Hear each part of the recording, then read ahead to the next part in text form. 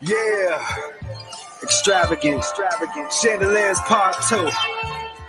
You hanging with us or what, though?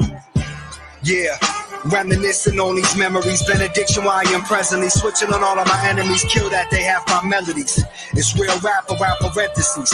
Chill back, switch these energies. Rems lap, learning chemistry. Lots of imagery, a new path. Grown men defending family. Boom back, we marching heavily. The canvas on some simile, like canvas late for Timothy. The candles lit, so when the lights quick, we shining definitely. Chills in every breath of me. I play your body's symphony. Check the cry, walk your destiny. Twice the man I meant to be. Every bar a centerpiece. Pick it off the lemon tree. Authentically involved with my identity. That's why you ate the fruit. Pro said I'm the truth. That's a doctor dropping sign, so you know the math compute. Your magician laid my foundation, built me out the booth, raised the roof. Cathedral ceilings in my feelings, chandeliers after millions. Lyrical engineers, architect appealing. Amazed by the children, affected by the flow that I've been given. Selected by the polls, facts and opinions. Measure what you stole, unload, you forgiven. The shades drawn, stop banking on a wish. Escape the hustle that was carrots on the fist. Let's let us on the plate. Rent paid up to date, right? Absolutely. Yo, welcome. The lettuce was on the plate for real. I'm seeing just a black screen now. Again, man, just keep running. It's like, oh, it just wants to come back. Welcome everybody to the Pro Quo show on the 9th hour Eastern Standard Time. We got to do that all the time. You say pro, I say quo. That's really the real way to get it done. That is. Yo, but the real question is, what's the status quo? What's the status quo? I'm dying to say that. What's the status quo? The new status is amazing because we have some beautiful things coming on a collective NFT style, maybe. Word. With some sports memorabilia type stuff. Yeah, man. For those of y'all not hip on that NFT craze, don't worry. Most people who are hip aren't hip. So it's a little crazy. But basically, the customization in the era of digital currency, right? And so now the crypto is out there, and people trying to come up with ways to really customize your art and make things non-fungible, right? So non-fungible tokens are NFTs, but if you're not hip to that, that's going to be a new revenue stream for a lot of people out there. It already is.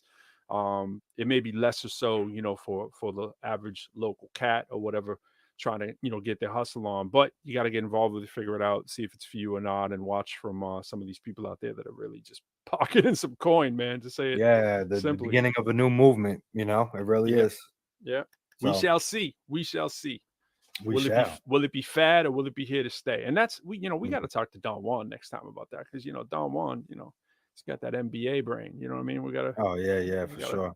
But I think the most shocking thing, which we all knew was coming, but sad day today in history.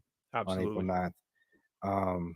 When I heard it, I felt it. Because remember, there's some people who don't even know what we're talking about right now. So just we're gonna walk it delicately, but you know what I'm saying, that someone very important to us, passed away today. So blessings to the family, of course, and we're gonna turn it into a positive day for him, though. And we're talking DMX, of course, for those of y'all just checking in. Crazy. Obviously a legend in the game, way too early, 50 years old. There's not too much you can probably add that you're not going to hear everywhere else, in terms of, what it means to the hip hop community. I think it's obvious for people who've been paying attention for the last basically week. People have really come out and showed an outpouring of emotional support outside the hospital.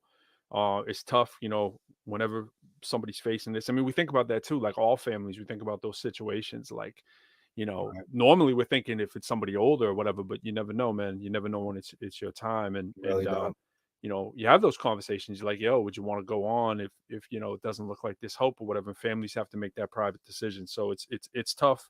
People always hope for the best, but it wasn't looking good. And unfortunately he's come. Rest in peace, DMX, man. Yeah. And I think at the end of the day too, just positive things will come out of it for the community and people that were going through a lot of issues he was going through. I think it's about raising awareness what happens in these situations, but just it's unfortunate when you know, someone that brought so much to the world. But that's what it is. You know? Indeed, Yeah. absolutely. But yeah, on a brighter note, man, we got a card set, people that are coming. It's gonna be like sports collectible cards. That will be a series of cards, and we're gonna start with the IB Hood movement. And they're coming real soon. My brother, family's coming out the woodwork with some talent, man. I mean, I know man, your family's always doing it though. Right. I mean, the production level's been insane across the board, and it's real cool because I've always reached out to my cousins and my brothers and was like, "Yo, do this." That's one of your plant lyrics. to see. All my brothers and my cousins. That's it. I wasn't nothing, right? That's who I always go to because they level me out. If the outside world is hating a little bit or saying no, you can't, it's not gonna happen. I reach back to the family. They're like, "Yo, Jay, you already know," and I'm like, "Yeah, I do too." So I just need you to know that you know. You know what I'm saying? Right. So absolutely, I'm excited about that in the new single. Oh yeah, no doubt. Tell them about that. Tell them a little bit about that. Yeah, so the new single, Bye Bye, and it's gonna be like bye bye, bye bye. We're gonna plug my man BRB Apparel for the Smooth merch sponsor. It's an official sponsorship. We're gonna put that in the camera once more. BRB Apparel. Check them out. BRBapparel.com. But anyway, we're gonna be you always got the standby. That's right. And Pro's actually gonna get his, and I got mine. We switching it up. Maybe next week he'll be wearing this one, and I'll be wearing that one. Yeah, man. Yo, what up to Jonathan Pickett, man? What up? Yeah, we on YouTube as well, man. So I'm just answering a couple of things here. So on YouTube, Jonathan, we do tiny URL, because we're not major like that. So the tinyurl.com/theproquo show. That's how you can find it over there. So we answer on both. What up, Stephen Moore? Yeah, and I'll actually be moving over there, boys and girls. I'll be going over to that side. Yeah. To have those questions up there. Yeah. Yes. But yeah, bro. I mean, it's a lot of exciting things. So this record is produced by my man Legendary out of Mississippi with the Freedom Corner brand, and we have some plans for this. Yeah, and no doubt. Basically, in 2 weeks, we'll probably have it out available to stream on all platforms. Maybe three. Maybe three. We'll see. Maybe three. You're supposed to wait, but we're a little anxious, so we are. We've been talking about it on the show. So, babe, we've been marketing it for what, months at this point? Yeah, absolutely. You really think about it. You know what I mean? No doubt. Hey, I want to shout out everybody over on my LinkedIn page. We're on LinkedIn tonight for the first time. LinkedIn's a little funny. For those of y'all who been on LinkedIn, trying to get on LinkedIn, you got to kind of get cleared through the page. So my LinkedIn page.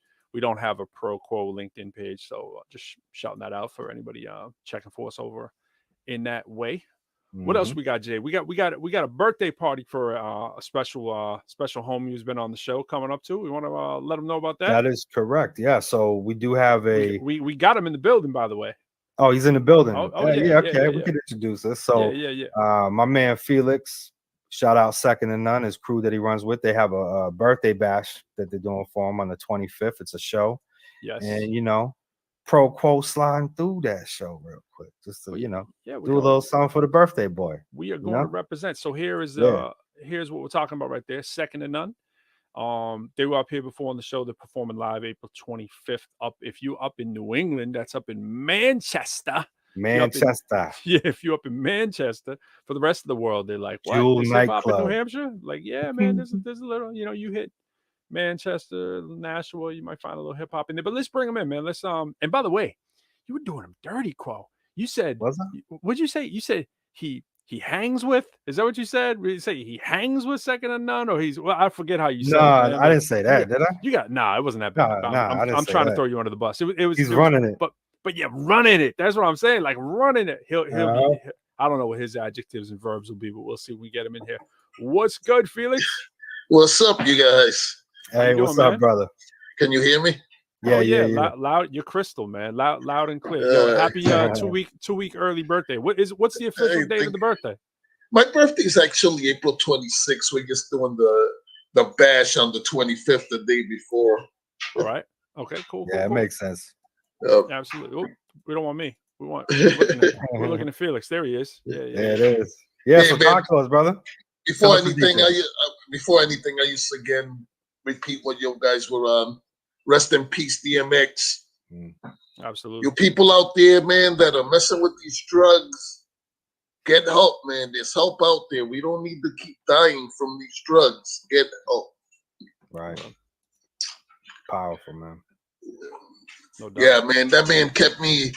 He brought my love for hip hop back. Cause for a while there, before he hit the scene, I was starting to lose my taste for hip hop. And DMX brought that back for me, man. Until this day, I still bump his music. I'm just a huge fan. Yeah, high energy, man. No doubt about it. Yeah, no doubt about it.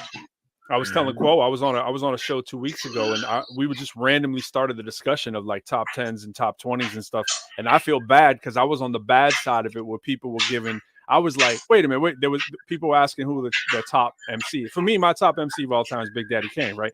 And so shout out to AB Money, who's gonna be in here tonight. We've been having that conversation. He knows, but he's got a lengthy Big Daddy Kane history. But my point is that somebody had put DMX way up there, and I was like, yo, and this was 2 weeks ago. This was before this happened. Yeah. So I feel horrible. If anybody catches this out there, this was before. Don't let anybody tell you this was after. I was like, yo, he's nice. He's nice. But you can't, I mean, number one, I was like, come on, man. Can we go top 10, top 20? I wouldn't put him number one. I think he was underrated by a lot of people. Like, absolutely. If you get in conversations with people and start talking about who the top 10 were, you don't even hear DMX's name in that list.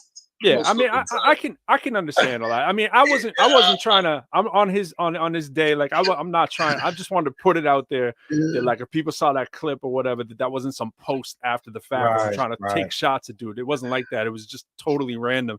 But it was like I want to give him his props. I mean, he is what he is. He's legendary. There's no question about it. Rest in peace. I mean, I'm kind of weird because lyrically, everybody says who you think's the best rapper all time lyrically, and to me, I used to go with KRS-One, Rakim, and Big Daddy Kane.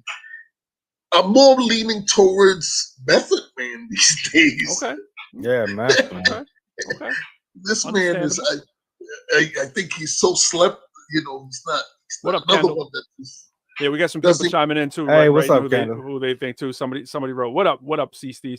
Someone wrote, J Pick wrote, "Probably have to go with Pharoah Monch." I'm right there with you, man. Pharoah Monch. Yeah, that's another one. Yeah, definitely. We can go on the top 10s. We can go on top 10s all day, man. We can do a whole show on top 10. At the end of the day, we all have our different tastes. So what might be my top rapper of all time, it's going to be different from everybody else. Everybody has different tastes of who was the greats. But we can all agree these guys were all great. Hey, one of my speaking of AB Money, who's coming in later, one of my all-time favorite rappers, of course, is Kane. But I'll tell you what, one of my favorite verses I ever heard that I thought was Kane the first time I heard the album Veterans Day was actually AB Money, because he's on the same track, right? And Kane got a little, he's into that kind of sing-songish almost kind of thing too, but he wasn't really doing it back then. I heard AB Money's verse and I didn't know he was on the track yet until I read the liner notes. I'm ripping open the tape and I'm like, yo, Kane sounds so ill with the sing-song. This might be my hottest favorite Kane verse ever. You know what I'm saying? And I was like, oh, wait a minute. That was AB Money. So I gotta shout out AB Money. It's kind of like lyrically. It's kind of like lyrically, man. Like he might have not been lyrically the best. He might have not had the best bars, but to me, right. That's not what DMX is about. The guy that will always be my favorite is Tupac, even though he didn't have the greatest. Right. Let's get off all that for this, because it's about you. We had you up to talk about your exactly, thing, man. Plug your stuff, brother. Tell us about what we'll have a whole nother show on. We'll do top 10. We're gonna have to do this someday. Yeah, absolutely. Yeah, so April 25th, I'm doing this yearly birthday bash that I've been trying to do. Last year we had to cancel out because of COVID, of course. Right. So this is, we're finally able to get it done this year. So April 25th. Right. We're at Jewel Nightclub, 61 Canal Street, Manchester, New Hampshire. That's the first show that, pretty much getting things rolling again. I got another one. Doors open at? We're opening doors at 7. We're gonna start up at 8 o'clock. Okay. Because it's like I invited a bunch of people that just people I've worked with doing shows over the past couple of years out of Mass. We did some shows out in Rhode Island and stuff.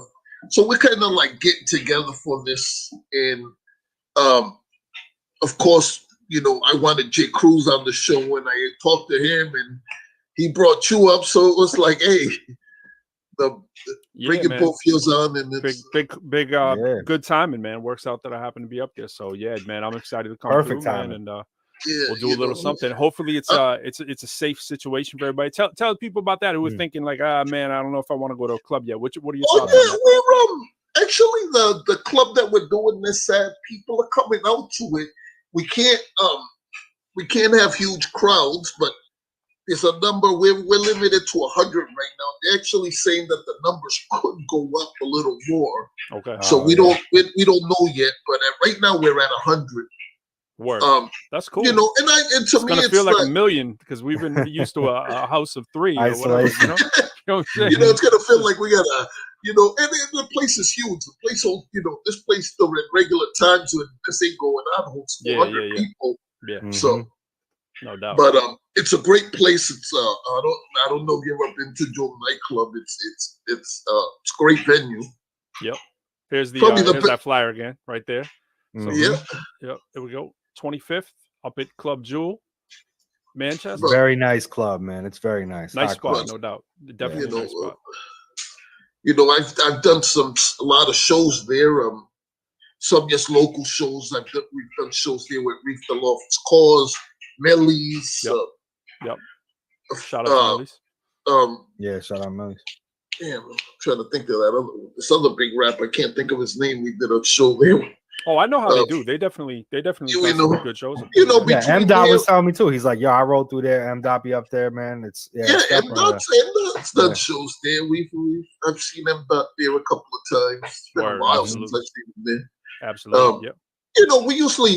I try to go between there and in a little tiny place that if you've never been there and if you ever get the chance, it's on Elm Street in Manchester called the Shasky. They have some of the biggest hip hop artists around come there. It's like the place only holds about 200 people. But I mean, I'm talking about I saw Rakim there. I seen KRS-One there 3 or 4 times. Absolutely. I've seen Nappy Roots there. I've seen Jesus. Absolutely. No, I've seen Master Killer from Wu-Tang. I've seen a lot of great artists there. But the bottom line, though, you think it's cool for people with 100 people. It's going to work out. You think that's the right number in there? Hey, cool. Respect each other's space, which everybody's been really good about that. Every time I've been out, disinfect. Wear your mask, man. Wear the mask. Disinfect that microphone. Right. Disinfect the microphone. Oh yeah, I'm bringing stuff to keep the mics. Wipes, man. They're everywhere. I got wipes. That I'm bringing down, and I'll be wiping the mics down between the sets and stuff. Yeah, we're good. You gotta have to tip those bartenders real big because there's not gonna be as many drinks flying out. I don't think people are gonna be hesitant. They'd be like, I don't know, man. I don't know, man. I was in there. I was there a couple of weeks ago. They were doing this contest for the Shady 45 contest, and whoever won got to go on Shady 45. Word. And I was there for that. And crowded. I seen a lot of alcohol going through that. Oh, okay. Yeah. All right. Well, so hey, people, come on out. We got to keep moving though. Tonight, we got VIP tables too. Word. If people are coming out and want a VIP table, they're $40 for the VIP tables. Buy bottles. Other than that, man, I'm just looking to have fun. Absolutely. I'm looking forward to it too. I'm actually staying a little longer because I was going to leave early in the afternoon. I was like, oh man, you know what? Why? Where was you heading? I'm heading back to DC, dog. I'm coming up just for your birthday, man. No, it's not just for it, but I'm staying longer for it. I'm driving back, man. We're getting a lot done. 9-hour drive. I'm driving back at 4 a.m. because of your birthday, man. Don't you live in Boston? No, I'm from there, but I moved out here. I'm out here in the DMV. I teach at the University of District of Columbia as well. Oh, yeah. Yeah, it's funny because I've talked many times with Jay, Yep. And I don't know if he's told me. I got a bad memory, so I'm just starting to find out about all your accolades. Like you're okay. fucking, you're a. He's a beast, dude. I don't know where he's going with this. I didn't realize that I was talking to somebody with these accolades that you come have. on, man. Come on, that, man. Like literally, when you said that, Professor Lyrical, I thought that was just your name. I didn't literally think it was literally a professor. Yeah, man. Yeah, man. Yeah. But salute, brother. Salute. Deep. Absolutely. No, I appreciate it. Yo, we're gonna bring you back in a little later if you're still around. We gotta we got C Starks in the house, AB Money. We gotta get these cats up in here. But roll them in, man. I'm gonna be moving around here. My computer's still gonna be on them. All right, cool. What time you thinking? We'll bring you back up probably, I don't know, closer. 10, we're on to 10:40. 11. So now probably closer to like 10:15. Probably closer to 10:15. Yeah. We're on to 11. So don't be hanging right next to it, but we'll get you in. Maybe around 10. I just got a couple of things to do, but I'll be listening off and on what's going on. No doubt. Appreciate you, man.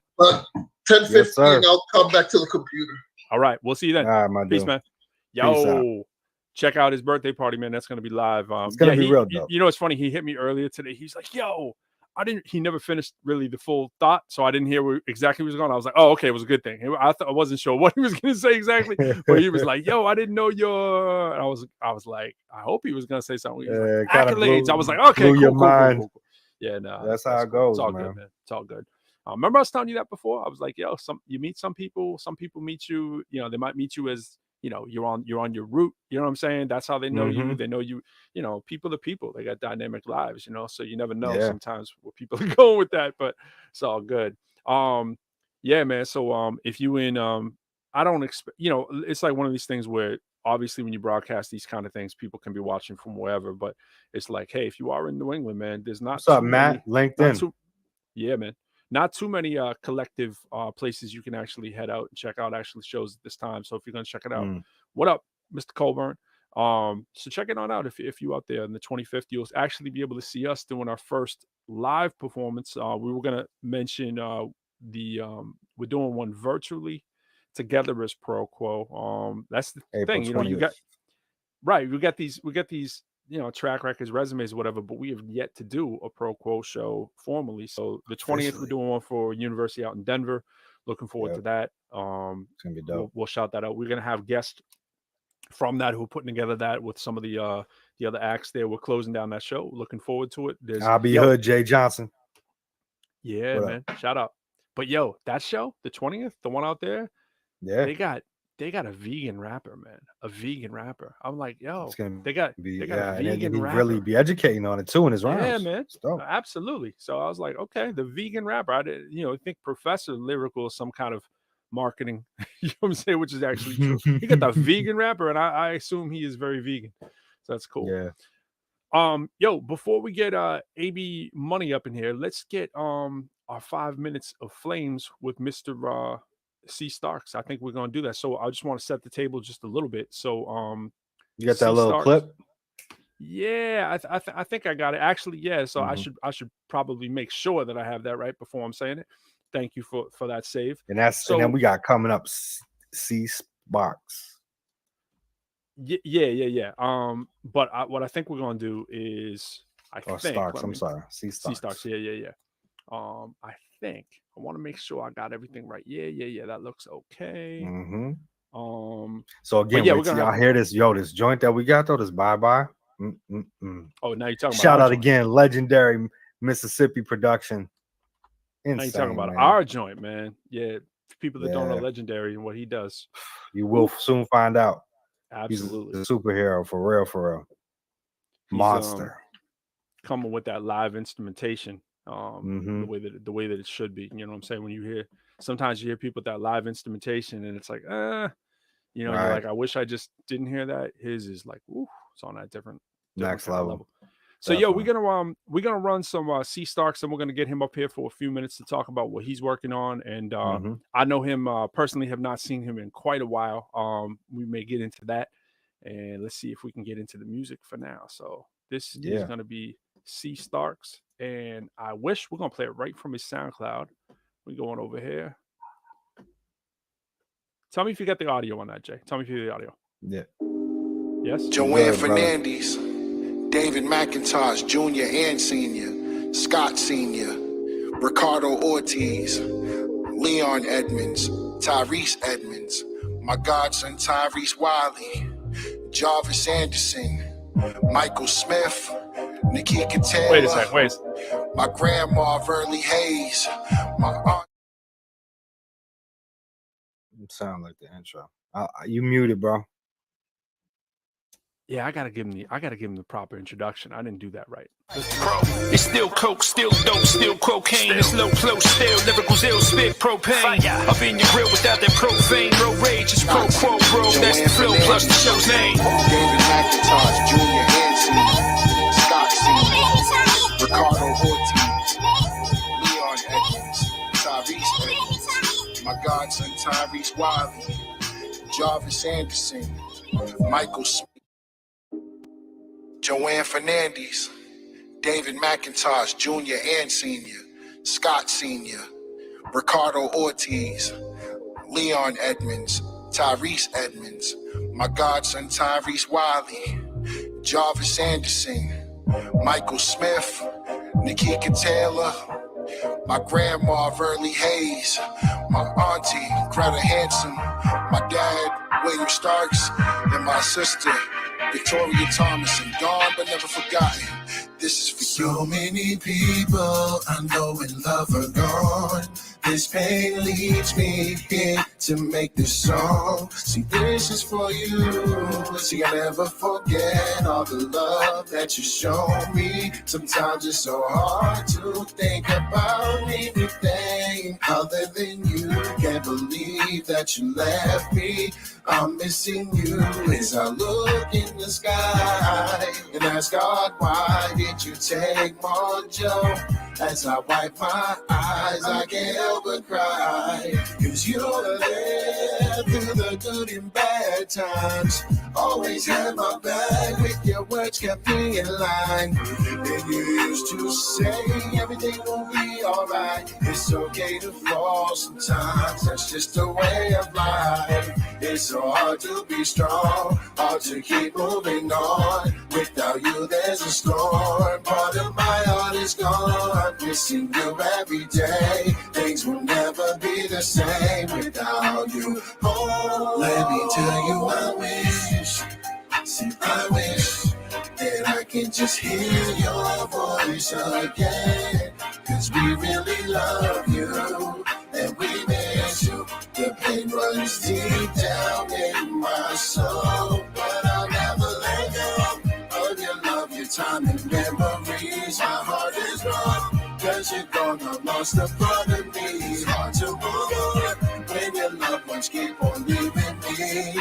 And I'm just left standing, holding on to your memory. Thinking about you with tears to my eyes, looking up at the sky, asking God why. Never thought it would really be the last time I would see my godson Tyrese alive. At the age of 19, waiting up to die. Can't understand why anyone would take his life.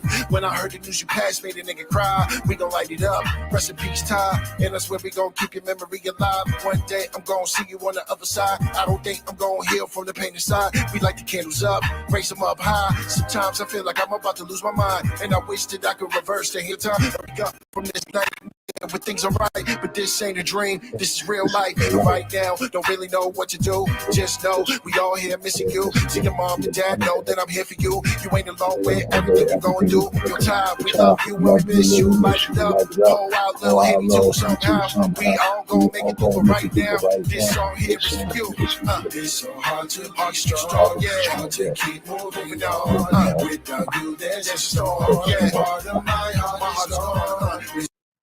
Every day, yeah. Things will never be the same without you. Let me tell you I wish. C Starks is in the house. Yes, sir. 5 minutes away. Let's put that back up. Let's put that back up. Oh yeah, get that right going. Let's go. Yo, speaking of MCs who sing, get a little melody, get a little verse. Sounds like I guess tonight AP Money as well, man. It's a good pair right there. I'm just left standing, holding on to your memory. Radio Sanders, Tyrus Sanders, aka Nitty, my homie Butter, Adonis Hazelwood, Sean B. Adams, Mark Smith, Fanny Seymour, Nancy O'Neill, Marianne Wiley, Gregory Bell, Irene Bell, James Hendricks, Charles Jacobs, Marvin Barrows, Phyllis Haynes, Grandma Wheeler, and Charlotte Biggs. To all my people, this is my dedication to you. One love. Yeah, rest in peace to DMX as well, man. I know, right? Facts. That blew my mind, yo, to keep it honest. I mean, you know, what's going on, yo? How you been, man? How are you? I'm all right, long time. Absolutely, man. Absolutely making the power moves, I see. Yes, sir. Yes, sir. Hey, It's been, C Starks. nice Nice to to meet see you, you. brother. It's my man. You got Dwayne. heat? Likewise, brother. Likewise, man. Yeah. There's a lot of artists out there that we need to hear, man. It's good. It's always good to hear when stuff comes together. Yo, for people who may never have heard you before, do you consider yourself an MC, a singer, a producer, instrumentalist? Like, tell me a little bit more about C Starks. Who C Starks the artiste is? I kind of got my hands in everything. I'm capable of spitting, you know. I mean, that's not probably my strength. I mean, my main thing is the production. That song, I Wish, I played all that. That's it. There's no, you know, there's a little sample of the, ooh, you know, vocals, but all that material I created, you know what I'm saying? Word. Absolutely.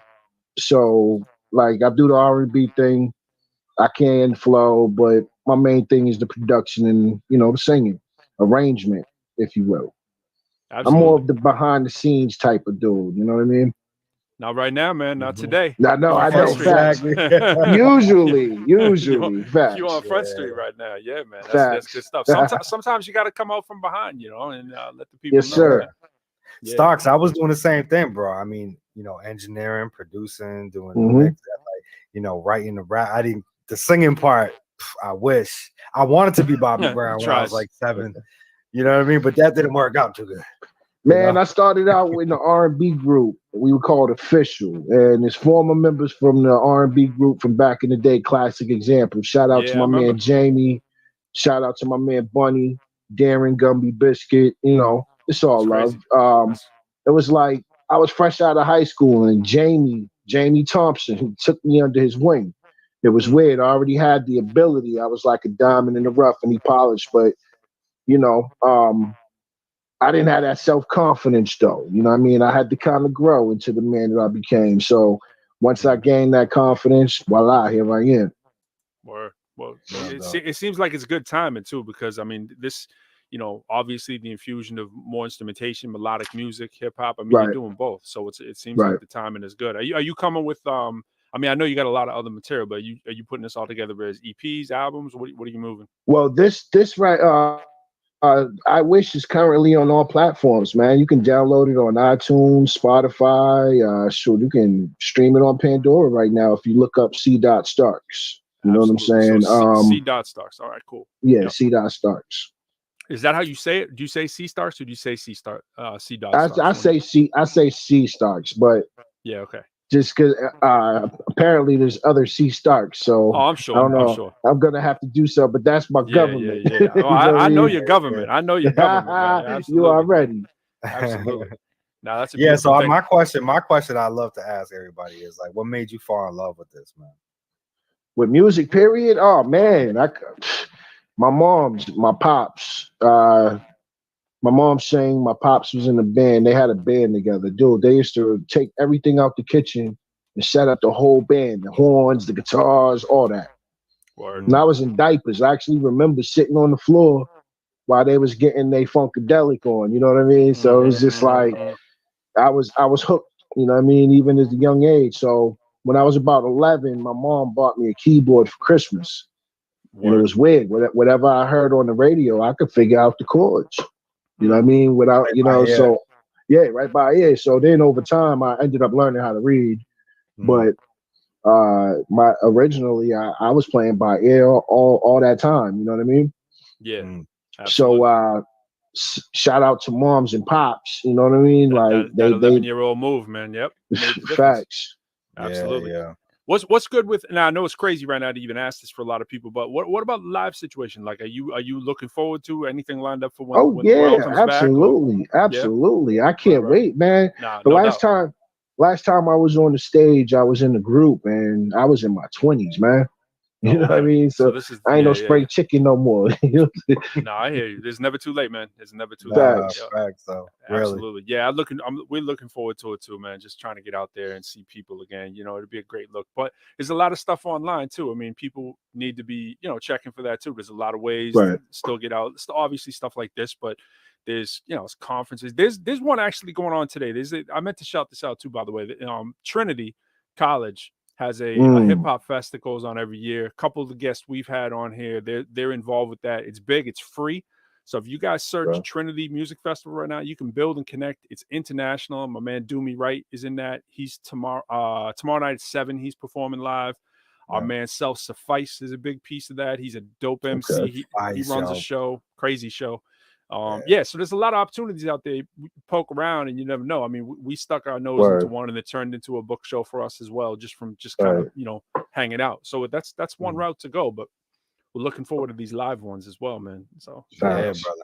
What's the if you were gonna, might be a little bit putting you on the spot here, but if you were gonna if you were only gonna be able to hit people for a minute, right? You're only gonna have them. Like, what's the elevator pitch would you say is for C Starks to make somebody stand up and say, "Yo, that's somebody I got to be messing with right now"? Like, that opportunity is right in front of you, and it's that person, right? How do you break down who C Starks is and why they should pay attention?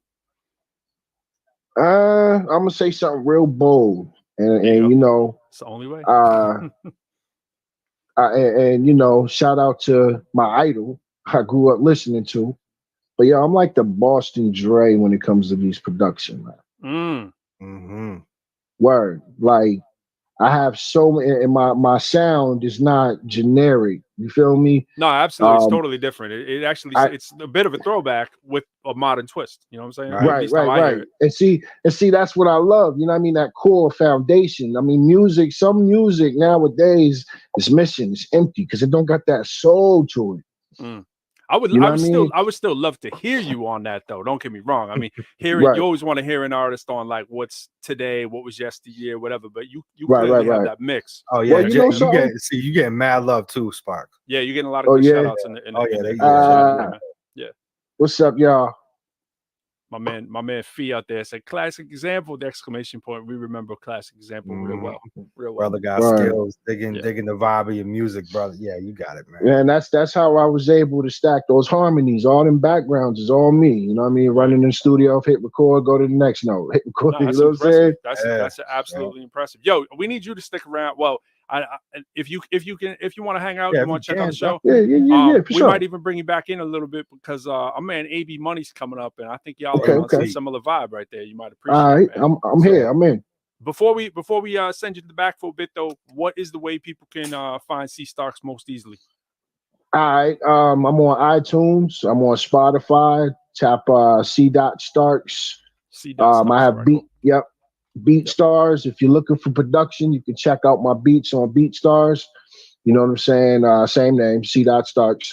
And I'm looking forward to working with anybody that's serious. Collaboration. I'm open. Let's get this. Let's make history.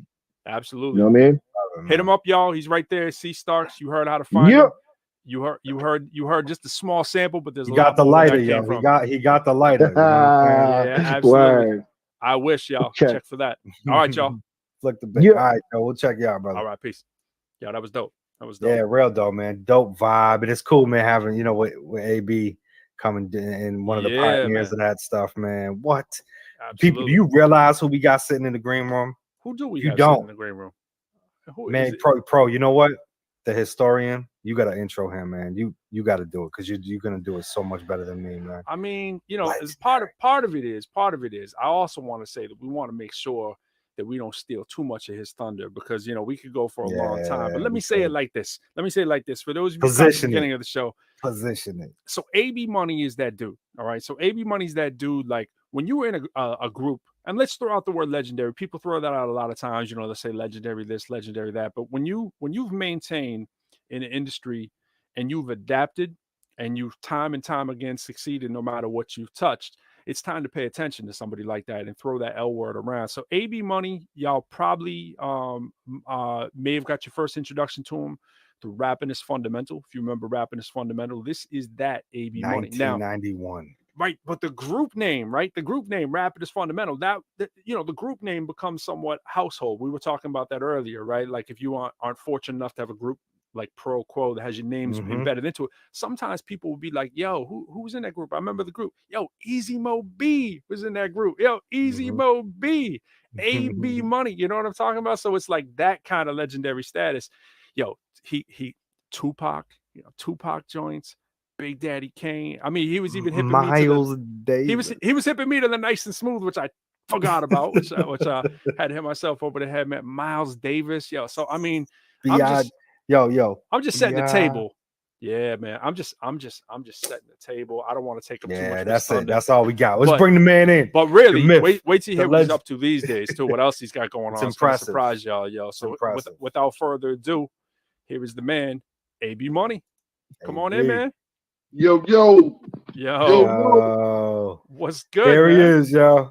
Man, bless. Yo, the first thing I want to say is I love what y'all brothers doing. Y'all got to keep the good work up because this is definitely a good platform for brothers like myself and other brothers. Appreciate it. And man, you keep up the good work, man. Y'all the new MTV. That's big. I like that. MTV rap. Y'all the new MTV raps. Yeah, there we man. go. I like that. I'll take that. We appreciate those kind words, AB, man. But definitely. We need this. We need this, brother. I'm proud of y'all. What y'all doing, brother? It's a pleasure to be here. It's a pleasure. Absolutely. Thank you. Honor is ours, though.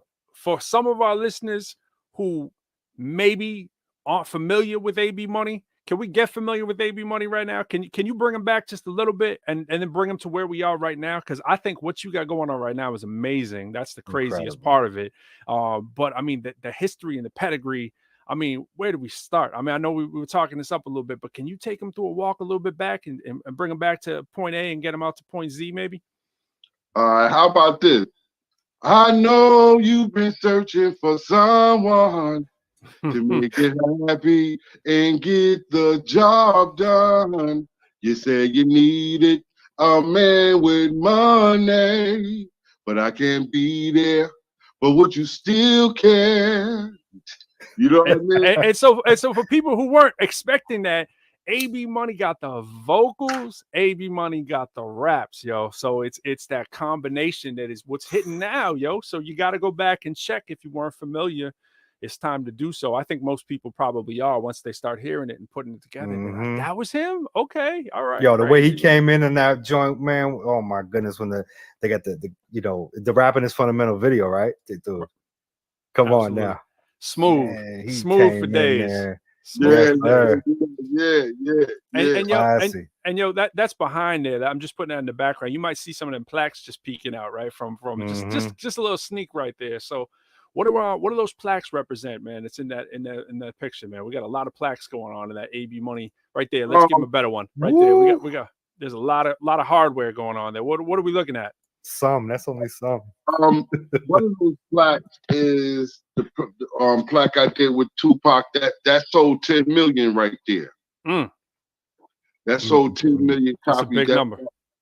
And you see in the Miles Davis joint on there. And you seeing what else on there? You got Biggie, you got Big album, the Ready to Die album, and then you got another Tupac joint. Yeah, bro. Yeah, man, that's crazy. That's pillars right there, man. That's pillars.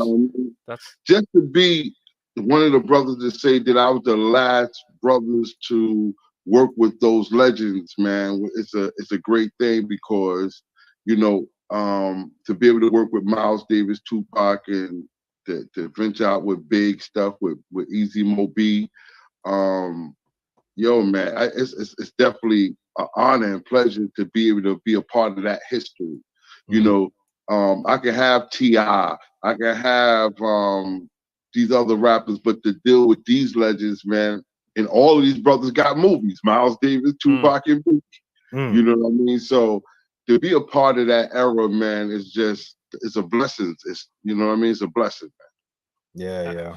It's a blessing. It's a blessing to even be able to think about how you've maintained, how you've evolved. And I mean, I definitely want to get into some of that too, because that's again, that's the mind-blowing part for people that may not be hip to some of the ventures that you got going on. But what about the music that you got going on too? So what's some of the more recent music that people might need to check for? Oh man, I got a couple of joints, man, with Easy Mo B, my partner. Wow. I got a joint called Too Young, featuring Big Bub from the group Today. All right. I got a joint called Keep Feeding Me, produced by Easy Mo B again. We're gonna run that, by the way. I think we're gonna run that. We're gonna run that. We might get a little FB police here. The Facebook police might shut the stream down for a while. But yo, check us out. Go right back over to the tinyurl.com, The Pro Quo Show. Hit it on YouTube because it will stay on YouTube, y'all. If y'all lose it, you go right to YouTube. Jump. Absolutely. Yeah, man. So I think we're gonna run that. Yo, you wanna run that right now? Let's throw that right in. You wanna do it? Want to go crazy? Yeah. Want to live wild? I remember when I heard this, I said no. You only got once to live. So if we get shut down on our feed here, man, well, you know, it's only temporary. So but I don't think we will. I think the forces that be, they're it needs to happen right now. It needs to happen. So let's run this. Tell us a little bit about this. Who did the production on this joint? Easy Mo B. Yes, sir. Easy Mo B on most of the production. You're gonna always hear Easy Mo B because that's my partner, that's my brother. So didn't mean to deceive it to him yet. There we go. I didn't want to feed him quite that early. Yeah. So yeah, it's produced by Easy Mo B. This is a joint that you say keep feeding me, meaning like I don't care how old we get in music and hip hop, I still need hip hop. So that's why I say keep feeding me. You know what I mean? Keep feeding me that good music, that good sound, you know, and that's what this song represents. And I'm talking about really appreciating my era of music. Word. And we appreciate it right here. So let's run that with no further ado. Keep feeding me. AB Money. Easy Mo B on the production.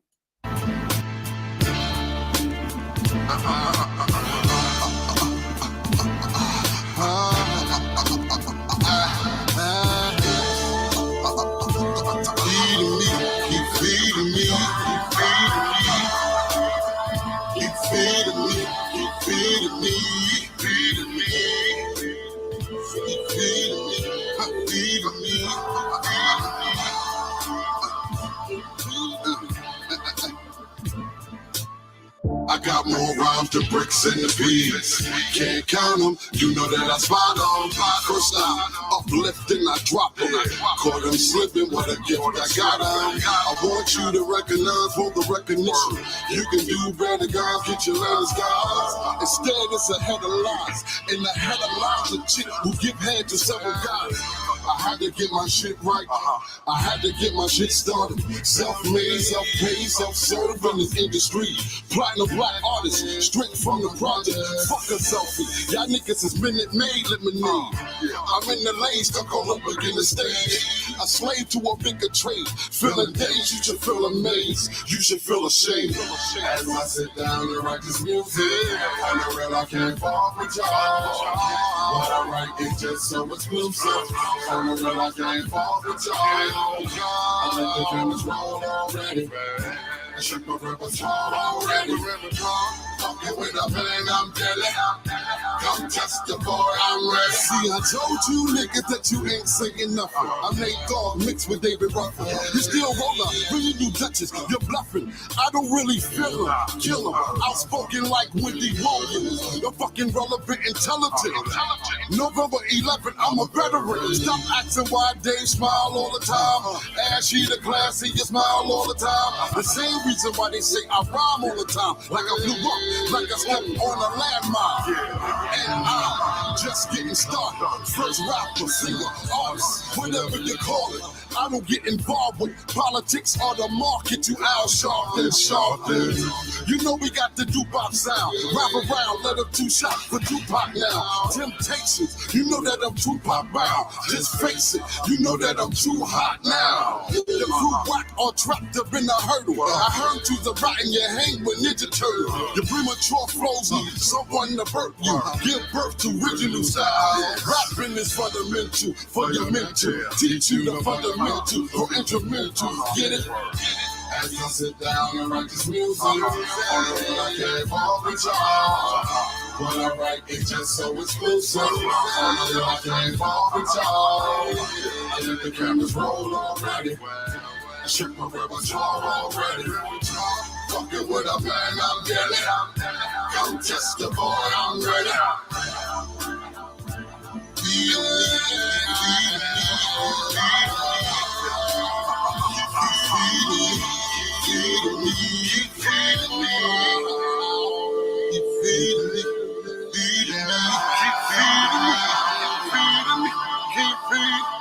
Keep feeding me.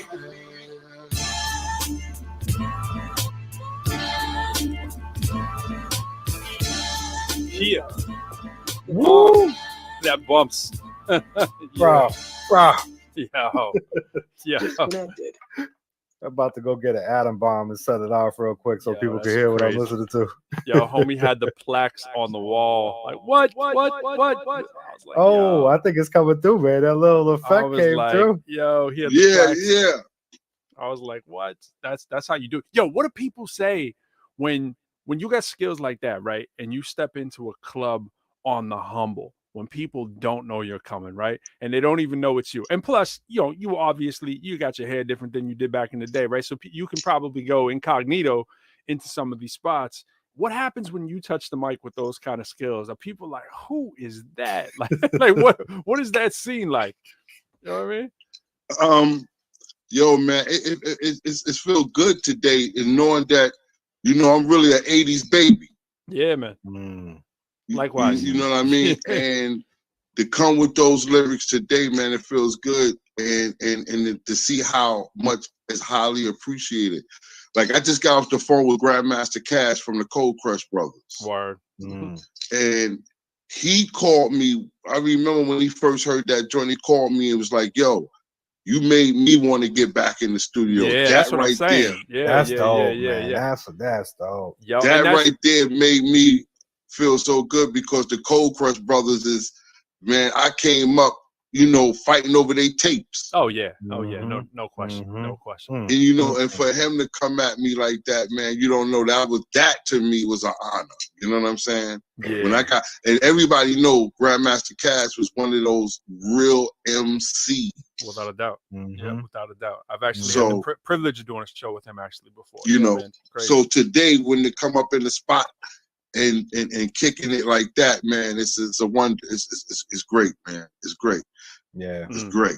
I just love when cats just show up and it's like, yo, who is that? Because the newer generation may not know, and then they go back and they do their homework and they're like, yo, that's that. So I had one of those moments, right? So I had one of those moments where it was on Veterans Day, right? It was Big Daddy Kane, right? So I was telling people, I want to say, don't mind me, like somebody called my phone and the volume went down.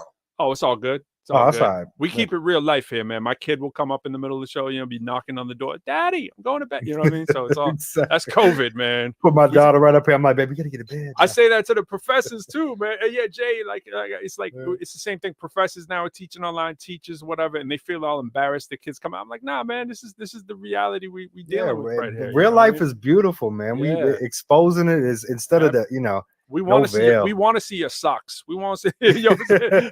And see, that's why like what's that's that on what's the wall? gonna make that's why y'all show is being successful like it is, because y'all keeping it to the earth, you know what I mean?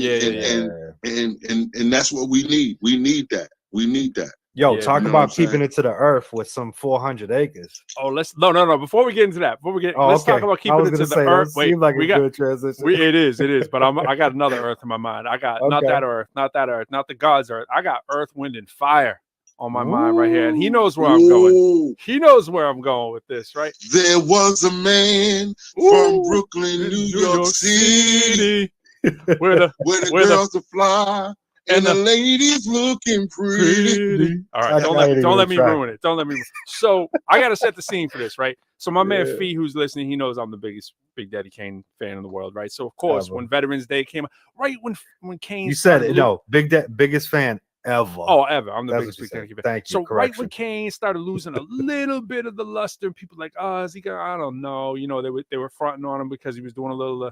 Every now and then he has something a little R&B. Now that would make you go platinum instantly, right? And it's like with what AB Money started out in motion, right?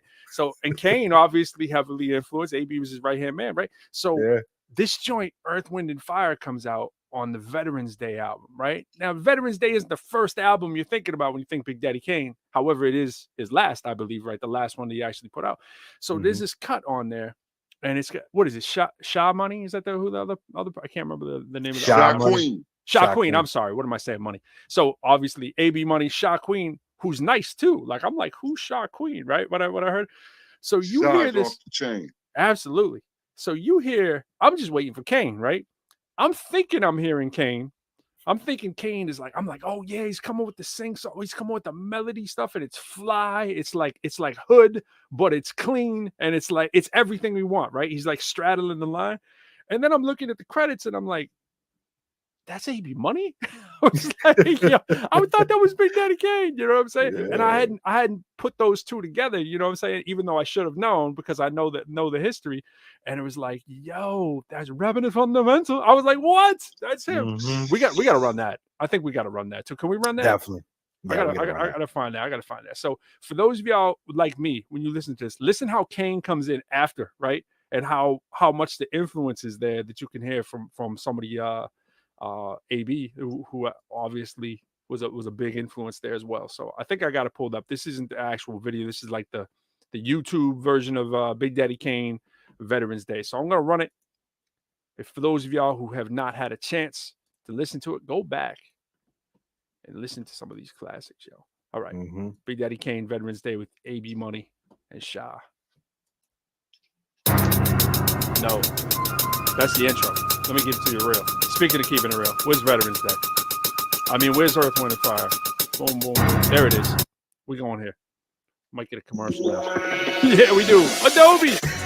Jay, it's the unofficial sponsor. Oh no, Adobe. All right, now we all. I got a Mac, man. That was like. Here we go. Here we go.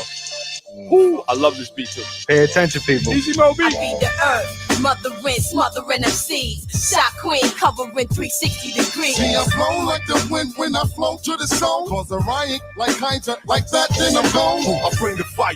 Burn it down to the ground, think of this and me. Came to lead that ass rotisserie. What? Wind, fire, we be those elements. It's evident as we come to represent. I feel the need to get iller than all these fucking whack MCs, realest bitches ever been. Drop the hit single that was flying through the roof. I'm lyrical, living proof you can't handle the truth. After you heard me spit, still convinced that you ill. Who you trying to fool? Me and yourself, bitch, for real. Everybody know the deal. You ever get a hunch to fuck around with Sha Queen, then I know you out to lunch. Break that meaning down. That means disturbed in your mental, and that's absurd. I kick the illest shit you ever heard. Every rhyme to the last line and pronouns and verbs. Too hard to see with your 2 eyes and check with your third. My frequency's not taken with thoughts of horse. I can only get raw on all fours with sword back doors precisely. Far from your average girl, so sit back and shut the fuck up, cause Sha rule the world. What? There was a man in Brooklyn, New York City, where the gossip fly and the ladies looking pretty. I'ma let you know that stuff you pop is junk. Cause when I flow, it's the flavor of the mud. Hold up, don't worry about nothing. Got shit in this mouth that crash them. This fast one made me wanna fuck around and blast one. I heard the spot makes a lot and give the prop.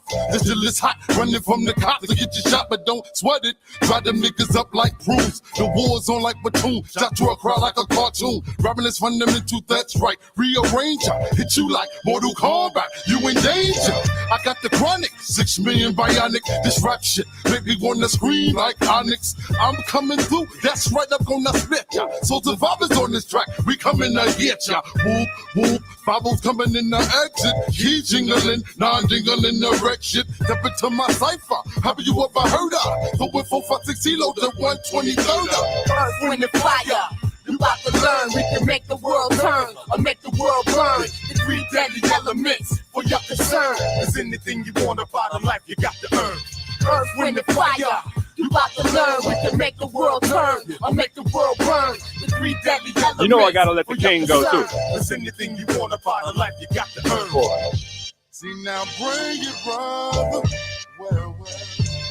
Since hip hop genesis, I've been at this in the mix and been stocked in the mix, ripping rappers in the lips. But I won't sit and dwell upon the things I've been had. Instead, I appear and take your fucking spot like Sinbad. Now, tell me who should be first to suffer crucial. If you don't know defeat, then allow me to introduce you. So, how you want it? Coming through, beating you down, watching disaster strike or bust the rhymes, ain't even around. The Prince of Darkness, be that one man that made them out. Be sure looking niggas get a suntan. What I drop should not be followed by anyone else. At times, I'm scared to kick the second verse after myself. As I proceed, followers take heed. I made men and men bleed. I made hairlines recede. This rap skill here is destined for a million. And this is one ass whipping you will wear. You still here? Earth, wind, and fire. You about to learn, we can make the world turn or make the world burn. Scared to go after I spit that bar, man. AB Money, Big Daddy Kane, Veterans Day, man. Shout out to Big Daddy Kane, man. That's the dude for me that changed my whole perception of how writing should be, man. And just he made it 3D animated and fun, man, and just like made you want to do it like that. Yo, crazy. AB Money there. Yo, you could hear Kane, right? Could you hear him in the track on the he's trying to do it, but he didn't really want to come full circle after AB, but you could hear him getting melodic with that flow when he went right. I was like, I was like, okay. And I'm looking at the credits and I'm going, is this really AB Money? Or is this like Kane trying to just say he was being, AB Money? Yo, I was like, yo, that it's so in pocket there that the influence is undeniable, man. So that's crazy, man. Yeah, shout out to you. Definitely, especially with me and him being in the same group. Yeah, man. Tell them about that, man, because not everybody knows that. Yeah, me and Kane came from the same group. We had a group called the Debonair 3. Right. Me, him, and his brother named Understanding. And Kane shouts out to Debonair 3 on the original. What track was that on? He shouts out to Debonair 3. Oh, is it on Ain't No Half Stop? I think it was a Set It Off. Oh, Set It Off. Okay, yeah. Debonair 3. That's right. Yeah. We was in a group called Debonair 3. And I was the one who always wanted to bring the singing to it. Kane used to be like, man, if this brother don't stop singing. Right. You know what I mean? But yeah, we was in a group, man. We came up. Me and Kane went to junior high school together, and we went to high school. So me, him, Biz Markie, we all like grew up in that same era. You know what I mean? So that's and we all went to the school called Sarah J. Hell in Brooklyn. I mean, I don't know anything about the school particularly, but I can't imagine a lot of any subject was getting covered except music right there with that. That's just crazy. Yeah, man. and it was 2 buildings in Sarah J. You know what I mean? Right. It was 2 buildings at that time. It was crazy because we went to an all-girls school. What? Okay. You know what I mean? Wow. That worked out great. You know what I mean? I was like, the dynamics, how did they make that work? Like, I was like, yo, I'm sure that was, but okay. All right, crazy. Yeah, we went to an all-girls school, and then it started converting over to guys, and we went there, man. It was crazy. Sarah J was the school though. You know, every MC, every rapper came up to that school because it was all the girls in there. So yeah, we got someone asking, was Jay-Z there? Did he go there? No, Jay-Z didn't go there. We was before Jay-Z. Jay-Z came out a lot later, but Jay-Z was always around because he was under Kane, you know what I mean? Yeah. And really, Kane groomed Jay-Z on a lot of stuff. So Jay-Z was like the little dude that was there, you know what I mean? Yeah. Absolutely. And to turn out to be that little dude that was always around, being successful like he is today, man, I got to give Jay-Z mad props. Oh yeah, for sure, man. Indeed.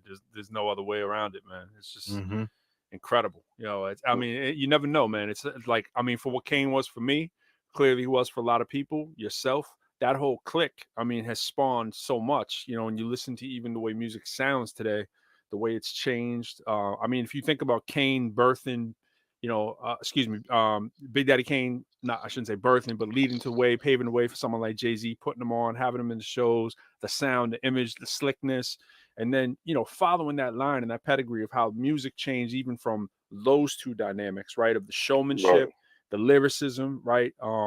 The reinvigoration and re-respect on a worldwide scale for even Brooklyn, you know what I'm saying? Again, and just the continued evolution is crazy. And now even listening to your stuff now, I mean, it's timeless because quality is timeless. You know what I mean? And people even reading the comments here, you know, it's like, man, that's such a breath of fresh air. You know, I was reading some of these in here. It's the same thing. That voice, they were all talking about you when you're on there. Yeah. That can come out anytime. It's timeless. You could hear that come out in 1990, 2040, 2020, and you're going to stop and you're going to hear the quality. So that's Yo, my daughter, I stuff. should have recorded it. My daughter was jamming out to Rapping Is Fundamental, bro. She was going ham. 3 years old. Yeah. That's a good what's sign, up, right? That's, You know what I'm yeah, saying? man. Yeah. That's one of the things me and EB talked about for years is that we always wanted to make classic music that you can always play it at any time. You know, right. and it's that's where what I love about my era of music, because if we didn't make classics, we didn't want to do it. We wanted to always make music, because I grew up listening to the Delphonics, Blue Magic. You know what I mean? Yep. A lot of people don't know. I'm about to tell you something I never be told nobody. Kane had a song called "To Be Your Man." Oh yeah. Actually, that was Riff on there singing. Word. And we came up with that. And he's song always with shouting out Kane. the Delphonics as well too. You know, Blue Magic. Yeah. And the craziest thing is, what happened was Russell Simmons had just started managing Big Daddy Kane at that time, and he heard us on the song. He said, "Yo, these cats sound just like Blue Magic and Delphonics." He said, "Yo, I just started managing Blue Magic." What? Yeah. So you Russell Simmons, you took us Riff off there and put Blue Magic, and it was good. But if you would have heard Riff version of it, they did exactly the stuff that I wrote down. So it was dope. But Riff version of that song was crazy. That's insane, man. That's crazy. And it was never released, huh? It was never released. Never released. By the time it came out and Kane shot a video to it, he had Blue Magic on. Yeah, man. Yeah, that's legendary, man. Yo, you know, such a powerful word that definitely needs to be used multiple times today. Yeah, man. Speaking of powerful words, Jay, lead them back into where you were going before, man. Yeah, so you know what I'm saying about this 400 acres, 400. Yeah, brother. Talk to him about that, man.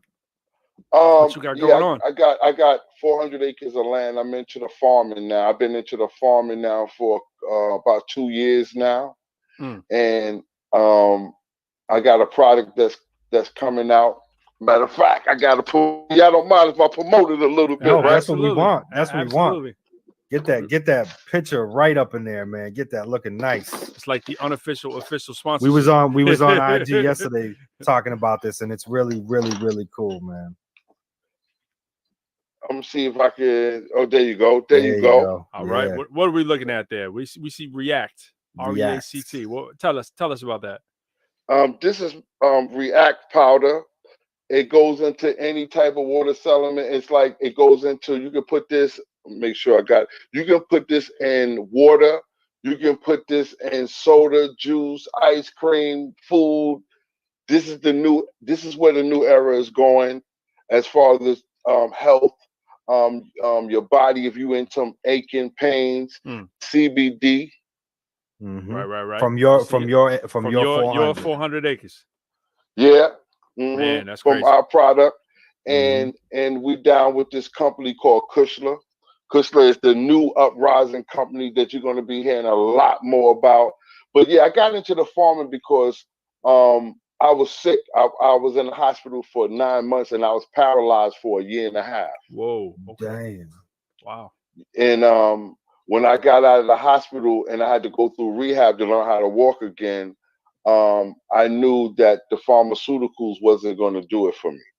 Mm. So I invested into the plant, and a lot of people don't understand when you deal with that plant, all types of elements come from that plant. So I wanted to get into health and helping people, and not experience what I went through, because they found the mass on my brain and a mass on my lungs. I had 3 operations. I had 2 lung operations and I had a brain operation, and I was fully paralyzed. Wow. Okay. So I wanted to get into helping, because that situation, I had never been sick before. I had never been in the hospital. That was my first time being in the hospital. And then while I was in the hospital, they ended up giving me sugar diabetes.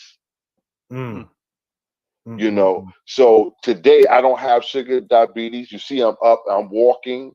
So a lot got to do with that plant. So I wanted to invest into that plant, and that's where I'm at now, man. That's is incredible. crazy. That Now, changed your life. How long ago was this that situation happened for you? 2013. Oh wow. Okay. So you went what, like the year after, and then you went heavy with that since that point? Yeah. After I was in the hospital for 9 months, and then I had to go through rehab for a year and a half to learn how to walk again. So a couple years after then. Okay. Yeah. No, not even a couple of years. Right. A couple of years after. Yep. I started. My wife is into health.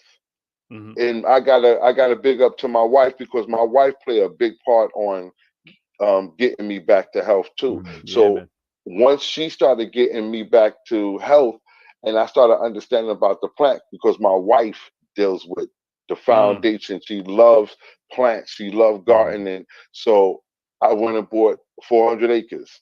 So I just started planting.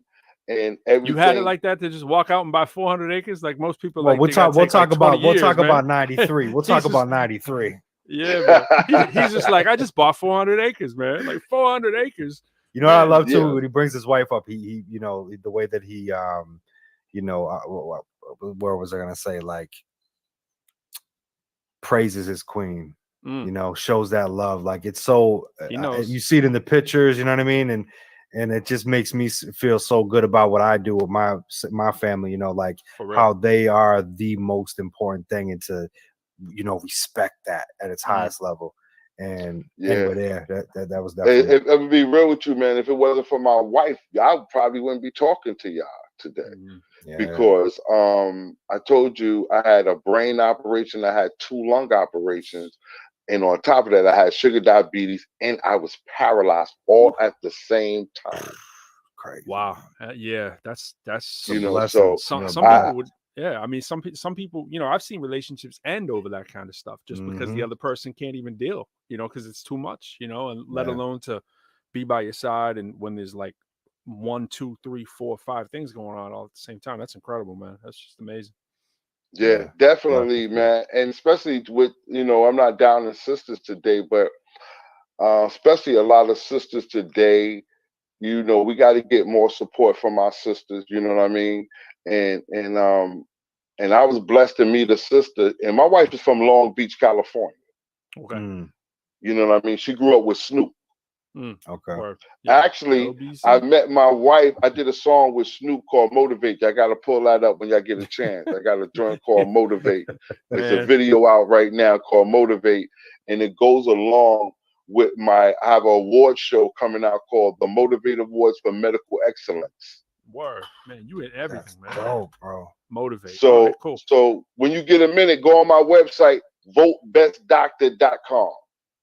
Say that one more time. Bestdoctor.com. And that's doctor spelled out, right? DOCTOR. All right, cool. Yeah. I just typed it in the chat there. Votebestdoctor.com. Cool. Yeah. Make sure y'all check that out. We definitely doing that.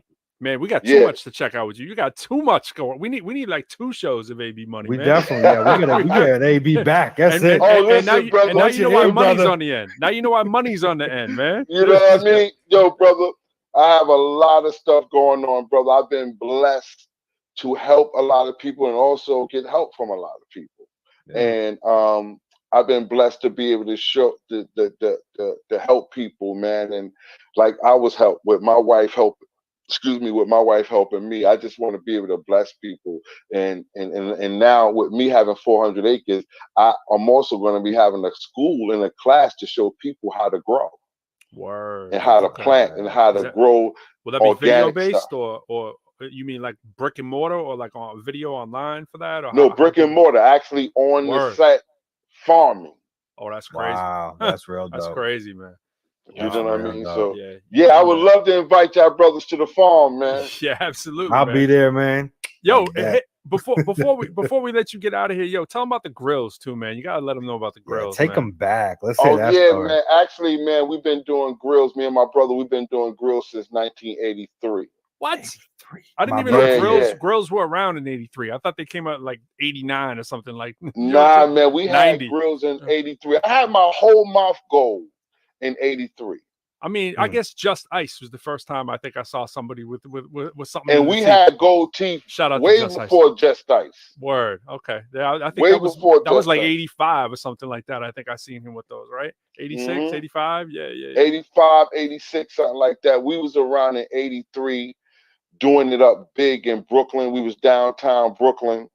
We had a store downtown Brooklyn, and everybody would come to Brooklyn downtown to get their grills. Every top rapper back in those days, Evie to Big Daddy Kane, came and got a grill from us.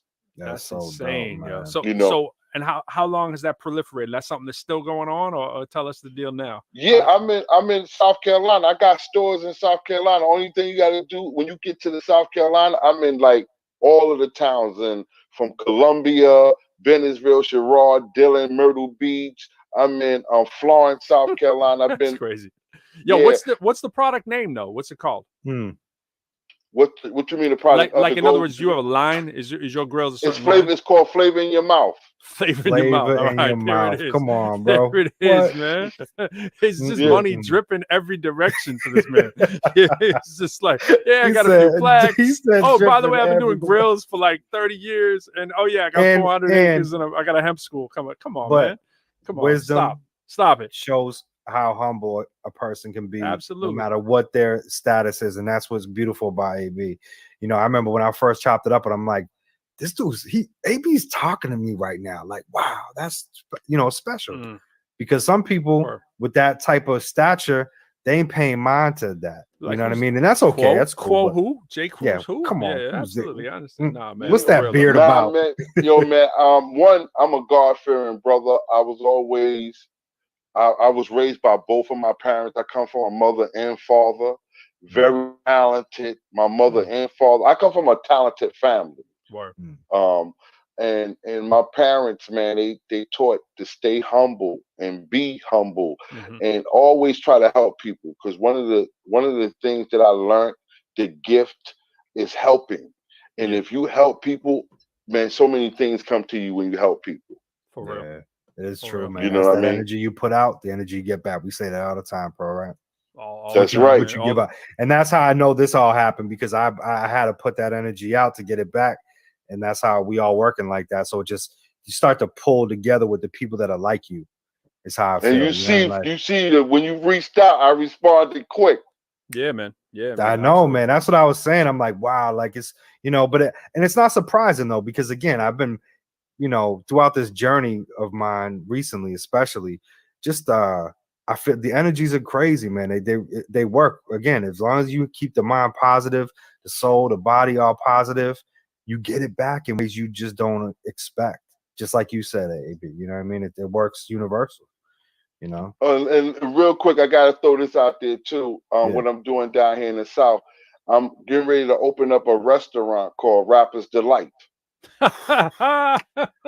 Yo, your marketing You is on too point, nice, man. man. You You got are the too names right, yo. And Names are everything on the menu is named after hip hop. Like you can come in there and order a Oh, Big that's Daddy crazy. Kane. I'm coming there, Nice man. and smooth. I'm coming there, Dude. man. For Snoop Dogg. My wife is a chef. When is this So, open? you know When what is I'm this saying? open?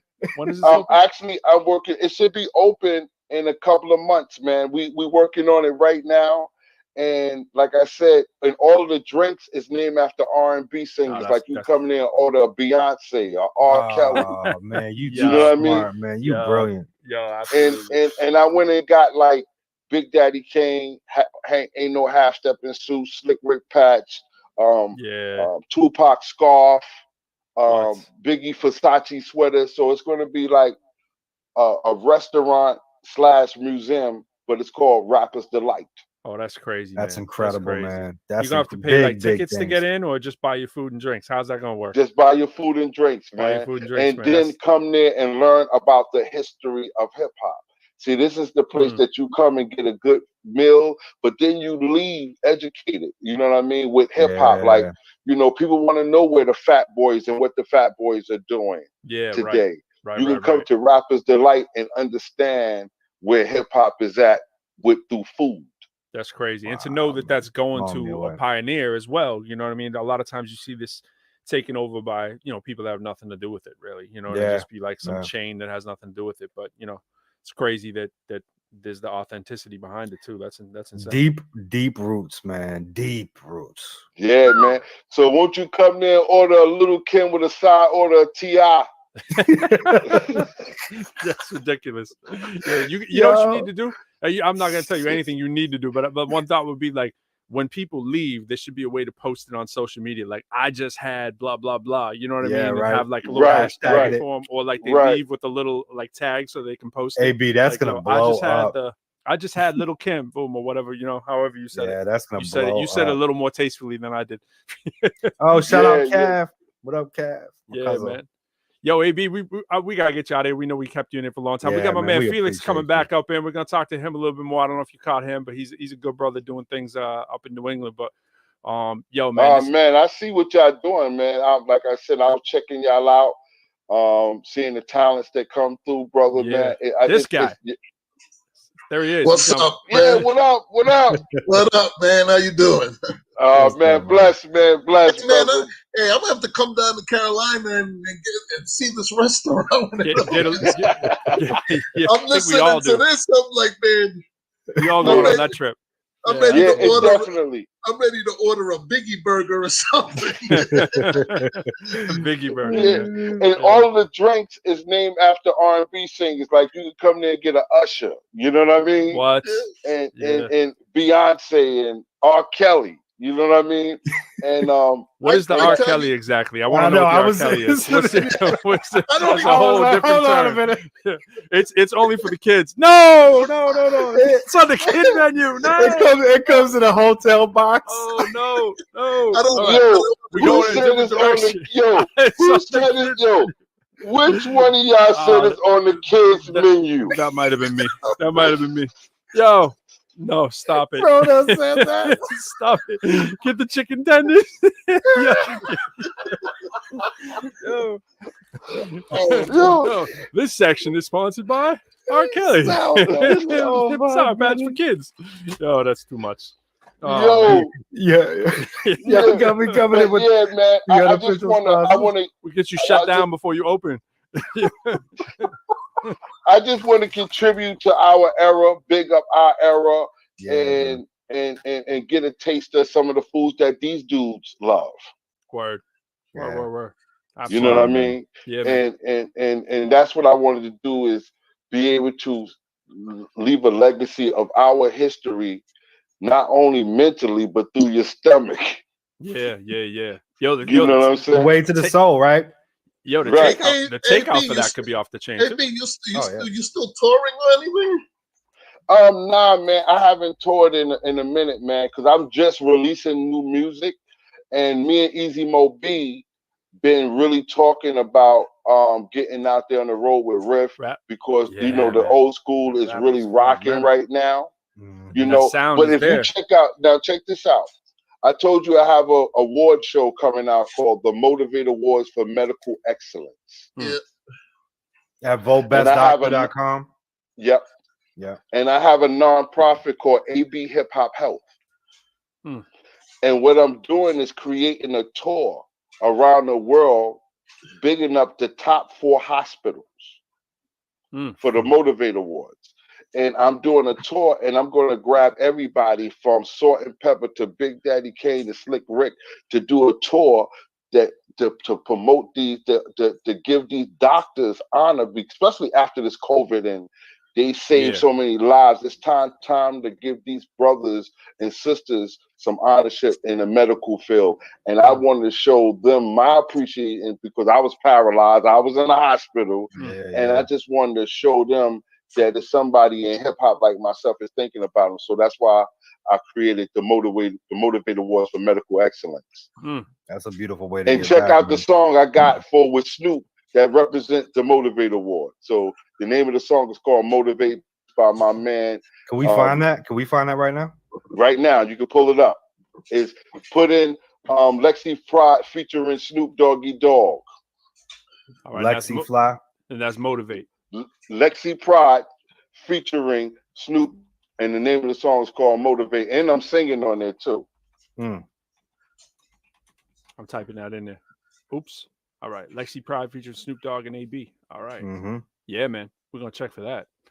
We gotta check for that. We got a long list of things we gotta check for. We didn't quite know. I mean, we had the preview, we knew, but we didn't know this much. Yo, you were keeping them gems in the closet, man. He's coming out with all kinds of crazy stuff, man.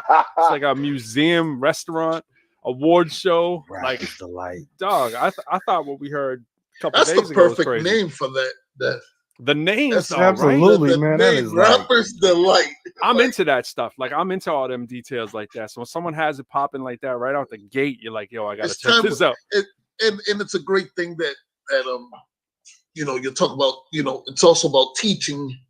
Because I think a lot of this hip hop culture is fading away with a lot of these young kids and cats. And I think we need to teach these kids where this came from.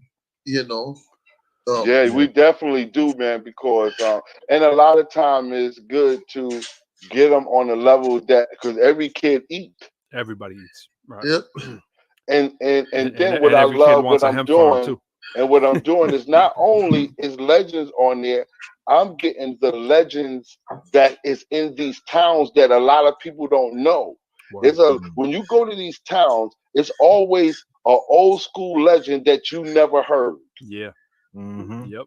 So for me, every spot I set up, I'm going to put a legend from that town or from that city in the restaurant, so you can be able to order his food too.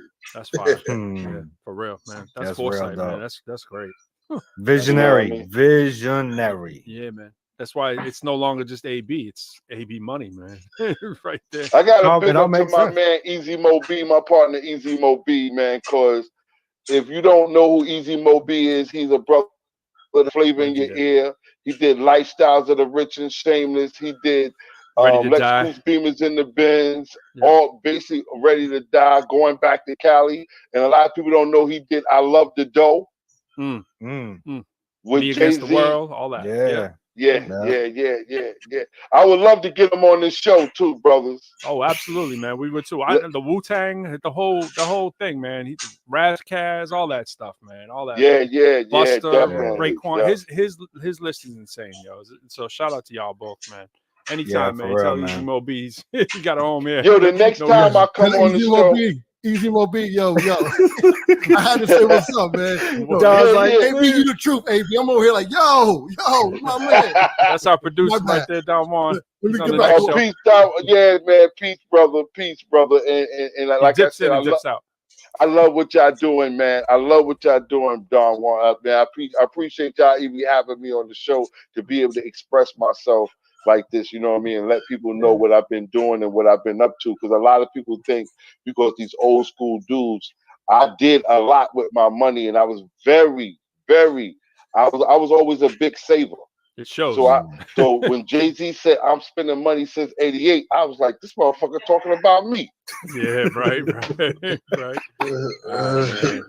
That is not always the case, man. That is not always the case. So I always been a good saver, and I tell people, man, to save. And that was one of my things with all of my homeboys. They'd be like, man, this brother loves saving, man. Yeah, man. I'm sorry. Good quality. Now, go ahead, brother. I was gonna say, I was just talking to Jay. We got this professor out at UDC. Shout out to him. His name is Albert Pearsall. His thing, he's from the hood in DC, and so he teaches at the school. But he's mad professional. He's an older dude, right? And so he talks about himself like he's 100, but he's not, right? He's much younger than that. but he's a Taekwondo master, 11th degree black belt. But his thing is financial literacy. We're having him come up here and talk the same thing. I don't know if y'all caught it, but it's been floating around Facebook, right? There's this OG property guy, right? I was just telling Jay about this. I forget who the rapper was he's talking to, but it's a young rapper, and he's talking about a Corvette. I don't know if y'all see this floating around. It's all over Facebook the last couple of days. So the youngin comes on, and he's like, yo, did you see the Corvette, though? He's like, yo, this 70 grand Corvette, it's cheap, man. He's like, I'm going to drop it on a Corvette. And the OG he's talking with on one of these streams, he's a real estate mogul, right? Big time real estate mogul. And he's like, dog, and this is an old white dude, right? Real estate guy. He goes, what are you doing dropping 70 grand on the car? He's like, that's foolish. And he's like, 70 grand though. He's like, did you see it? And they're going back and forth. And he's like, youngin, he's like, look, nobody's going to care about your car in 20 years. He's like, you need to put that in property. He goes, right now, you're going to eat up half that in tax. You make $1 million right now, half of that's in taxes. You put that into property, it's a tax loss. You writing that off. You got that money, you got that investment, you're good. You spend it on that stupid car. He's like, you've got 6 cars, man. What are you doing? So you're right, man. All this financial literacy is what we want to do more on it as well, too, because it's and make sure the brothers talk. And another one is to make sure your credit, man, if your credit ain't right, get your credit right, because that's the world we going into. For real. And also, hit me up if you need your credit right. You know what I mean? I'm into the credit too. You know what I mean? Yeah. My credit is 796. Yeah, man. I made a long rebound to get there as well, man. I've had a car repossessed. I've had all that kind of stuff, and these days it's totally different. And it's like when you start out and you're young. I mean, I'm a math guy. I'm a professor. I got a doctorate. I got a master's in math. It doesn't mean you know this stuff when you're 18, 19, 20 years old. That's right. You go out, you cop the Jordans. Yeah. And you're like, oh, I let that run for a year. And it's like those Jordans were like $500 now. You're like, what's called, what? Yeah, it's called penalties. It's called late fees. It's called compound interest, bro. Right. Yeah, but man, like I said, man, I know y'all got some more interviews and stuff to do, but man, like I said, man, we got to do this show again. I got to do the show, but this time, the next time, I'm gonna bring Easy Mo B on with me. For real, man. Facts, absolutely. Yeah, we'll be talking about that tomorrow, brother. Yeah, man. You know what I mean? So man. Definitely, we appreciate you, man. We appreciate you big time. Thanks for spending time with us here on the Pro Quo Show. AB Money, platinum artist, entrepreneur. Yeah. Just I don't even know. Just money is all we gotta say. Just real though. Salute to the legend. For real, for real. Yeah, man. Y'all brothers have a blessed night, man. And like I said, thank y'all once again for having me on the show. And when this show is starting, it's starting to blow up now. But when y'all get there, man, don't forget about me, brother. Absolutely, man. Never. Don't sweat it, brother. All right. Yeah, man. Thank you. God bless y'all, brothers. Likewise, man. You Take too, care. brother. AB Money. Wow. We got Felix, we got Pro, we got Quo, man. It's always great to hear people doing good things, man. It's good to see. That guy's got a lot of going on. Yeah, man. Oh yeah, Felix. It sounds like you in a house of dropping dishes, man. I put you on mute there for a second. I was like, I'm hearing him in my headphones. I'm like, who's dropping those dishes? That's my dryer going, actually. Man, you gotta stop drying those clothes. You on a Pro Quo show, man. You gotta put some pillows in there or something to soften the load. You know what? Unofficial sponsorship. You need some shout in there. Another unofficial sponsorship. What are these things called? Oh wait, hold on. While Felix is getting up, let's get to it. Let's do it official, because last week we did not really do the unofficial official sponsorship the right way. So Jay, you hit him. You hit him. I'm gonna solo layout you here, man. So what is that you got? I got the Joker and the Penguin. My daughter loves it. My brother got it for her, and she's just obsessed. And we got Batman. We get the whole thing. But these little things, man, the kids love it. This is the most official, unofficial sponsor. Well, I see you, and I'm also coming. I don't know if I'm one upping you, man, but I got something, and this is I got to shout out my son with this one, because what my son did is he's got his own little computer, right? It's really my computer that he uses. And he gets on me like if my fingers are dirty. We used to get on him with like his fingers, he touch everything he's eating. He's a little kid. He's 7 years old, right? So you got to get these for your computer, especially in the COVID time. You take COVID and wiping it down, making it clean, and you do it for the electronics. You got to get your Windex Streak Free Shine electronics, yo. That's for them screens. You need that for them Keyword screens. electronics. Yes, do not put the non-electronics on the screens, baby. Right there. So big shout out to Windex Streak Free Shine Electronics, and Batman and Joker as well. And right behind me, you see that new lyrical piece right there, that graffiti piece. That's from my man Mass. Shout out to Donnie Maker. That is a crazy piece right there. It's got the professor right there at the board. You got the over here. You got the rapping. I can't reach that way. Ugh. And those corners, the way that this art is like on point. Who did that piece? My man Def Rock, man. My man Donnie Maker, yo. So you can hit him up. You can find him on Facebook. He goes by Donald Def Rock Maker. So you want to hit him up, search him, hit me up, man. He's a legend. When we talk about legends, I'm gonna have him on too. He's an MC. For years from EMC Crew and Lowell, moved out to Portsmouth, started doing stuff with Monster Mind and so forth. He's got his own studio. He's an engineer. He's an incredible scratch DJ, mixer, graffiti artist like that, and he's an MC freestyle legend, just like freestyle off the top, written rhymes, everything. The dude is a serious problem. And when you talk about, I was thinking about him when AB was talking about, there's a legend in every city. This dude is a legend that far few people actually really recognize the incredible skills of my man, Def Rock, Donnie Maker. So shout out to him. Legendary. Yeah, man. So I was talking about math earlier with you, and I think that we have a little segment we want to introduce. We might. Felix, you might get to see this for the first time here. I'm gonna see if we can run this. All right, I think we can run it. I think we're gonna do this. I think we can. A special new segment. Let me put these mics on mute here. I'm gonna try to bring this in the right way. So this segment is gonna be one that we try to do every week from now on the Pro Quo Show. This is a brand new segment. Forgive me if it comes in a little rougher than usual. It's not as pretty, but we just making it work here. So this is the new segment, and it goes like that. See, told you it came in rough. Serene scenery, lush grounds and greenery surrounding me now. Be the artist I always dreamed of be. As a young MC, everything came easily. But eating all this vinyl delicious, press it repeatedly. Heavy machinery, turning tables extremely in opposite directions, so they will seek me exceedingly. In lavish eateries, mall shopping with me and me. People be taking selfies of me with their fair eagerly. Yo, run that clip back one more time. I gotta pull the phone out, man. Show my brother real quick. You want to see it one more time? Yeah, play that one more time, bro. All right, I gotta try to do it right here. Let that start from the beginning, though. Serene scenery, lush grounds and greenery surrounding me now. Be the artist I always dreamed of be.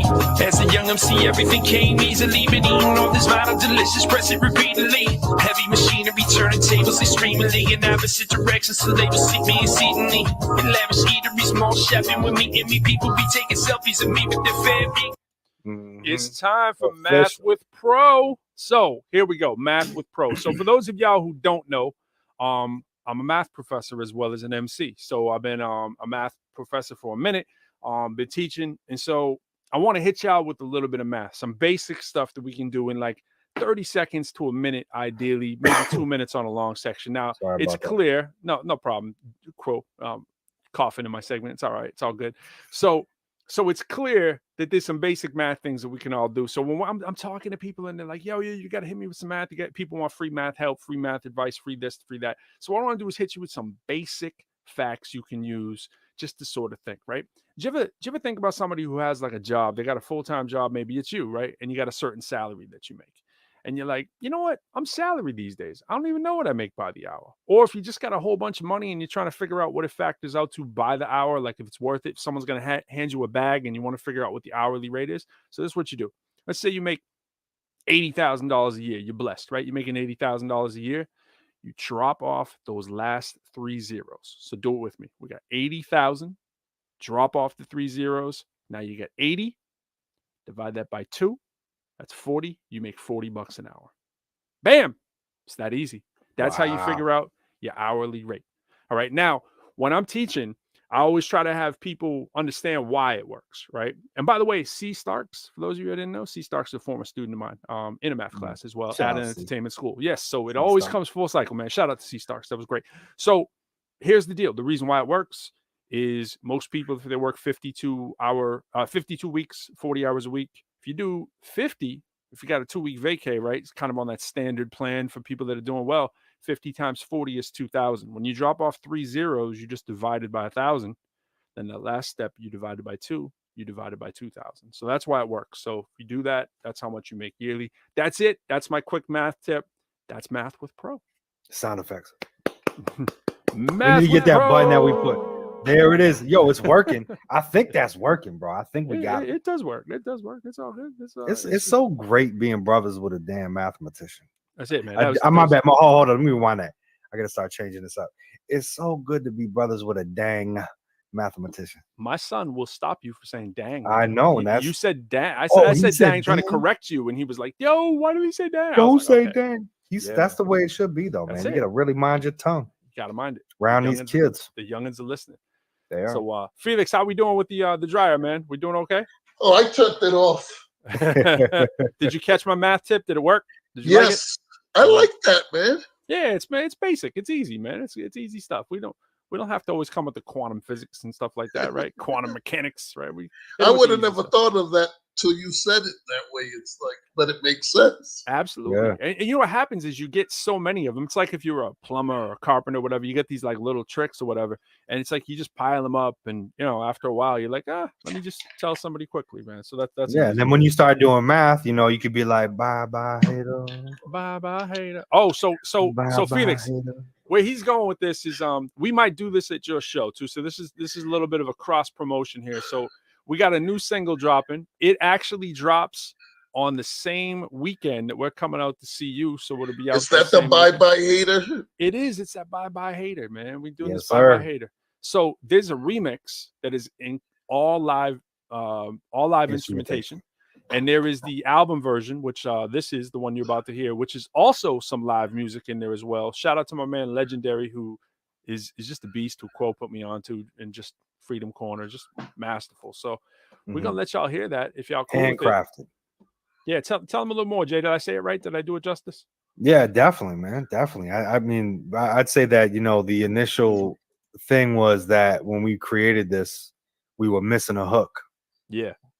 And Pro, you ended up titling it because of my last bar. And I was like, yo, I like that. Bye, hate it. We was all on that. And then we started to get in, okay, we don't want the hate in there. We just don't need that. That's just say putting bye-bye. negative energy out. We don't got to do it. Let's just title it bye, like you buying from, you know, Buy from those persons you hate. Yeah. So much. They're So- coming to buy from you. They might not be feeling it that first day, but the next day It's they're all like, yo, love. I see that online sale. Yeah, so perfect. So here it is. Bye, hater. No, bye. No, it's tough. yeah, absolutely. I'm gonna say bye to any haters right now. I know you're checking Bye-bye. off, but you're secretly watching. So bye, and it's unofficial because it's not 100% out released. yet. You know what I'm Yeah. saying? But here it is. What's good, y'all? You checking out Pro Quo. Hey, yo, it's crazy times in this world. That's why we doing this instant brotherhood. It's all about the love and the respect, but we know you've had someone in your life who's been less than supportive about your grind and your movement. So say bye to them, let them buy from you, and this is what you say to them for that love they show in reverse. Bye, it's all love. Bye, it's all good. Bye, it's all love. Bye, it's all good. Bye, it's all love. Bye, it's all good. Bye, it's all love. Yo, here's the flair of a gentleman, a ladies' man, cause I was raised by 10 of them. It's all love, being blind is the synonym. Dabs, hugs, yak with some cinnamon. A few thugs changed up cause the diapers made a middleman. We don't hold the grudge, but the mud made us militant. Cleaned up for a decade. Minimum wage, my state like a sensei. Cause when the rent's paid and time's made, you think about the Bentley. Escalate to an elevator in a skyscraper. Chose family over paper, last thing I do is violate you. Took it out my old nature. Repeat words and lift you up after they penetrate you. I'ma switch it up. Lifestyle all different in the kitchen on the cut. That pick you up and narrate you. We gon' live it up. Bye, hater. Bye, hater. It's all love. Bye, hater. It's all good. Bye, hater. It's all love. Bye, hater. It's all good. Bye bye hater. It's all love. Bye bye hater. It's all good. Bye bye hater. Bye Felicia. Yeah, listen. Serene scenery, lush grounds and greenery surrounding me now. Be the artist I always dreamed to be. As a young MC, everything came easily. Been eating all this vinyl, delicious, press it repeatedly. Heavy machinery turning tables extremely in opposite directions, so they will seek me exceedingly. In lavish eateries, mall shopping with me and me. People be taking selfies of me with their fam eagerly. Say cheese, we caking from factories, rose legally. Blue collar acknowledge my growth as a scholar, leaving these mills and willing these skills, finally fulfilling these dreams. I always had since the lad, just watching Disney. That wasn't destiny, put in that sweat equity. Showered of glad as Malcolm 10,000 hours the remedy. I read everything down, my name in parentheses, cited as one of the writers who done it right with integrity, baby. Bye bye, it's all love. Bye bye, it's all good. Bye bye, it's all love. Bye bye, it's all good. Bye bye, it's all love. Bye bye, it's all good. Bye bye, it's all love. Bye bye.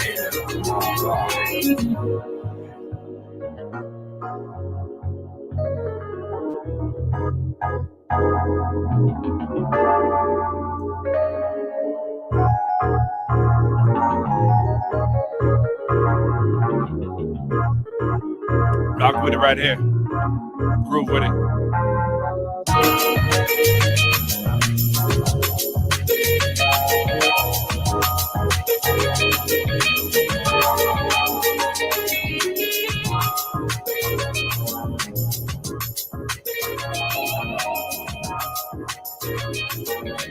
No samples, no sir.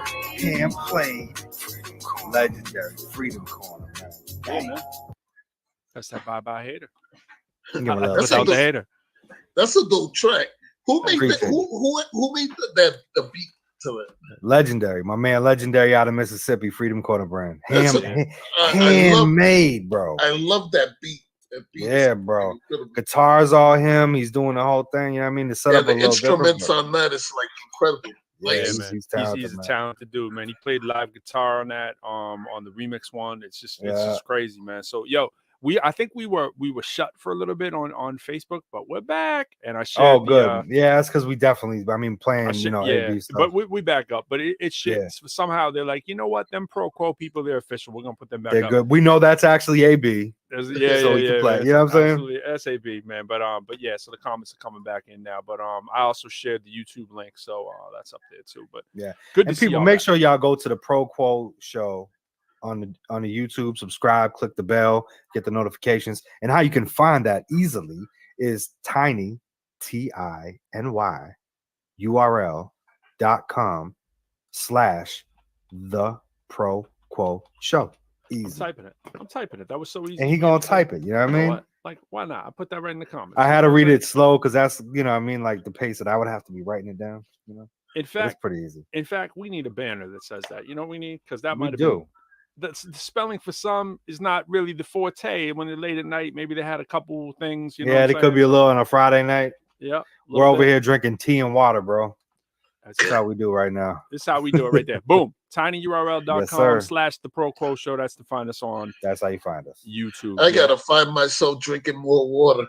Man, I tell you, I've been doing the water thing heavy this week, and I started doing. I gave in. I went back to my standby. That's okay. I'm You doing can the have the show, treat. and I'm like, You know what they say? The average human being should be drinking like 8 glasses of water a That's day. like camels, isn't it? You know what I'm saying? Check it out. Half your body weight in ounces. Do you understand that I probably haven't drank that much water in the past year?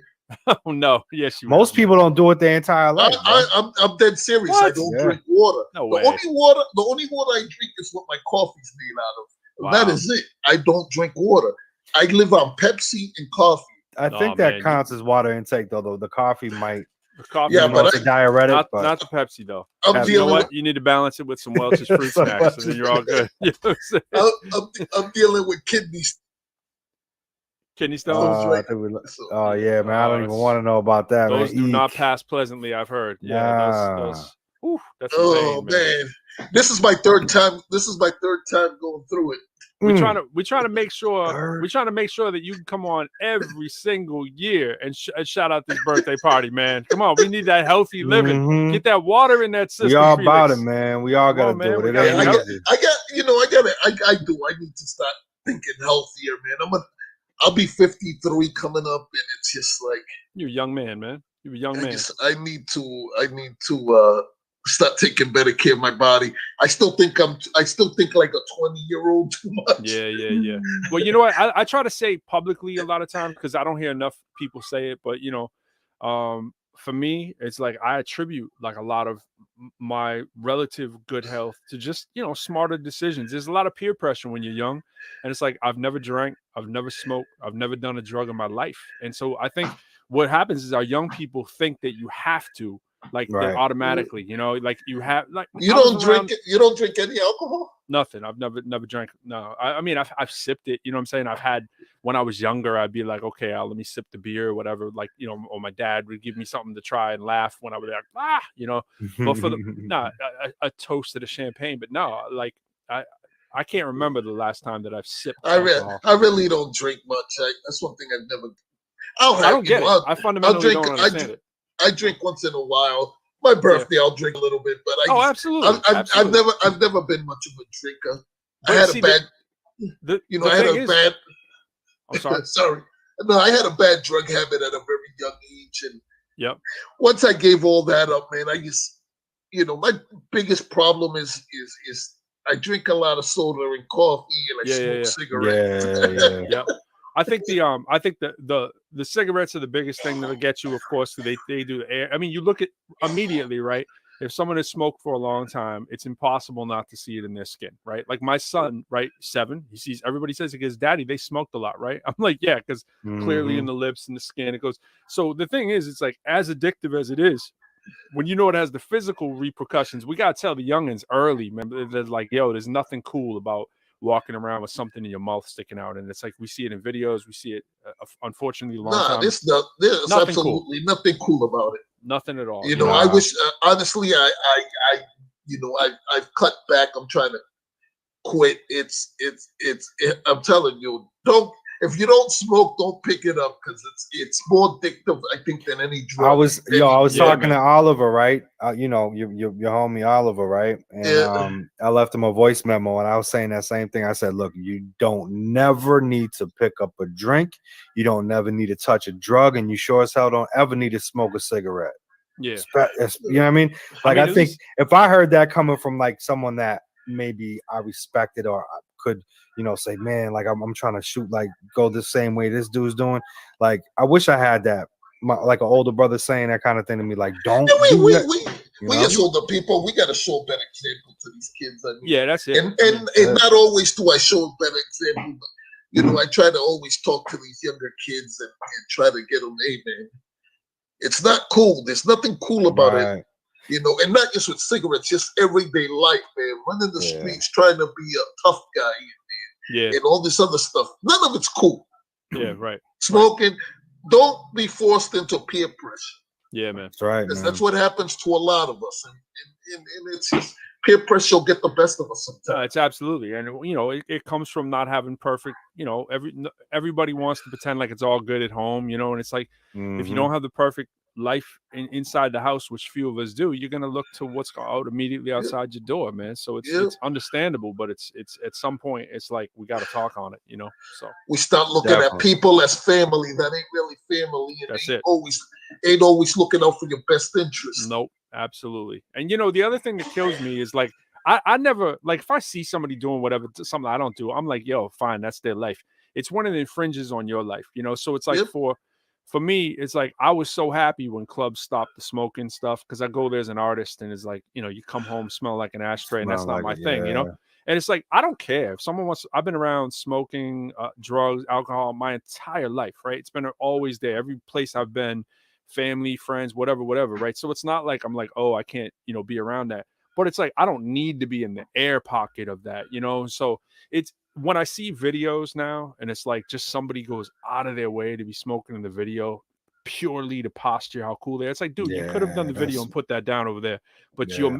you're giving it away. You're giving away that you say you think this is what thugging is. You think thug and tough guy and cool is doing this. And where do you learn it? You learn it from who you see around the way. Yeah, and I think too, like, videotapes. you know, the kids are getting sick of it though. You know what I mean? It's lower. It's lower. That's for sure. But what's becoming sad, us being involved with hip hop, is that a lot of people in this music now, a lot of this newer age music we listen to today, or I don't listen to, but a lot of these poor kids are listening to today. It's like they preach drugs in a lot of their music, and it's just you know, it's like, what are we teaching our kids these days? And I mean, my kids are all grown now, but you know, I got 7 kids and they're all adults now. But you know, it's like, man, where does it stop when this is being allowed to, you know, because music, kids are influenced by music. Sure. Movies, music. So, you know, and it's like, I never try to stop my kids from listening to certain music, listen to other thing. I try to teach them through music and stuff like that. But this music today, some of it, it's like, man, it's like, how could I ever let some of my kids even listen to some? Yeah, and that's the thing. It's like you could never be cooler than what's on the TV and the radio. No matter how cool of a dad you are, or mom, or big brother, whatever, that's just one influence. You know, as soon as the kid's outside, they're naturally trying to say, that's just my dad. I got to think about, you know, so how do we get them around other things that are cool and that are also the right influence? It's so hard if it isn't their idol. We just got to teach them what, you know, right from wrong. That helps. It doesn't. That's not the only thing, though. I mean, this is what we're branding right here. Can you all see that? IB Hood, crisp and clean content. Oh yeah. That's the new parental advisory right there for us. Yeah. This is how we advise that you're gonna learn something. You're gonna get something good out of it. We hope that's so, what we do. And you know what's funny about that is that, you know, IB Hood, that's instant brotherhood, but you hear the hood and then you see clean, and you don't often think hood and clean. It's just fun. I mean, that's not what we're going for there, but it's just funny with the positioning of those two things. And it's like today, because what we consider cool, you know, right now that it's being legalized, it's like you know, even the younger generation thinks it's cool. Let's all it's legal now. We can all smoke weed. Well, that's a big difference from some of the stuff that's not legal. You know, I personally don't smoke weed, right? But do I want to see a bunch of young kids running around freaking smoking weed? See, well, no, you know, you don't need anything in your lungs until. I think that if the reality is, that's the whole thing. It's our job to protect the kid so that they don't even start it. Now, if they do start it, to me, it's like, look, if you're gonna do it, I'd rather you. First off, smoke a little bit of weed medicinally to feel it, but don't be getting so like you can't think, right? Medicinally. Yeah, I gotta hear that in a rap to understand. Yeah, I could throw that in there. But you know, alcohol itself, like, to me, I feel like, you know, I enjoy my alcohol here. And too, the thing is, you can do it in moderation. It's not going to kill you, and unless you have keys to a car or you're, you know, acting. Exactly. You know. That's alcohol. The problem with alcohol, and I do drink sometimes, and it's great if you can keep it in moderation. But alcohol, if not kept in moderation, damages lives, bro. Yeah, man. Oh yeah. I've seen it so much. It's just. We all people gotta have self-control and self-discipline, you know. Yep. Gotta have that's the big word there, self-discipline. Mm-hmm. We all need to have that. Yeah. You know, we all have our own addictions. We're all addicted to something. Oh, yeah, man. I'm addicted to Pro Quo show, man. That's what I'm addicted to. I'm addicted to these rhymes. I'm addicted to this hip hop. Yo, I'm addicted to. You know what I'm actually really enjoying though is like causing chaos, right? Meaning, like in this sense. Where for one person, the chaos is gonna like throw them into the whirlwind and out of space because they can't handle it. Versus, I got so much activity on so many different levels with people and being able to like orchestrate it. I'm having fun with it. I'm like, yo, bro, get on that. And like, you know, the picture thing today and the art and this and that and like just, you know, orchestrating is like fun. I see. You know what I mean? Going with that. Because otherwise it could chaos. be It could, if you don't know how to orchestrate, it's chaotic. It's like, get me out of here, right? But I kind of enjoy that pressure, you know. It's cool. That's how we got AB on the show, you know what I mean? Yeah, that man. bomb. We gotta talk to people, we gotta express ourselves, you know, and show love. Show love. I would see, if it wasn't for Quo, I would be sitting in the back of the room somewhere, like, over at a desk and writing a rhyme. And Quo is the more, adventurous one to Definitely. Since picking that apple, pro. Remember when I told you that story? Climbing that mountain. Yeah, adventure time. It took New Hampshire to do that to me. Yeah, New Hampshire has something good to offer y'all. Can I leave with a story? Can I leave with a story before we go to bed? I'll tell y'all a story. What's that? All right, this is a story. Hit us. So, but by the way, before he says this, don't forget to check out my man Felix's birthday party. 425 Jules Nightclub, Manchester. Bunch of performances there. Your own Pro Quo will be up in there too, and make sure you check a lot of very talented people going to be on this card. Where do people get there? Is it tickets that they got to do? What do they? Where do they get? They got to hit me up and I have a list going because I have the tickets myself, and what I'm doing is I got the tickets. I don't know if you guys want some tickets. I don't know if people are coming to get them. I am charging a fee because. Man, I paid. It cost me a lot of money to put the show together. Let me find you. I'm finding your page right here. So I found your page. I stuck it in the comments right there. That's Felix's profile right there. So it's $10 a ticket. The 40 for the VIP, right? 40 for VIP. Performers ain't being charged money or nothing like that. It's just anybody besides performers got to pay to come in. They got to have a ticket. Yeah. I hate charging. That's not having a plus. One. Yep, that's my page. Right there, right there. Check them out. Hit the DM. Yeah, absolutely. Felix Hernandez. All right, so this is kind of what soured my adventureness as a kid. Well, no, as a young adult. So growing up in Leominster the majority of my life. I mean, it ain't Boston, but it's city. And I was a bad kid, so I got kicked out. Mom said, "Peace out, go live with your dad." There's Self-made no bad million. kids, man.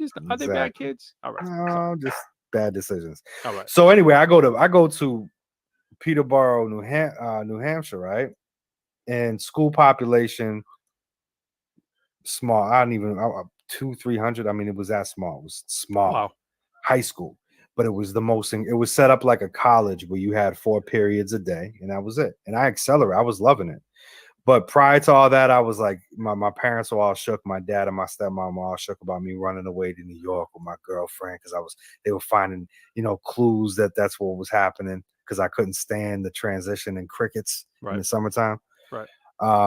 So needless to say, I like the school, and I'm like cool with it. And I meet some friends, and they're like, "Yo, we're gonna go out to this party, yo." And they were cool. I was vibing. They liked hip hop and all that. And I'm thinking, all right, where we going? To a house party? Like, I'm down with that. We start driving. We drive outside near the trees, and there's more trees. And then we cut into the woods, right? We take a right into the woods. I'm like, for 2 miles. We get out the car, and mind you, I got fresh kicks on, fresh everything. We out here in the dirt, right? To this party. It's pitch black. I'm like, yo, y'all gonna are they about to take my life? I was straight as an arrow too. I had my 3rd, 4th, 5th eye on. We're walking. I see this little tiny flame, right? And it's pitch black at this point. We get closer. It's a campfire. We got people laid out. They taking like all these types of drugs, like laid out. They got the dogs on these drugs. I'm like, what the hell is going on next to this campfire? And they got this huge campfire that's just going up, right? And I'm hearing planes going by. I'm like, what? I'm sitting there. We were there for 40 minutes, bro. We start seeing people come with the lights, right? And a few of them were people. They were trying to come. And then one, they flashed the light. Nothing. I'm like, yo, that's the popo. And sure enough, we hear dogs right after that. No. So a group of us run one way and another group slightly off to the other side. And I follow this one group. We're moving away from the campfire in the middle of nowhere in these woods that lead to Canada, and I can't see nothing. I start following them. I'm like on the shirt tail of like 2 girls, right? And we all drop off a cliff. I'm like, yo. This one girl, she was so shook. She stood up. She ran right into an oak tree, like knocked out. Right? It's like a movie, now I'm down in the pit with like my everything all messy. I got caterpillars falling in my neck. and there's 2 girls go to the left and 2 dudes. I'm like, I'm going with the girls just in case we gotta procreate. Like, you know what I'm saying? We stuck out here. I'm with them. Yeah. So we walking this whole time, crawling on our hands and knees out there, right? And 40 minutes into this journey, the girl whips out a phone. Now this is like early 90s. I was like, you had this flashlight this whole time. You had a flashlight? Oh yeah, I just anyway. Patrol had done bordered. There was like 16 cop cars just like on the entrance of like facing into the woods. So there was no escape. And luckily I was straight. I didn't do nothing. You know what I mean? I had some cigarettes. I threw them away. I said, look, you 2 of my cousins, we went for a long walk. We saw this fire. Ba ba ba. And yo, I escaped. And as I'm walking by, the people I came with, they all chained up in cuffs, man. I went home. My lugs was destroyed. My clothes were destroyed. I didn't say nothing to my pops. Wait. Did you say lugs? Lugs. You were rocking lugs. Yo, I had they were fresh, bro. They were fresh. Trust me. The lugs game back in the 90s. Yeah. I used to rock Shout lugs. out to Flex. Oh, we all had a pair. Yeah. You know what I'm saying? Come We on, all man. With the but anyway, it was fresh, man. I think I still have a pair of lugs basketball. I shorts, believe it or not. actually bought a pair of lugs like I don't know, it's like 2.5 years ago. I had a pair of them. It's turning into an unofficial sponsor definitely right unofficial. here. They can come back. Anything can come back, man. I'm weird like that. I like wearing old school stuff, man. Nostalgia is cool. Like, but I mean, the whole point of that whole story was the fact that that's why I was like, F adventures. You guys, yeah, man. First like adventure ever. Like today, I got these bad boys. Woo, the Fila. You can't go wrong with the Filas, man. I haven't bought a pair of footwear in at least a year. I've just seen no need whatsoever. I just have not left the house. But hey, you got a birthday coming, man. You gotta fly it up a bit. That's right. I saw they came out with the brand new questions, the Reebok, the AI joints. Oh my goodness, black and silver. Yeah. Might be pressing a button on that, but I'm listening to AB. Save. They come out with the Grand Hill Filas again, man, and they actually you can get them. I know you can. I was gonna say, but if they're reasonable, I actually just saw them online when I bought these ones because I bought them online. With the big old triangular looking Fila logo. The ones the grants $75. Yeah, I see 75. I could make that investment. Mm-hmm. That's what I paid for these red ones. So. I've been rocking the same pair of sneakers for like a year because I don't go anywhere. No, I got one. I walk in and another one I'll chill in, and that's about it, man. It's been very easy on the clothes budget. I go through about 5 pairs of shoes a year, man. Yeah. Normal years, normal years, but this year's been crazy. Yo, I gotta be getting out of here, man. We all definitely. I gotta work early tomorrow. Bro, quick question. You said you live in Washington, but you are from Boston originally? Yeah, I'm from Lowell, Massachusetts. Oh, you're from Lowell. I went to high school in Chelmsford. So most of my school actually was in Chelmsford. Went to college at UMass Lowell, and after that I moved to Cambridge, lived there for a decade, and then I married my wife. She was in Somerville, and so that's what Jay and I have in common is the Somerville connection. And then I moved out here. She's originally from the whole reason I'm doing this show is the dude Don Juan the Mac went to high school with my wife. So he's a Virginia guy. I'm in the last city before you into DC. And so out here in very northern VA. So I grew up in Boston. So word. I grew up in Roxbury, Mission Hill Projects. Oh yeah. I know Roxbury very well, man. Very well. It's my grandfather from Roxbury. Shout out to Mission Hill, man. Mission Hill, man. It's funny how things have changed, man. You go over there. Have you seen it lately? No, man. I haven't been out there in a while, bro. Parts of it are unrecognizable, man. The gentrification. You think this is how old I am. I know how old you are. You said you're gonna be 53. You put on blast. Gave it away. Yeah, man. I don't mind telling people my age. No, I'm kidding. I'm kidding you. When I was a kid, I always played basketball growing up.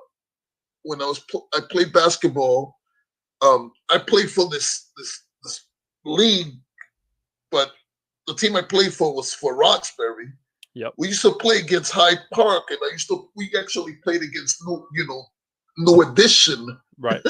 I can The imagine. guys from New Edition, what Yeah, they you're were right in that right zone, man. Yeah, absolutely.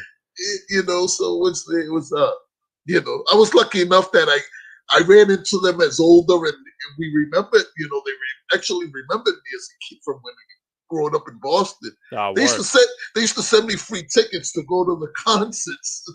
What made So- you make the jump up north, man? Was it just I moved out of Boston, went to Puerto Rico after the blizzard of '78. Wow. And when I was out there for like almost a year, and then we moved to Providence, Rhode Island when we came back. And then I moved up here to New Hampshire, man. I was getting into You wanted more snow. You wanted even more snow. I wish that was the reason, but no, man. I got into some stuff.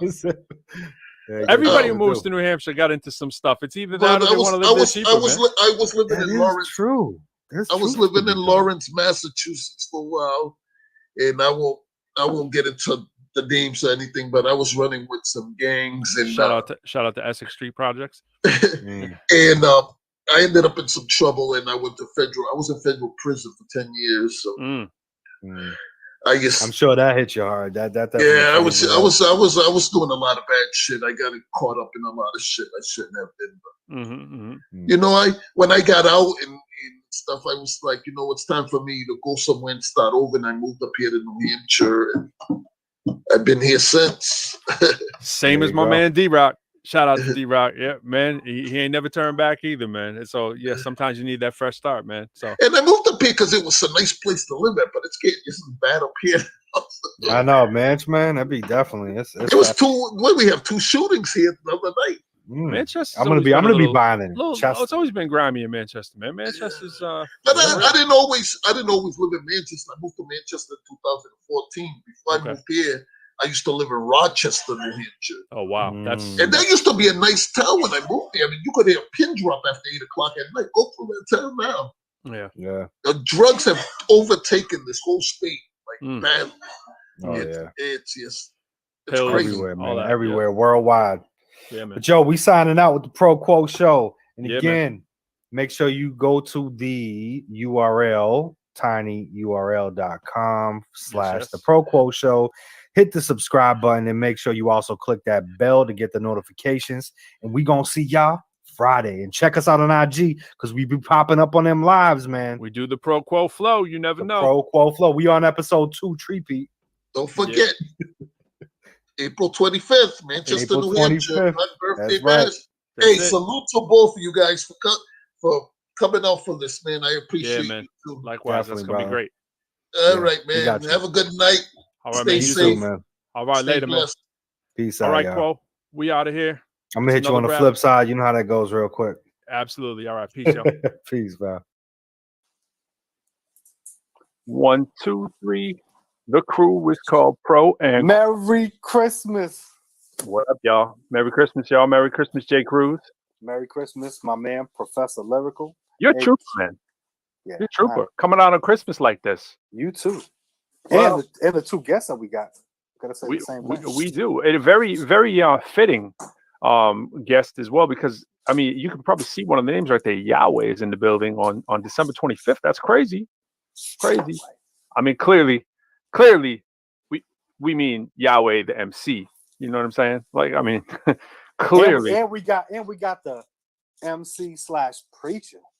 Yeah, we got my man Jonah. That's the teacher up in the building. Yeah, he's gonna be up there in a bit too. And known Jonah for a long time, and you hit me to Yahweh, man, and we'll talk more about their skills soon. But before we get them up here, man, Jay Cruz, Christmas with the little kids opening their presents. It was beautiful, man. A little smaller than usual though this year. Definitely. Definitely. I saw some keynote people that were very important. Keynote people, so, okay. I like that. It was very special, and but again, it's the memories of my daughter actually opening her presents this year by herself. Because last year she didn't, she couldn't do that. Yeah, so now she was loving the wrapping paper. All right, hugging the wrapping paper. We're like, no, like you gotta open it. There's something in there. And then once she figured that out, it was over. Yeah, man, I'll tell you. I mean, I don't want to equate, babies to puppies, but I'm gonna equate babies to puppies. My brother-in-law, he had his dog. First year he's had a dog, right? And they went out, you know, and they don't have any kids, so they're in Boston, and like they were calling through on the Zoom or whatever, and the dog's playing Kiki, right? The dog's playing, and like they got the dog, they like spoiled the dog. They don't have kids, you know, and out of all the gifts, it's the tennis ball. You know what I'm saying? It was the tennis ball that was the one doing it, and it's like you could have saved just the wrapping paper, man. You know what I mean? Just the wrapping paper would have got it done. That's it. Just a ball of rolling wrap. I got some here, man. I got all kinds of wrapping paper all around. It was that frozen wrapping paper too. So she was like Elsa, Anna, Chris. Wow. Yeah, so she was in love with it, man. Wow. But so yeah, for you too, I'm assuming you had an amazing Star Wars morning. Yeah, my son actually he was he didn't get up though till like 8ish or whatever, because he was up. They were making cookies, they were doing all kinds of stuff, you know, and he was just so excited, you know what I mean? And so he was going around the house, you know, like checking everything out, you know what I mean, for like the last 2 days. He's like, oh, I was like, hey, come, like on the television over where the TV is, we got like the nativity set up, right? And I'm like, oh, and this is and he's like, oh, he's like, that's what that is, you know. I was like, yeah, that's what that is. And then in the Christmas tree, he's going through each of the ornaments, and he's trying to check out what the elf on the shelf is, and he's trying to make sure, you know, just all these things that, you know, elf on the shelf wasn't a thing for me. You know what I mean? I think I missed that. And you know, it was kind of a little bit more simple, you know, ugly tree, and just we got it done, you know. Hey, Santa Claus did his thing this year, bro. He definitely did. The kids were all happy this year. Yeah. Under the most extreme circumstances. I was on the NORAD tracker, which is very interesting, right? The military sponsors the NORAD tracker, right? Yeah. The like missiles and bombs, but they track Santa, right? And so I was on that last night checking out. Santa was in Brazil, it looked like, at like 8:58 p.m. And my son was like, what time's he getting out here? I was like, I think it's like 5 hours, maybe, like from at that clip. You know, I was trying to do the math. We're trying to keep it all very, very mathematical, educational.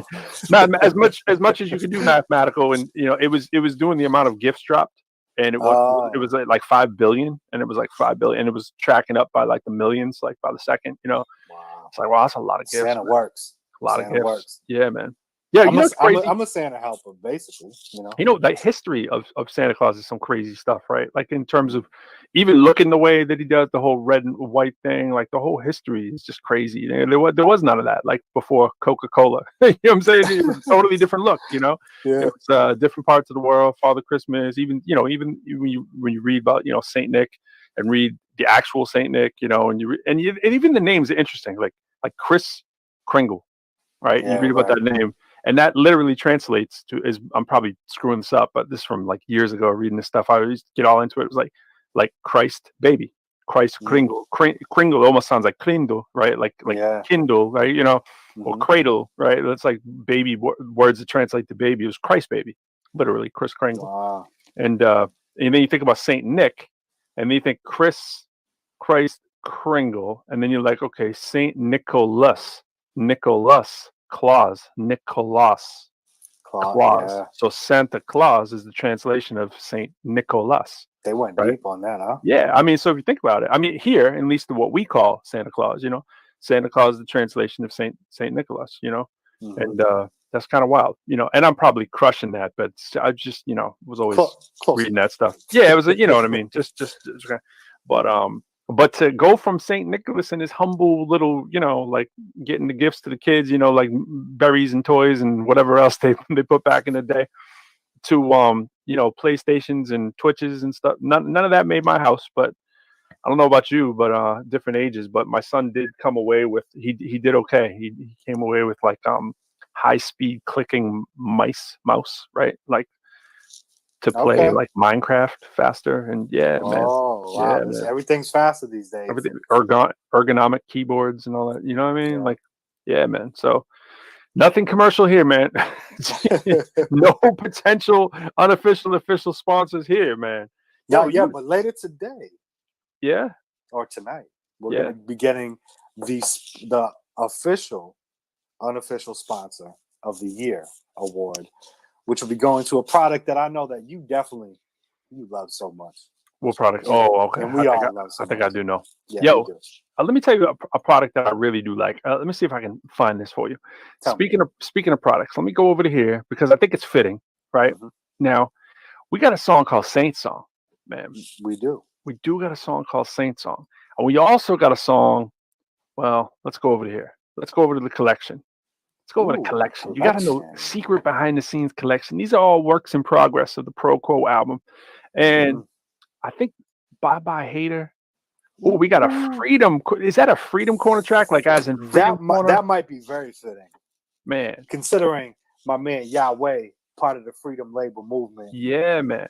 That's what I'm talking about. So let me. You want to play the You want to play the Freedom Corner? It only makes sense. I mean, Saint Song makes a lot of sense though too. Saint Song does make sense. We might maybe give him a snippet of both. Let's give him the Saint. Let's start with the Saints because that's where I was going with the whole Saint thing. Let's go with that. Let's do that. And then because Yahweh got a verse on Freedom Corner that it's not there yet. In there yet, but that'll be fitting. We'll wait till he gets on before we play that. Let's give him a piece of this. All right, let's do that. You hearing that? I'm hearing it, baby. All right, mute that up. Mother Nature. Sorry, bro. It's our creator. Well, Saint Song. You'll make up for your sins in the church. Yeah. You do it in the streets. You do it at home. If the rest is bullshit, you know it. Woo! Damn. Yeah. Here's a song for the Saints. Yeah. Woo! Damn. Here's the bomb, catch the weight. Before we ever thought about popping, we had to learn something about Compton. New York vibes, riding apple, no joshing. I see an equal and we betting on the auction. The finer things in front of things is in my doctrine. Rain night or day, I put it up cause I'm a marksman. The city rhyming that scheme. Boondocks making coffins. Blind to your dreams cause you X without the crossings. You getting murdered on these scenes cause we praying with these orphans. Parentless children, I'm an idol when we talking. Cruise like a throwback that the youth are supporting. Fuse blown, sue that. What it's costing, they ways get gazed. Probably call up on the coffins. Lounging in the Ville, contemplating with the profits. Bouncing with some drills, balance it over the markets. Counting up the bills, making deals is how you rock it. Juice world gone, fuck the pills, we a target. Woo! Damn. It's a song for the Saints. Woo! Damn. Here's the bomb, catch the weight. Way that I spit jogging, sick like I've been starving. Master the craft, this is that way on some thin jargon.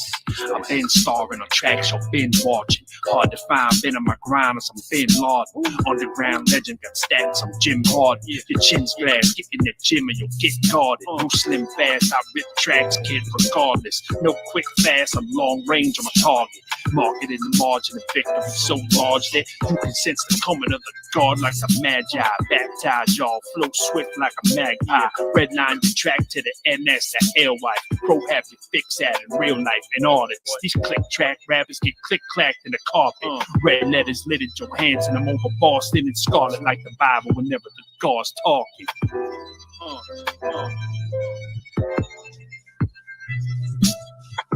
Woo! Damn. Okay. That's a he right there. I hear you. Yeah, I hear you. I'm not mad at you. I'm not mad at you neither. Shout out to Audio Mercy. These are all H Keys on the beats. Very behind the scenes. Very behind the scenes. Like that's not going to sound anything. Jay has had a whole different approach on the whole lyricism thing. He's been coming to a whole different kind of mind frame in terms of how he wants to do his thing, and we've switched around some hooks from that. The album's going to look even different. So someday you'll be looking at these behind the scenes, hopefully. And you'll be this is us just on a slate. You know what I mean? We got the slate. We're scratching the slate, and then the slate goes into digital, and then we move it and we start. So y'all getting the exclusives because y'all tuning in with us on a Christmas day. That's crazy. Night. It really is crazy. Crazy, man. And you know what else is crazy? You know what else is crazy? We got less than a week, man. Less than a week of this whole year. It's 2020's out. And it's over. It's out. And I think a lot of people are like Good Riddance, right? I think the majority of people are like Good Riddance. But there's been some crazy good things that have happened in the result of tragedy, as always, if you look for it. You know what I mean? That's true. I hope we get some of our guests up here. Maybe they'll speak to that too, because I think a lot of people they look for the word in these times, right? Whatever faith or denomination people belong to. I know that faith-based people are always trying to make sense out of a crazy world. So it's great to have the people that we do, whether that comes across in their music or in their word when they're actually doing their work. That's not on the mic or both, right? People are like, yo, there's got to be a meaning to what we're going through, right? Like there's got to be purpose for this. There's got to be a deeper plan that we're just not in tune with. So people are always quick to say, yo, I hope the year is superficial, right? Where the day ends, where we just mark it in the sand. And I've never been, I'll go on the record, I've never been, I don't get the New Year's thing. I don't get excited about it. You know what I'm saying? To me, it's just like another day, literally. But people do what they do. I get traditions. I'm not trying to be disrespectful of people's traditions, whatever they are.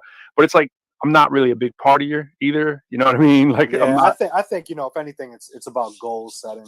Yeah, I get that. Yeah, that would be the biggest takeaway I think from it. But yeah, I've never been one to say like, yeah, by January 1st though, but I get that's the way the world works. At least this hemisphere. There's a lot of procrastinators. Yeah, man, I see what you did there. And that right there, I'm one too, dog. I could be a procrastinator. Yeah, man. Like I mean, I was mailing some stuff out on the 24th. You know what I'm saying? Like you're gonna but it's part of the plan. The new year to be like, hey, you know what? This year I'm gonna make sure. I don't. Yo, people that have like issues with the whole procrastination thing, like, yeah, I don't procrastinate on something I can knock out early. Like, right. And I don't procrastinate on things I shouldn't be like even be worrying about, like things you can't control. I guess what I'm saying, like I'll try to. I'm not saying that the best way, but I'm trying to handle the things I can handle when I can handle them, as soon as I can handle them. But a lot of times my plan is what other people call procrastination. Like I knew I was going to the post office yesterday for a while. You know what I'm saying? Like I actually knew, like 2 days, it became clear to me the only time I'm going to be able to work this out is it's going to have to be on the 24th. You know what I'm saying? And I was trying to arrange my day by it. But if you got one little curveball that comes in the way, it can really mess with you, So I don't advocate it, but at the same time, sometimes I just look at my schedule, and instead of just doing nothing, this is what a lot of people do. They won't pack their schedule enough, and they'll wonder why things don't happen for them. You know what I mean? They'll be like, yo, what? And I'll be like, yo, you got an hour and 15 minutes. What are you doing with that? You're going to want that hour and 15 minutes back on the day. You know what I'm saying? On the day of judgment, you're going to want that hour and 15 minutes, the currency of time, judgment, but the day when the watch is ticking, you'll be like an hour and 15 minutes, yo. So I'm just saying, I just try to pack it as much as I can. Not always. We need our rest and relaxation, but I'm saying the whole January 1st thing or whatever, I'm just like, yo, like that's a little superficial for me, but I get it, so I'll roll with it. I'm just saying you just gotta be like that on every day. You know what I mean? Be like, absolutely. Ain't no different than January 1st, 2nd, or December 31st. Or January 10th. Might be Pro's birthday on January 10th. Just putting that out there, J. Cruz, unless you're sending me some. We might have to throw the Cash App up on that right there. And again, the birthday thing too has always been kind of like, like okay, I get it. It's like whatever, But do a little bit this birthday this year than you do this birthday, year. December 25th, or at least marking a birthday is pretty big day for a lot of people around the world. We gotta say, right? It's a big day, right? And I think you know what we need to. We got my man Yahweh. We gotta get him up in the building. Speaking, and I think what we should do is introduce the people to his release that he just put out called Work. All right, bring him in the building.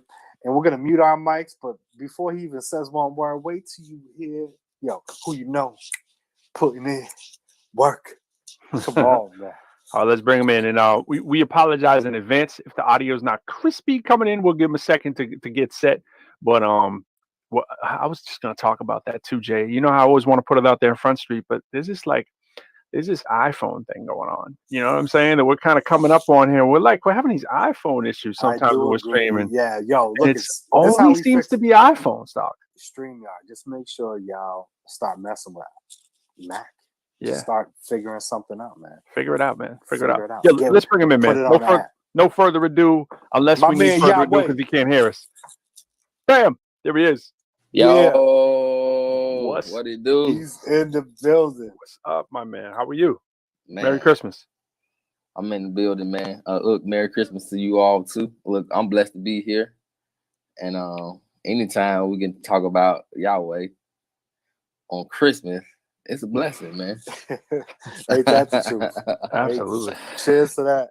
And that just kind of worked out, right? That wasn't like some pre-plan. I was talking to Jay, and we was talking about having you up, and you know, he played me your music a while back. He sent me the links, and then we were looking at the calendar. We're like, yeah, okay, cool. I was like, yo, we doing a show on the 25th? And Jay was like, yeah, man, of course we're doing a show on the 25th. And you know, we were like, all right, cool, let's do it. And then I wasn't even thinking about your name. Yahweh was the first person that came by. Yeah, I was thinking about the tracks, and then I was like, yo, Yahweh on the 25th, dog? This is kind of crazy, right? Yeah. And literally, Yahweh, he was the first person I messaged me.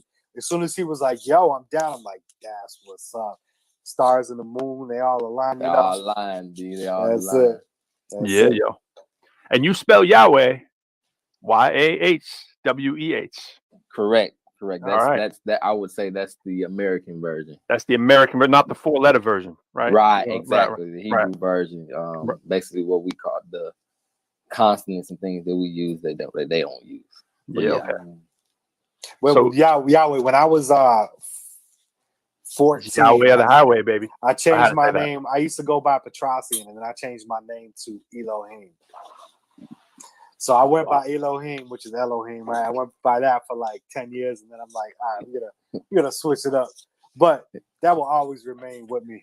And I'm going back. I'm not letting you off the hook on that one too. I'm going back to that because we're gonna get back to the J. Cruz ascension to J. Cruzness. Because like let's just get right into it. Like Yahweh, you were a Christian rapper, and the thing is like I talked to Jay about this. We're like, Jay, like you know what's up, like biblically, like you know what I'm saying, like, and you're a Christian and you're a rapper. Yeah. Are you a Christian rapper, Jake? And we were saying the same thing yesterday, right? I was like, I'm a Christian. I'm not a good Christian, right? Like I'm not like I'm a Christian in need of a lot of help, right? Because I'm a skeptical Christian, right? The more I get older, I become very skeptical. My man Jonah coming in knows. But you made an interesting point when you said that, though, is because that's why we Christian, because we all need help. Yeah, man. And I mean, that's like really with the it. truth. Yeah, no doubt. Like we all need help with it. Like matter of fact, when we get to the point where we don't need Christ, you know, like you let me know what you did. Ooh. Yeah, right. I like that. It's like, see, that's the foundation of everything reality. Because that's just, to me, it's the good and the bad. And Christ represents good, and you know who represents the other side. And we try to avoid that as much as possible. Yeah. So can J. Cruz be a Christian rapper and not call himself a Christian rapper? Because you heard him, he was cursing in that track. He was doing some things that aren't like quote unquote. Can Christian rappers curse? Like, what do you feel about that? So as far as like the actual genre, and Jay and I was talking about this briefly. I think it was a couple of days ago. We kind of going back and forth about the show. And in the message, it was basically that I had a lot of homies. Matter of fact, when we did our test call. In the genre as a whole, you won't hear profanity. Rarely you hear like those frustrated And they don't be drinking that, Jay. I don't think they're drinking whatever you drink. That wasn't ginger ale, Jay. Sorry. But there's Hey, Jesus used to drink a lot of wine, bro. See, now I don't know that. I don't know about that, man. And so, and I'm with look, but the truth of the matter is, man, like we all a work in progress. And we just got to be transparent about it. And to be honest with you, man, it's like those moments that we allow us to be able to really help each other. You know what I'm saying? Well, whatever it is, like whatever my flaws is, you just might not see them. You know what I mean? I don't have them. You know what I mean? And so it's kind of like cocktail party kind of stuff, and right? that's kind of what makes people skeptical about Christianity, is because there's this facade that we're perfect. And that couldn't be furthest from the truth. Like, to the point, the reason why we need Christ is because we're not perfect.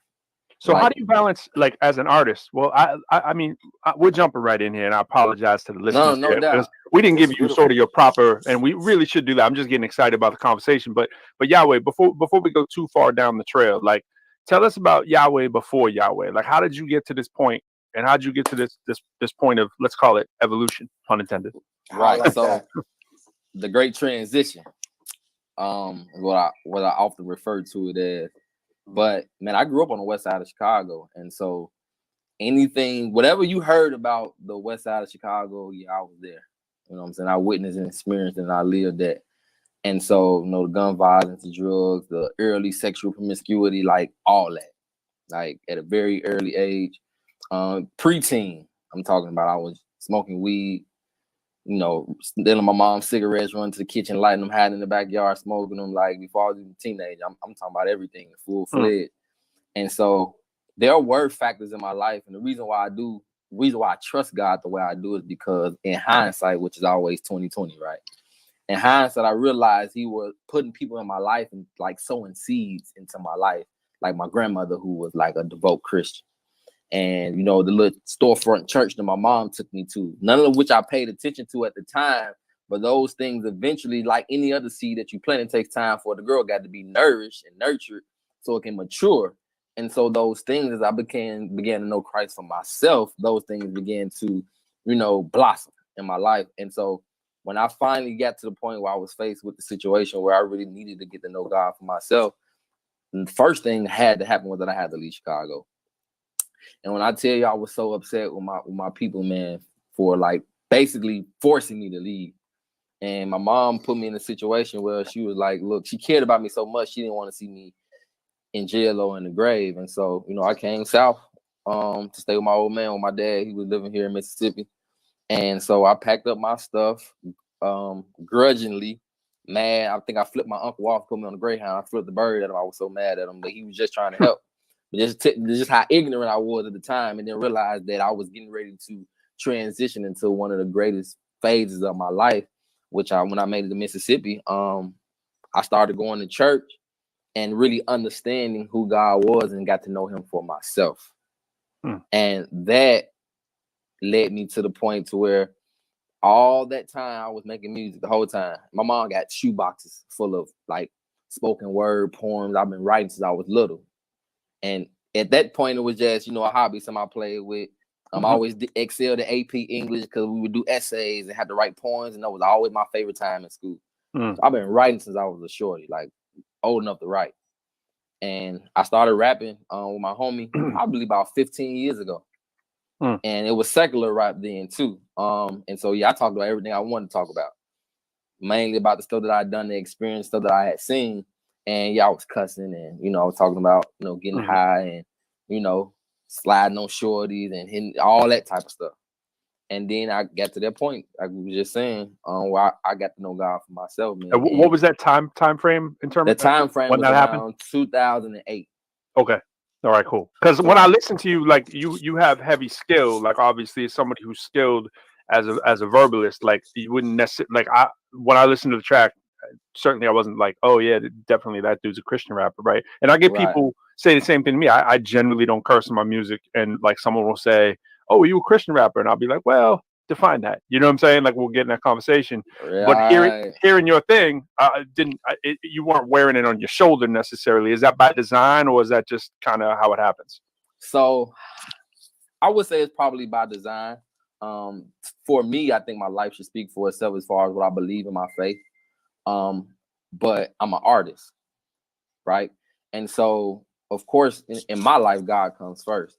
But for me, like when I go to the kitchen, like for the longest, I was a chef by trade, right? And so when I walk into the kitchen, my mindset is to prepare the food, get it done. I just do it in the spirit of excellence. And when I get the opportunity to talk about God, I don't miss him. Okay. Right. But I don't go in with the expectation, like, you know, listen, ain't no, when I taste your greens from one of my cooks, I'm like, look, ain't no Jesus in that. You know what I mean? Yeah. Like that. You know? So art is my profession. You know, that's what I do. It's my craft and my skills. So I'm gonna go in and I'm gonna do it to our best. And I put my faith in my rap. When you hear one of the tracks on we're gonna hear right now. You heard energy. Yeah. And I opened up energy saying, I can hear him whisper, is he a Christian rapper or a rapper that's a Christian? And that was track 4, right? Yeah, we're gonna jump into one. And that's what I was saying. What when I heard that, because you know, you gotta imagine people. I'm listening to this whole project. I got 1, 2, and I'm vibing. I'm like, say what? This is crazy. And then I heard Christian rapper on track 4 or 5. What's energy? Energy 4? Energy 4. See, that's how I know. I said he done dropped. Hold on a second. You wouldn't know. You would not know. I think we're gonna have to play that then. Can we play that? Is that the joint to play? Which track you want to play? Man, I have my look at my special request. I got two. We got to play Work, and we got to play Man of the Moon. And you could definitely Energy, man. Whatever you want, man. We'll play Energy right now. That's cool. All right, let's do that. Of course, I'm on the shutter for a few seconds, but okay. Yeah, just make sure Energy is a track. That's the album, which will be released January 15th. All right, and what's the label? Freedom Corner brand. Shout out to my homies Jay and L. All right, I'm gonna play it. So I'm gonna play Energy then. Energy. Yeah. All right, I'm gonna play Energy. We're gonna run that for a bit and let us know what you think. Yo, hit us up in the comments. You listening? It's Christmas. Yo, you hanging with us. We appreciate you. We got Yahweh in the building on Christmas, man. It's just crazy. So hey, yo, hey, Pro, while that's doing, edit that banner too. We still got Perkins. Oh, my bad. All right. That's all good. I saw it on the DM. I'm like, oh, snap. My bad. Hey, you got to look at one thing real quick. We got to give a round of applause to my man Pro because Don Juan, the Mac, is not with us right now, and Pro is running the boards across the board. Like a pro. Doing what I can, man. Doing what I can. And he's doing a stellar job, my man. All right, let's well, tell me that if you hear audio in a second, because if you're hearing the audio, and you know what, I was just about to not share audio, right? So let's do it. All right, so I think we got it. This is Energy by my man Yahweh. Mute your mics, y'all.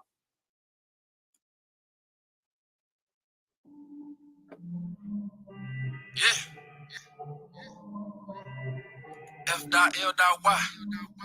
Forever lives Yahweh. Listen. Shh. I can hear him whisper and see a Christian rapper or a rapper that's a Christian. Rapping in my past and my future, you should listen. Now I'm rapping in the present, it's a rap. Call it Christmas, it's officially official. I'm alive cause of grace. To try and lay your faith when they denying your faith. Man, these rappers make me tired, always lying on their taste. They gorillas with banana clips, lying on the eighth. Don't get flies in the cake, but they try to put me in the box. Watch me break out like a chicken pot. Watch me go hard like a cinder block. I remember cuz in the kitchen when he had them chickens in the pot. Street farm, razor blades in the plate, freeform, acorn, in and out the slammer, ain't no reform. Asking me to pray for him, didn't know what to say to him. Reach for him, hoping that the Lord make a way for him. You should be focusing attention on your enemy. Instead of wasting energy to enemy. Honestly, I don't have the time for negativity. No. How you find the energy to envy me? Bragging about how you getting lit up like a Christmas tree. How you find the energy to envy me? I'm too busy living for the one that invented me. Seriously, I don't have the energy. All them back and forth and I ain't even in attendance. Grace in the land, I ain't even talking Memphis. In it to the finish, I can't resurrect the menace. All these gold medals you would think is the Olympics. Old crew, bulletproof, they was major with them pistols. New crew, different view, did away with the pistol. Camera view, photo shoot, getting paid for the pictures. I was made in this image, so I'm making with the pictures. Do you get the picture? How you sway by the whistle? Influenced by the money like them government officials. Smile in your face when they really out to get you, but I'm covered like a magazine, so it ain't an issue. No, you should be focusing attention on your enemy. Instead of wasting energy to envy me. Honestly, I don't have the time for negativity. No. How you find the energy to envy me? Bragging about how you getting lit up like a Christmas tree. How you find the energy to envy me? I'm too busy living for the one who invented me. Seriously, I don't have the energy. You can't be the villain in the cave for a living. I cannot explain all the pain they be feeling. Jumping out of planes, blowing brains on the ceiling. Airstrike in Iran, make it plain they revealing. Stopping me, kidding me, you gotta be. You can travel to the sun and still won't find no organism hot as me. This next line is corny, possibly, but don't put no cheese on my pizza, boy, cause ain't nobody topping me. I'm fishing off the chain like I ran away from slavery. Never been afraid, ATL ball with bravery. All my debts are paid, your opinion when I hinder me. I'm busy trying to make that money stretch like a limousine. You should be focusing attention on your enemy. Instead of wasting energy to envy me. Honestly, I don't have the time for negativity. No. How you find the energy to envy me? Yo, right there, man. Lit up like a Christmas tree. How are you not even sure that wasn't the joint to play today? Yo, go into the sun, the only organ. He can't find an organism hot as me. How the hell you got the energy to envy, man? Fire. Bars all day. Dope. But I said that. You should have seen. I wrote I had a piece of paper. I was writing the list, and I was like, "Damn, I want to try to keep this to one page." So, this is what I want to talk about. So we do a lot of let me stop sharing that screen.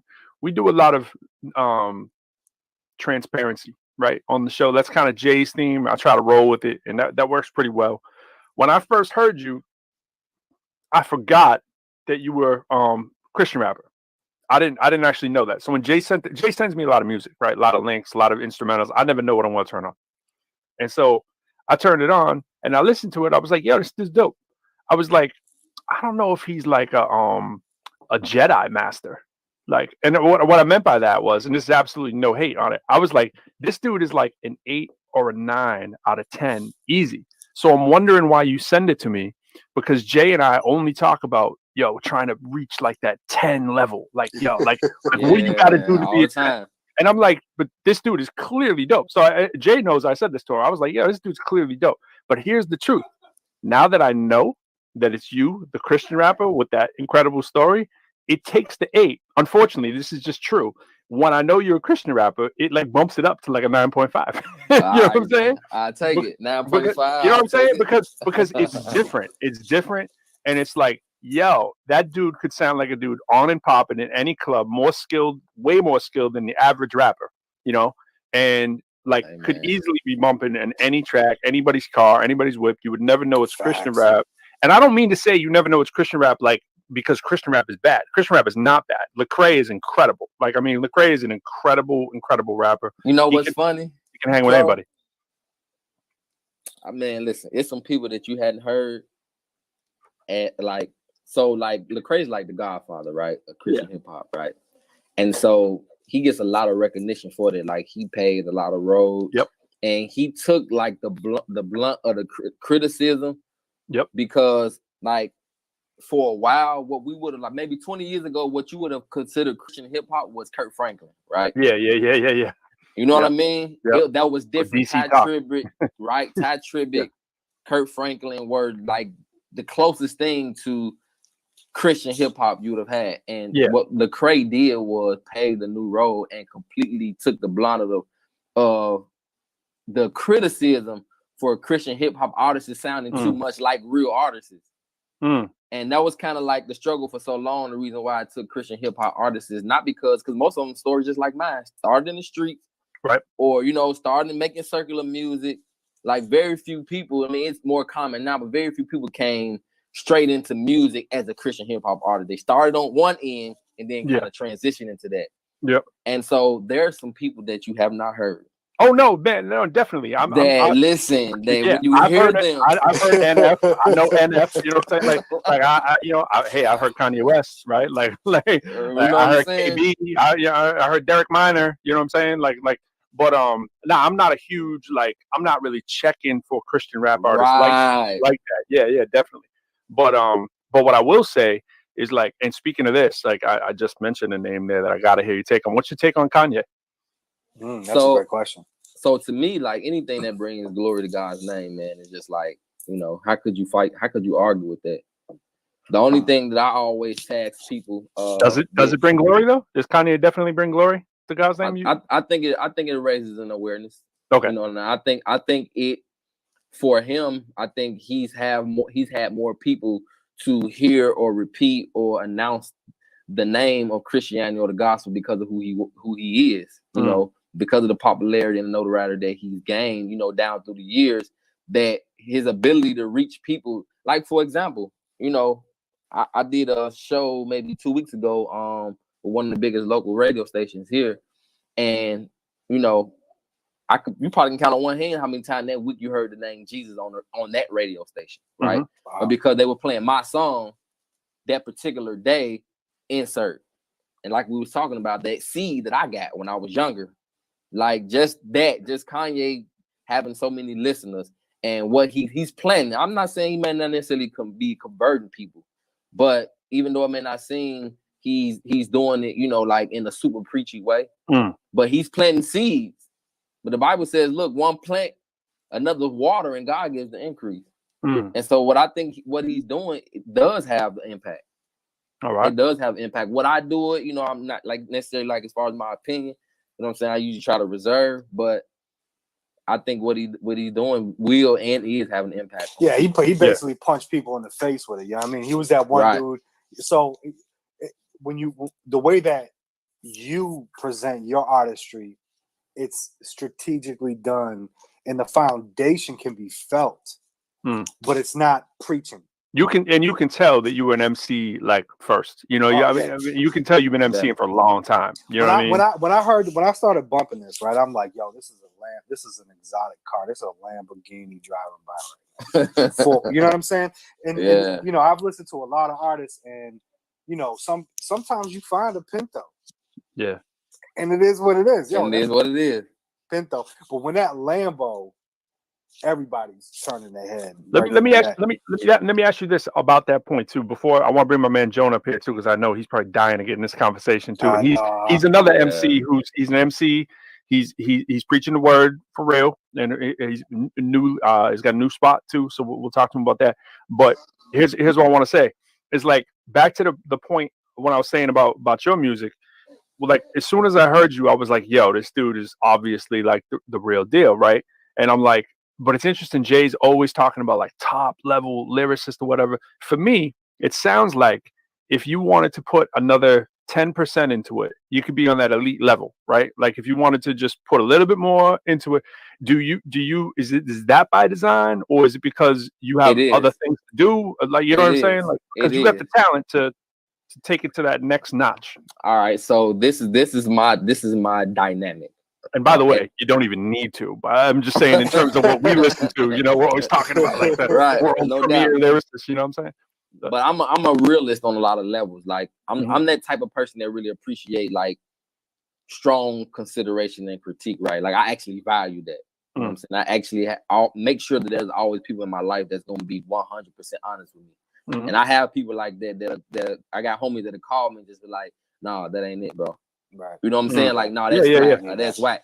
Because they know me. They know that my strive for perfection is real. Yeah. And they know, like, as far as my walk, my ability to be a parent or a father or a husband, as an MC, whatever I do, if I was the garbage man, bro, I would want to know how to be the best at it. Okay. That's just me. That's just how I am. And so when it comes to my music, what I've noticed down through the years, and I grew up on Jay, East Coast rap, because I'm from Chicago. And one of my biggest musical influences as a whole is because I like singing. I can't sing, but I like singing. But I can write. You sounded like you were holding it to earlier, singing that little Christmas carol, bro. Don't doubt yourself. I mean, I can do a little something, right? A little something. I can do a little something, right? I can't sing. I can do a little something, but I've written songs for choirs, praise, sing. Okay. I've written songs, R&B artists. Like I can just write, flat out write. Like any kind of genre, I can write a hit song.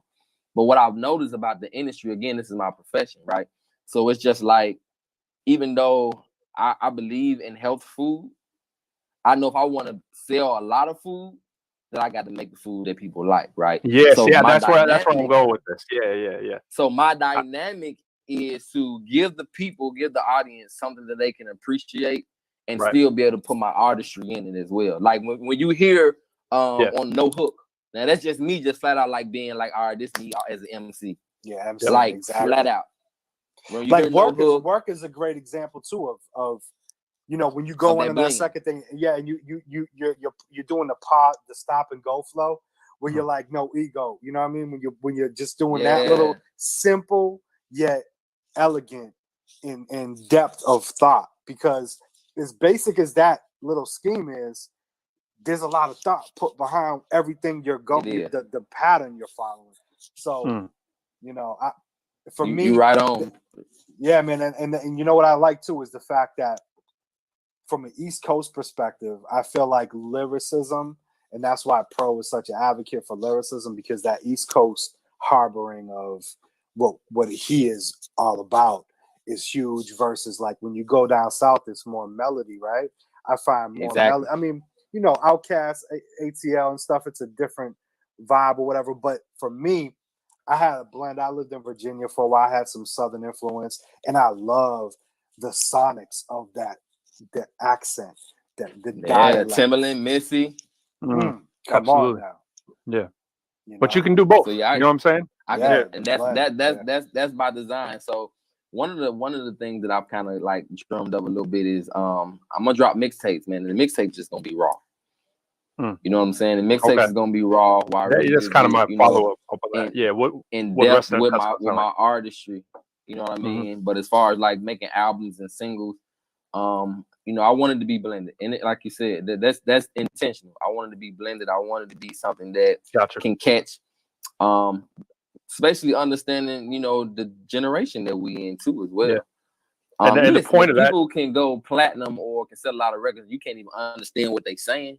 Right. Surely and, we can.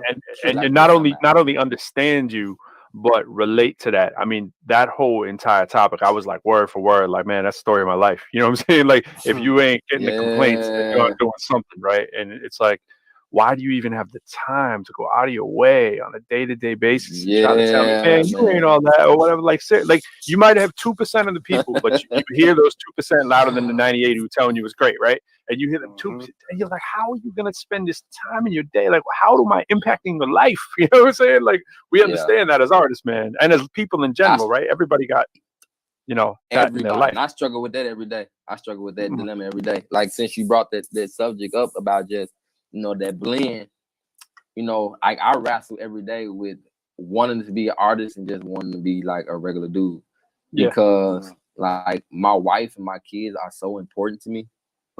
And so that, like that 10% you was talking about, like I battle with that every day. Like there's a price for that. Just, you know what I mean? Exactly. And so to be honest with you, I just had a conversation with my homie just a week ago. Like, man, I don't know if I want to not be at home all the time with my family. Like I value them so much. And he was like, bro, if you're gonna make music, you're gonna have to make music.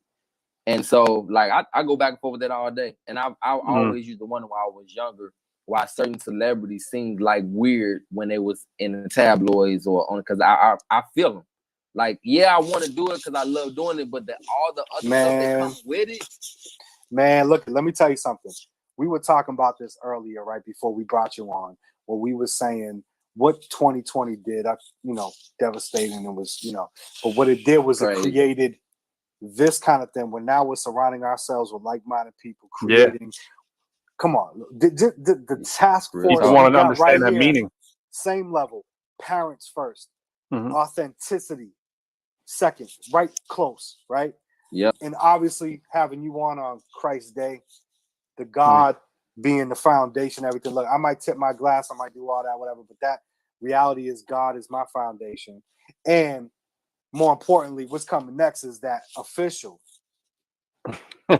most unofficial sponsorship to help us bring in some of that cheese. What? What's gonna bring that cheese in, boys? Hey, you're talking about cheese again? Hey, say cheese. Unofficial cheese it. Yeah, sponsor of the year, yo. Cheese it, baby. This is gonna allow us to be able to be parents, live with our family, design our own fate, and create a new industry. That's the power of that's people. The mouthful right there, right? It's gonna do all that for us. Trying to create your own lane, man, through unofficial, official sponsors like Cheez It, send that bread. You know, of course, I'm just a subsidiary, right? Hopefully, like some of that white cheddar cheese trickle down from y'all sponsorship. Them white cheese. Your boy. My wife hides those on me. But the joints go hard. Now that we get the sponsorships out of the way, the unofficial, official sponsorship of Cheez It. I mean, we in there with Cheez It, and you know, like I like to say, I'm not just a product endorser. I am a user. As you can see, consumer. Yes, I had to take the box open so it wouldn't pop open. You know what I mean? Because this is open. Yeah, I try to make it look brand new. Yo, I gotta have my man. I gotta have my man who's been waiting in the back of this conversation. He's probably chomping at the bit. Come on, baby. Yo, let's bring in my man Jonah. I'm gonna knock on the door, see if I can bring him in. Let's drive. I'm gonna see if I have the We'll do a double now. 1, 2. Oh, it worked. Look at that, so quickly. Oh yeah. What up, Jonah? What's going on? Is he home? Merry Christmas, sir. Lord Claude, I'll be the butter. Messenger number one. Hit you off with the jewels, got you cool for the winner. Yeah, man. Yeah, man. What up, Yeah, man? Jonah, Oh, yeah. thank you for being so patient, my man. He been chilling with us for like 45 minutes in the backdrop. I've been enjoying the man, conversation. you know you gotta say the best for last, man. Yes, Enjoying the conversation. Very privileged and blessed to be amongst such talent this evening. Well, Yahweh, dope track, man. Dope track, brother. Appreciate it, man. Appreciate it. Well, first chance you get, pre-save the album. Absolutely. It's on Spotify, Apple Music, Google Music, D-Star, Tidal. You got it, my man. You got it, my man. Appreciate it. Yeah, man. So Jonah. What up? What it is, man. So for those people who don't know Jonah, which is I'm assuming a few, but if you're watching on my feed, we have quite a lot of mutual friends if you're watching through my Facebook or whatnot. But for everybody else, man, Jonah, tell us a bit about your background. How do the worlds of hip hop and faith come out for you, and what you up to? That's a lot, but I know. I've just since I was introduced to hip hop, I've just loved it. Found a lot of my identity in hip hop. It really spoke to me, and to just love writing and music, and introduced me to people such as yourself. You know what I mean? So hip hop has been such a huge influence in my life, and I've always had, I believe God in His providence always, God chooses people. We tend to boast in our free will, and of course deny God the free will to choose His bride. But I believe God chose me, set me on a path to know Him. And, I explored hip hop, and I did secular hip hop in the beginning. And, but eventually, God kicked in the door of my heart, said, "This is mine." And, just gave me a passion to, proclaim His word, through hip hop. So, that's one of the mediums, not the only medium that I use, or the only platform that I use to share the word of God. But, as long as God graces my pen to write, I'm gonna glorify Him through this art form. And now, beautiful, dope, man, dope. And now you also glorifying Him in a whole nother way. Tell us what else you doing, man. Well, I just planted a church the 1st of November in Lawrence, Mass. Grace to Build. Congrats, man. Worship center. You can imagine it's been hard to grow a church under these circumstances, but we have a small body there, and a really close-knit community, and I've never looked forward to Sundays more in my life. So, yeah. Well, congrats, man. Congrats. Love being a pastor, love sharing the word, and of course, being a husband is my first calling. Yeah. And then being a pastor is my second, and then, of course, I love to share the gospel through hip-hop as well. Man got them priorities, right? He's got them priorities. Yo, and let me tell you, you have always had the pastor voice, dog. People have never heard you before. Yo, Morgan Freeman up in the building. Jonah is back. Jonah and I go way back, and he's been around for a long time. And like when excuse me, whoa, another sponsor. Compliments to the Cheez-It chef. Yeah, man. Nah, for real. Like when I first heard Jonah rhyme, I was like, yo, you gotta be pretending with that voice, like, and then as soon as he's off the mic, he's like, "Yo, dog, what's up, man?" I can't even imitate that voice. Yo, oh yeah, like what? that young baritone. There you go. That's like an octave below like the lowest person you'll ever hear talking. Yeah, it's crazy. No, but for real, you've always had that. You've always had the lyrics too, but you get the lyrics, the voice, the whole package. So when you professing the word, do people say that to you? Are they like, are the other way around? They like, yo, are you like an MC or something? Like the people that don't know, like they ask you about your voice? They're often under the mistaken notion that I can sing, and at the best I can do a joyful noise. So yeah, you don't want to hear me sing. I don't.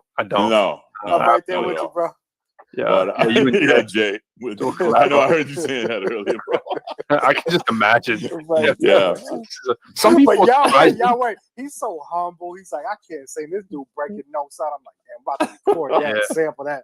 Even in that track, you can hear the tone in the voice. You know, you can hear, right. We got some of the Jonas, right? We got some of the Jonas to play. Oh yeah, we do. In fact, I gotta sit right there. Yo, let me give you a little Jonah so you guys can be formally acquainted, and so everybody can get to know Jonah. Yo, and we appreciate anybody who's rocking with us live. We know this show is going to be a viewed show much after the live because we know people got lives, right? And they're doing their thing. Many a mom and dad and out there who are like dying to get 5 minutes of rest. My wife is doing puzzles like upstairs a little while ago. She's like, that's yo, awesome. Doing my son's puzzle. Like, I just need some time. You know what I mean? So shout out to anybody rocking with us live and people to hear this back. But if you checking with us, yo, check in, man. Chime in. Let cats know that you rocking with us live. We appreciate y'all coming through. Try to give y'all a shout out too. And so Jonah, I got that track. I think I'm gonna play you a SoundCloud if that's all right. Wisdom Shouts in the Streets. Wisdom Shouts in the Streets. That's the title track of the album. Robert Upchurch from the Tramps is in that. Mm-hmm. Just make sure we mute our mics, boys. Yeah, just mute up everybody, and we'll let this run. All right. When did you make this, by the way? 2004. So I'm in dire need of new music, but we are working on new music now. We just did a. I thought you were going to say 14. I thought it was a little. Okay, no. We are working on we just shot a video for this song, which will be up soon, and I'm in the studio working with a live band. So dope. Yeah. All right, check them out. Yeah. It's a story of God's grace. What we're gonna do right here is go back into time. Oh yeah. Life got me locked in this paradox of true lies. So to maintain them when I can't, I find I'm getting high. None of these emotions have plagued a sober mind. Also burns inside, but I ignore the sign. Been the church, a place of worship, even walked in spirit. But in the end, my flesh was the bitter seed. Still believe in God, though he ain't talked in a while. Ever since he took my dad, life's been kinda wild. Girl loves me. She doesn't know what I do. Since I drink too much, all you think about is you. I know I'm selfish, I can't help it, I'm an only child. Mama's boys raised me by herself and meanwhile that was out dodging cops and getting crazy high. Caught the virus through the iris of the needle's eye. I guess the man in his best is but a mere breath. Like those your pulse will self turn to dust. Feel me, this was my life, far from Christ. Wise men's tragedy, lost in my pain. Time to live, time to die. Madness and folly versus the wisdom of the Prince of Peace. You will cry, depths of defeat. Times haven't seen far, God so out of reach. You will cry, depths of defeat. I know the lies say it loud, but wisdom shouts in the streets. Give me my medication for the soul persuasion nurse. Temper sort of my memory journey's outburst. Now I'm blocked, calling peeps collective, won't accept. Where are my friends? Till the end, it seems I have none left. So I be wise when the same fate befalls the fool.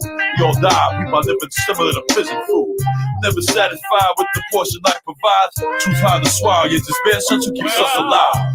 On a tear with no tears should ever fall. Don't have grip for this, one's about to scale the wall. Time is short, so I sit back and contemplate my moves. Instead of drugs, when I get out of here, I'm off with tunes. Not a change through the jail, it's just some godly fear. My earth gave me birth for her many tears. Not a change through the jail, it's just some godly fear. My earth gave me birth for her many tears. This was my life, far from Christ. Wise men's tragedy, lost in the pain. Time to live, time to die.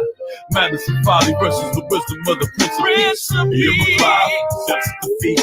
Times haven't seen far, God so out of reach. You will cry, that's defeat. I know the lies say it loud, but wisdom shouts in the streets.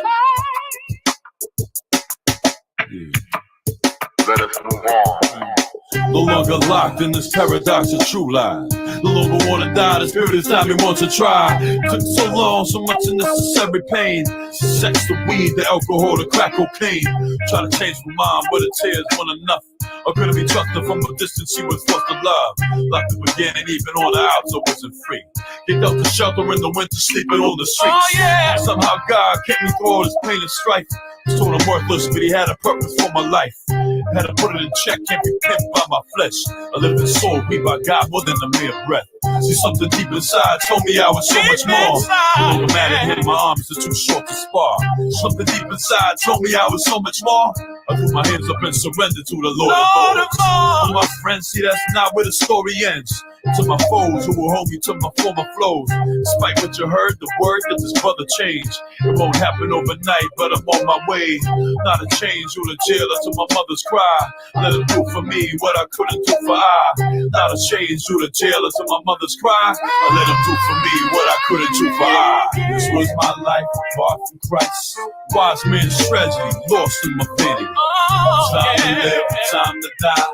Madness and folly versus the wisdom of the Prince of Peace. You was five, just defeat. Times haven't seen far, God so out of reach. You're my driver, just defeat. I know the lies say it loud, but wisdom shouts in the streets. Yeah, this was Jonah. Yeah, caught the virus through the iris of the needles. You caught that right there. You know, yeah. That's dope, man. That's a key. Listen, man. Thank you, guys. Can I interrupt right here? I've heard it already, but I'm still. That's LMX, man. LMX. His voice. That's Lightman X right there. Yeah, man. Hey. Yeah, man. I know. He's very DMX on that. Yeah. I'm telling That's you, facts. his voice, man. It's not even so much the voice. He's got the same kind of swag on that. The whole swag, the voice. Yeah, man. Even the melodic parts in and out with the harmony and the lyrics and all that. In 2004 though. Man. Wait to that. Oh man. Yeah, there's a newer track on the SoundCloud as well, and of course I've done some other stuff that we haven't released, but we back in the studio now, working on some new music. Same studio engineer, Ken Polk from Alpha and Omega Recording Studios. That was in his basement. Now he's got 2 studios in Reading, Mass. He's franchised, and we're working with a live band now, so it's going to be a much different sound. And I'm working with DJ Triple Threat too. So we got a group with no name. I know group with no name. All right, I was gonna say, what's you guys know what? Yeah. What's the bigger project there going on? Are you guys trying to? We got a group with no name. We're trying to come up with a name right now, but I have at least an EP's worth of material that I've already written. So we're gonna get in the studio. It's just really hard with my schedule as a pastor. Yeah, but we're gonna make it work. We're gonna make it work. Put out new material. For people behind the scenes, what is I've had friends who are pastors or whatever, but for people behind the scenes, what is the life behind the scenes? Like a lot of people under the misconception, you work Sunday. And you know what I'm saying? And you're just chilling. You know what I'm saying? Yeah, like right. let the people know what that life looks like. Well, I mean, my sermon prep, that's about 35 to 40 hours a week. I'm in sermon prep, just studying and writing. And of course, then you have meeting with people, building the church, because it's a church plant. Now that learning curve of 35 to 40 hours, will that come down after you've been doing it longer? Like people that have been doing it like 20 years or something, will they just? I absolutely hope so. Yeah, because you hear different people with different numbers for that. You always talk about how long that is behind the scenes, but 35, 40. Whew, we got my man Yahweh back. He dropped out for a second. I thought Yahweh was. I mean, John MacArthur puts about 30 to 35 hours in sermon prep a week, and he's been doing that, since he was young. I don't know if you guys are familiar with John MacArthur, but that's my responsibilities. My main responsibilities, besides family first, is obviously to pray and to do sermon prep to feed, the flock of God. So, and I take that very seriously. They don't need my opinions. They need truth. I'm very unimpressive, but God's word is it doesn't have the fading glory that man has. It stands forever. So people don't need my opinion. They need truth, because I'm not going to set them free, but truth definitely will. You're impressive. Don't undersell yourself. I can't wait to see you in Lawrence, man. I'm gonna come down to that one of them days. Bro, we love to have you guys. Yeah, I'm gonna be there. I'll be there in person, 100%, man. Absolutely, man. Jay's a little closer. Just so you know, just what's great about this, right, is because I am a postal worker. I'm right on the top of the list for the vaccine. I'm getting it. So once I get that vaccine in me, you can family got it works. Our associate pastor and his family just went through a bout of COVID. So Him and his family have been gone for a while from the church, and of course they have to get, checked out before they return. But how long they been?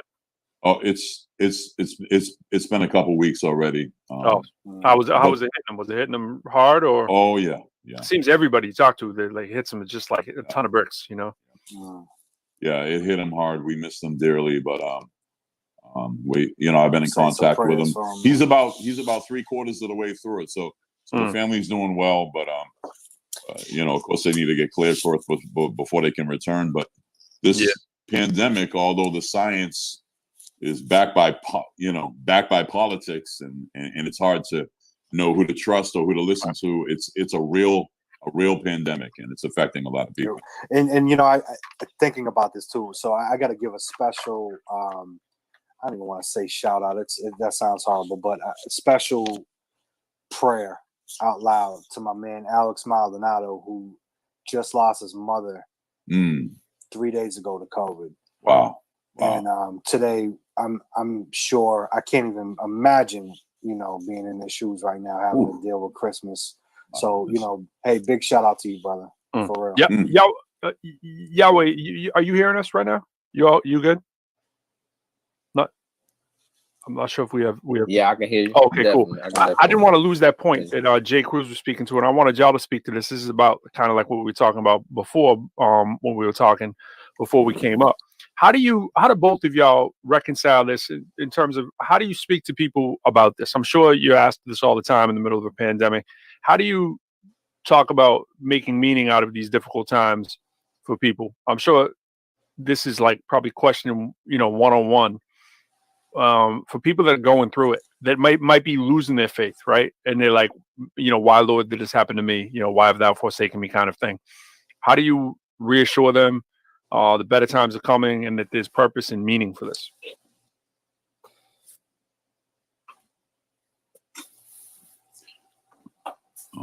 Yahweh, you can speak to that first since I've been talking to them. Bring it home. So like for me, like one of the fundamental things about being a believer is that our greatest expectation is life after death, right? And so, wholeheartedly, you always want to reassure people that their trust and faith has to be in whatever God's will is for our life, right? And I'm definitely one of those people too that I try not to be too opinionated with what I tell people. I usually just, try to give people the word and what it says, and allow people to, digest it or interpret it on their own. And so I'm usually straight with people when it comes to questions like that. It's like, I don't want to sugarcoat it, or I don't want to give you false hope, but I do want to encourage you. And so, stay the course, be devoted, stay loyal to God. Trust him, pray about it, and whatever God's perfect will is for your life, it will happen.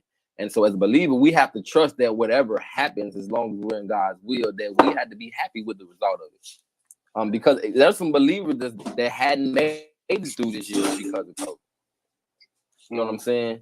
And so just reassuring people just to keep faith and keep trust. God has mercy on whom he will. Some of us, he's going to allow us to make it through this and have a story to talk about this to our grandkids.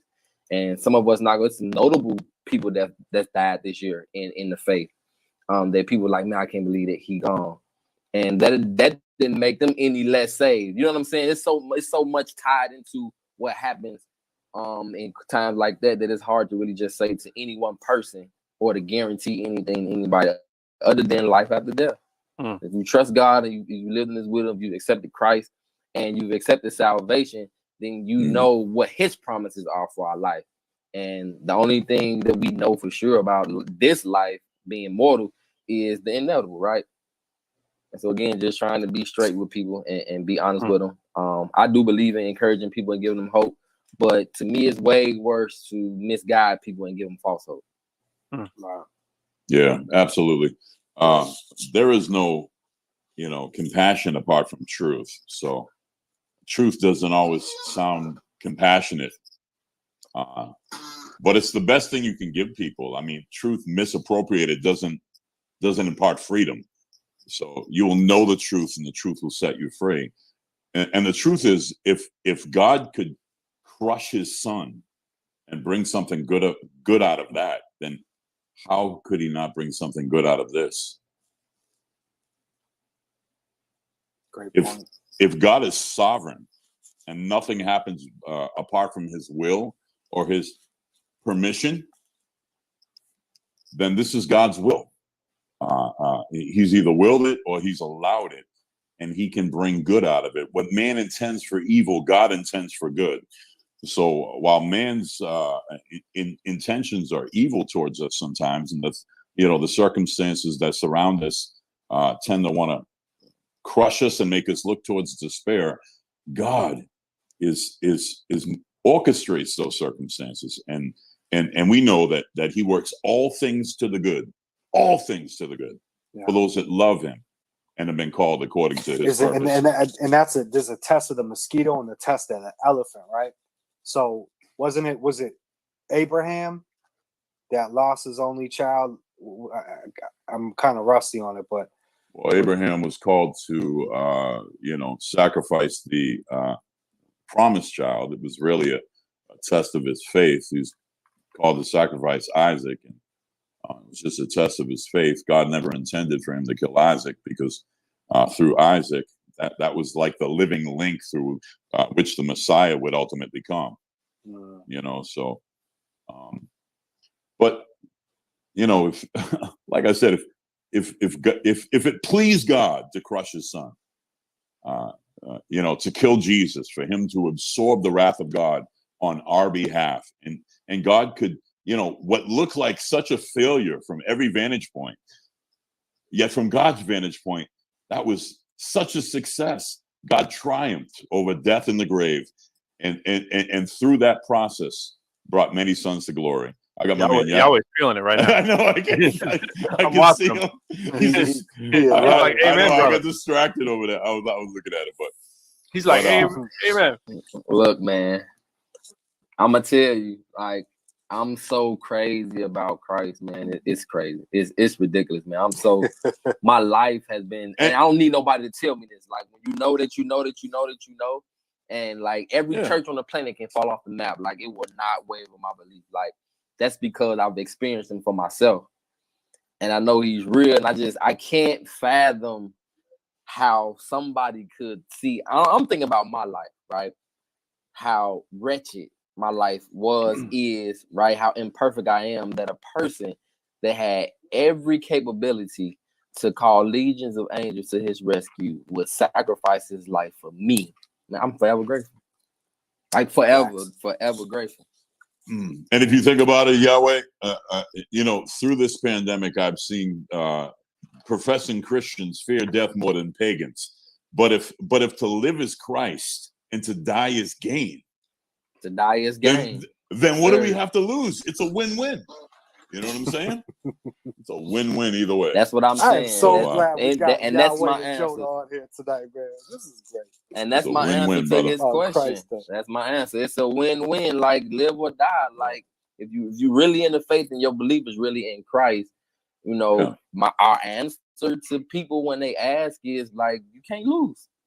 Live or die. If this is all you have, then you better look towards despair. If this is it. Exactly. If this life is it. Yeah. If this is your best life now, then you in trouble. You know what? The only thing we could do in our flesh is be the best version of ourselves. Pro, you said that. I think it was the last episode, or when you said that to me, just in our regular conversation. Being the best version of ourselves is the key. And the only other thing we could do in our flesh is put in that work, which is a transition. Who you know? Which is a transition. Was that a transition? Putting in work. Was that a video transition? That's a video transition. Wait till you hear my man. Pro, I am loving this conversation, because last time we talked, we debated for like 3 days. So 3 days. I thought it was more than 3 days, man. 3 weeks. Yo, I debate with more people on more topics probably than anybody on Facebook. You made me retire from debating, so I'm done. All right, cool. I'm done, brother. I'm done. Yeah, man. You were the last great debate. I am so done. Remember, you were like behind the I don't even have the scenes. time He was to do like, it "Yo, now. I should have you come debate like somebody or whatever." I was like, I ain't really trying to publicly debate anybody. You know what I'm saying on belief or not. But I will say this. I'll say before we jump into the song, where I was getting with that question is, I think it's easier for us to answer questions like why Jesus if you're a believer, right? The question, the challenge for both of you will become to a non-believer, right? Why this specificity of Jesus when it's kind of like picking restaurants from Grubhub, for instance, right? Like Jay does the Grubhub thing. It's like, well, I got this choice, I got Buddhism, I got Christianity, I got Judaism, I can look at the Torah, the Bhagavad Gita, the Quran, you know what I'm saying? Sure. So I think for people that are going through pandemics, and this isn't the first pandemic, right? In terms of things that affected the world, we're looking at God and we're saying, if this is your God is a miserable wretch too, would be the criticism, right? Because your God has decided to kill off billions of human beings, right? Well, he did it in the flood. Right. Yeah, absolutely. Right. He and did so it in the flood. So. And you got people coming to you and say, how do you rectify, you brought up, right, your only son, right? You flooded out, right? Pandemic. It's like, God has great wrath. So why do I want to come to this God, right? And specifically Jesus as the gateway, right? For the concept of the Trinity. Like what's the elevator pitch answer to that, if there is one? Let me say does it reduce to an elevator, or is it something that's much more broad, and that's why we have Sunday services and so forth?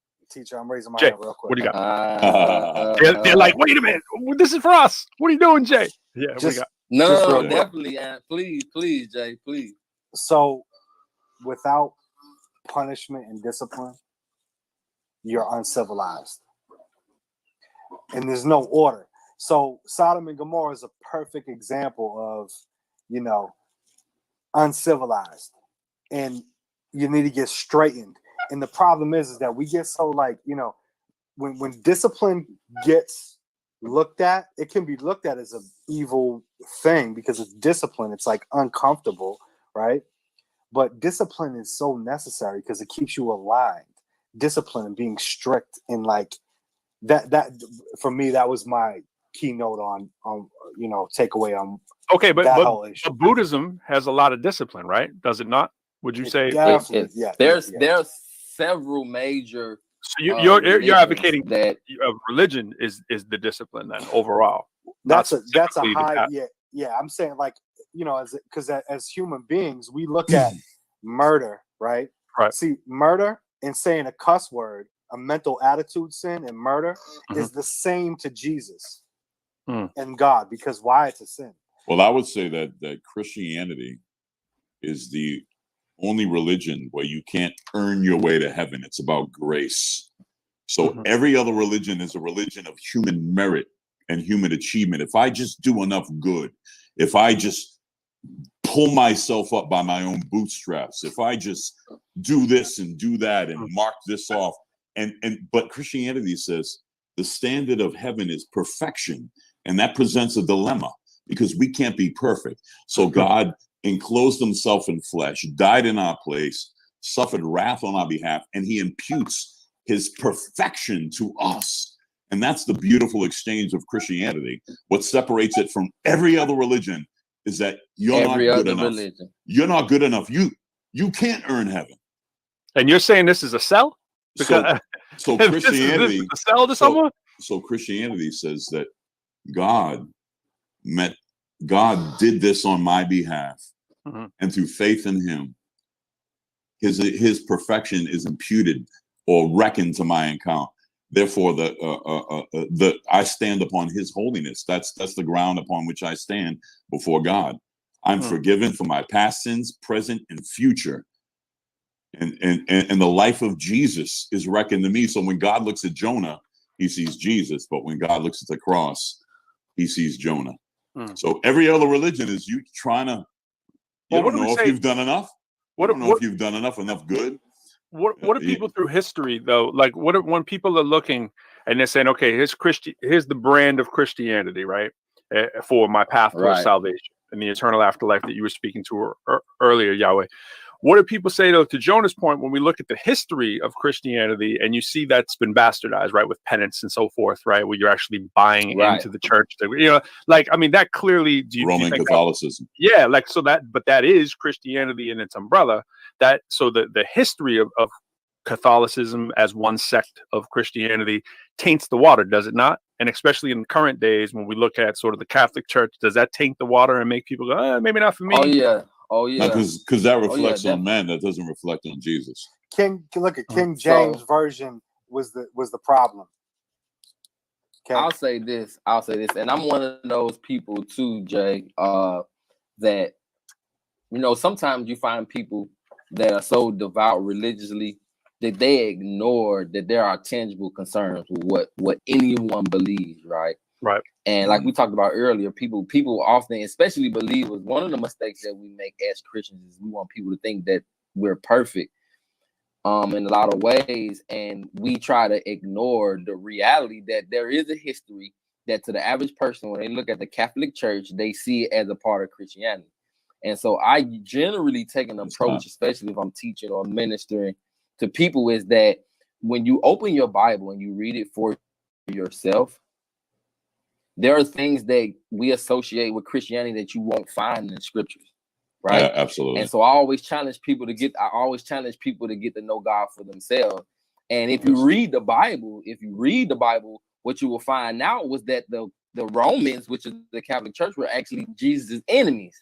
And so how you can associate, they're the ones that took him to the cross, even though, the elders and, it was shouting and chanting, they wanted a thief instead of him to be released. So why you would associate an era or a generation or a kingship or a community such as Catholicism as a part of Christianity when they were the Romans at the time who forced Jesus or his enemies, right? So how can you... But it takes really opening your Bible and reading it for yourself. That's why I always tax people with the opportunity to, you have to open up the Bible and you have to get to know God for yourself. That will automatically dispel a lot of the confusion with what we associate as, Christianity. And so as far as the actual elevator pitch, to your point, bro, like no matter what God you feel like you may serve, we're all in the same earth. So even if, let's just say hypothetically, you didn't believe that there was one God, right? So let's say you believe there were many gods. So whatever God you believe, they're all letting the pandemic happen, right? So right now they're all on the playing field. So you couldn't blame this God without blaming the other God, right? So the other idea is that they can't stop it. Not that they're letting it happen. The weaker argument that they can't stop it, that the earth has been set into motion, the universe is set, and God is a bystander. Not the Christian view, but the viewpoint that the world is set in motion, and whatever God that you're referring to, maybe for other people, doesn't have control of that, right? Well, that's the other argument. So the elevator pitch is Romans 10:17. And what's that? Faith comes from hearing, and hearing through the word of God. So and he that cometh to God must first believe that he is. You share truth, and God's sheep will respond to that truth. I don't have to dress up the truth, stand it up, prop it up. It stands all by itself. So when truth is shared, God's people, the elect, will respond to that truth. And so you may not like the elevator pitch, but faith comes from hearing, and hearing by the word of God. So our foundation of faith is knowledge of who God is. Of who God is. Amen to that. So many. I would tell people like the same. I'm sorry. I was going to say that so many false prophets, right, have come through the door. Goodness. Right. Yes. So many. Regardless of your politics, clearly you either believe in this day and age, you either believe Trump was that person, or you believe Biden is about to be, or you believe Hillary was that person, or you believe Obama was that, right? And whatever you believe, you probably believe that hard. But millions of people believe the opposite, right? So that argument that the people will hear the truth and they will respond is factually not true, because you would have to agree that people are hearing the opposite word. And when you look at this election and you look at 70 million, 80 million, clearly we don't all believe that's the same truth, right? Like, so And I'm not saying that they're preachers. I'm just saying that I'm speaking of the truth of the gospel, and how, and that's God's means to bring the elect unto salvation. I'm not even good. I'm not even going to wade through politics. I'm gonna give you. Let me Do I have to? I guess what I'm saying is, do I have to be in tuned in my ear to be able to discern that truth, or is it that our ear will, as soon as we hear the real truth? Are you saying that as soon as by that scripture in Romans, are we saying are you putting it on humans that we will? I don't mean you, but are we to say that humans will know the truth when they hear it? Because I'd be arguing they don't, right? Because I'm saying that regeneration precedes faith. See, I'm a Calvinist, and so I believe that God has to open your heart to respond favorably to the gospel. Okay. Gotcha. Otherwise, no one seeks after God. There is none righteous, no, not one. No one seeks after Him. So unless God initiates salvation, you are blind to eternal realities apart from Him opening your heart to respond favorably to the gospel, and He's under no obligation to save you. In fact, no one gets injustice. We either get justice or we get mercy. God doesn't owe anybody salvation. As soon as we insinuate that God owes everybody an opportunity for salvation, that flies directly in the face of grace and mercy. I live by a simple philosophy. I studied a lot of Bible doctrine, and my philosophy is this: is that my temple is my church, right? And the only person that communicate, I communicate directly to God myself, right? So 1 John 1:9 talks about rebound, which is essentially confessing your sins directly to God, right? So if I say the Lord's name in vain, I'm confessing that sin to God directly, and I'm forgetting about it. Faith rest technique. So now I've said the sin to God, I've confessed the fact that I've done it, and I forget about it, and I move on. And every time I sin, I'm out of this dynasphere, this dynasphere, which is a circle, right? It's a dynasphere. Is that a Greek word? Dinosphere. Yeah, I think it is. Dynasphere. Yeah, it sounds like it. So this is like the holy circle, right? Everything. Diogenes. And you're supposed to stay in the center of that. So when you sin, you're outside of that dynasphere. So now the goal is to stay inside of that dynasphere as much as possible. And as humans being imperfect, right? Yahweh, we sin. So therefore, when you say a cuss word or you drink some alcohol, you're intoxicated, you're sinning. So you confess and you get back into the dynasphere. And that philosophy is teaching you to be really good at being good. And the most important thing for a believer is to believe that Christ died for our sins. Once you've done that, to me, you're saved. Now just stay in that circle, and that's where the rewards will come after life. That's like my. I would disagree with that. Yeah, I would disagree with that. That's why I said it. It's okay. Debate's good. But again, that's me. That's I would say that philosophy. because then that becomes another religion of human achievement. It's really not about what you do; it's about what He did on your behalf. So Christians always sin. We are freed from sin's power, but still we have to struggle with the presence of sin. That's the doctrine of indwelling sin. So that's why we're to die daily. But we fall on board, but we'll never fall overboard. We've been forgiven for our past, present, and future sins because we have the imputed righteousness of Christ reckoned to our account. Because our best, Isaiah puts it like this: your righteousness is as filthy rags. So your best will condemn you. Rags before God. Apart from the sacrifice that Jesus made on your behalf. So it's really not about how good you are. It's about how good God was on your behalf.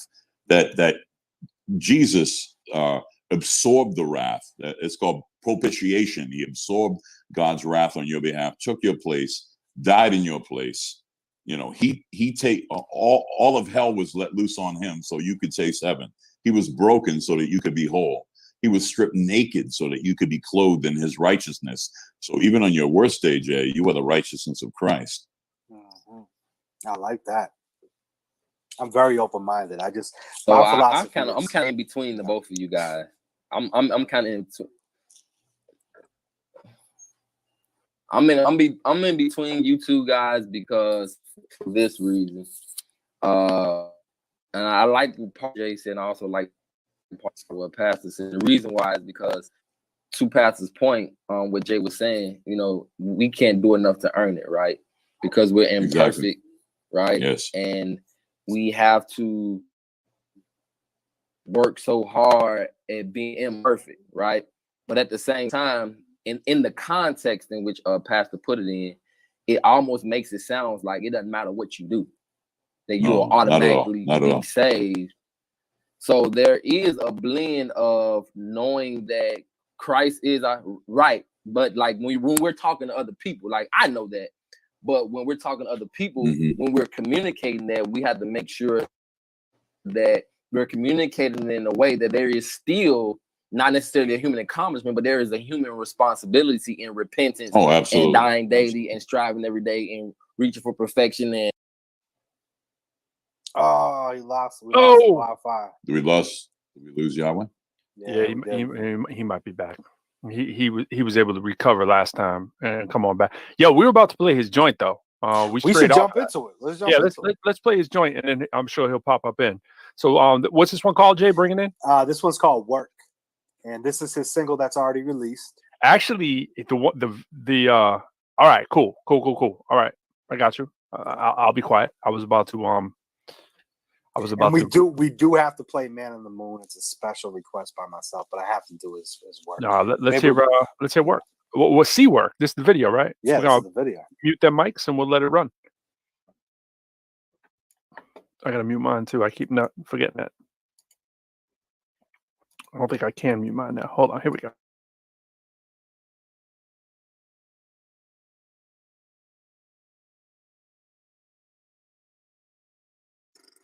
Oh, get ready. Oh, you got to work? I can throw my clothes on. 5 by 5, get the bread. Show me your location. Okay.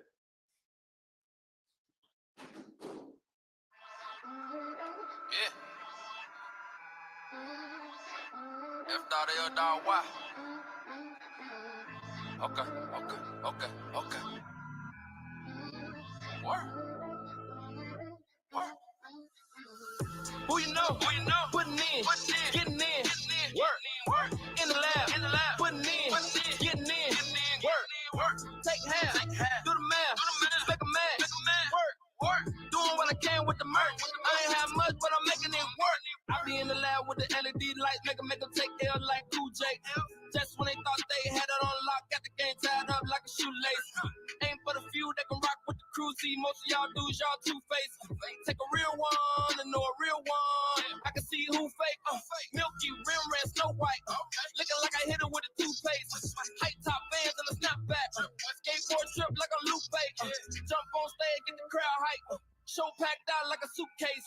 Jumping in line like it's my turn. Coming for the top like a toupee. Woo! Who you know?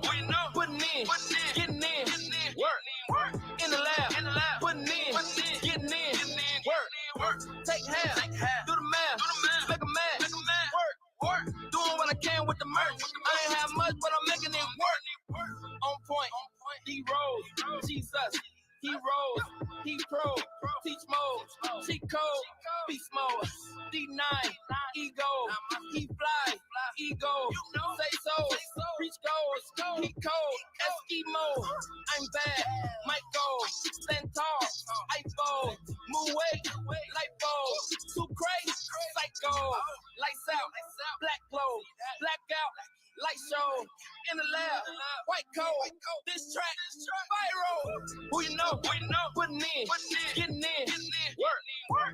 In the lab, putting in, getting in, work. Take half, do the math, make a match, work. Doing what I can with the merch. I ain't have much, but I'm making it work. Who you know, putting in, getting in, work. In the lab, putting in, getting in, work. Take half, do the math, make a match, work. Doing what I can with the merch. I ain't have much, but I'm making it work.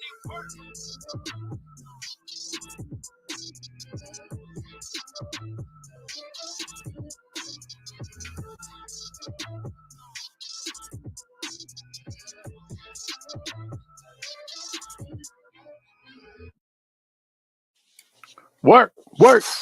Yeah, a hot joint right there. Putting in that work. Yeah, dope. Very nice. I'm assuming his phone must have died. Hey now. We got ads. I let that go a little long, didn't I? The unofficial. Let that go a little long now. Yeah, I've been really propping up P.S. Perkins on the banner from last week, man. I've been letting that P.S. Perkins banner go. P.S. was People amazing. That was an amazing show. Yeah. She was I still got her on the banner on the bottom, but yo, big shout out to Yahweh and Jonah coming through. What a blessing! What a blessing to be on here with you guys, man. Awesome time.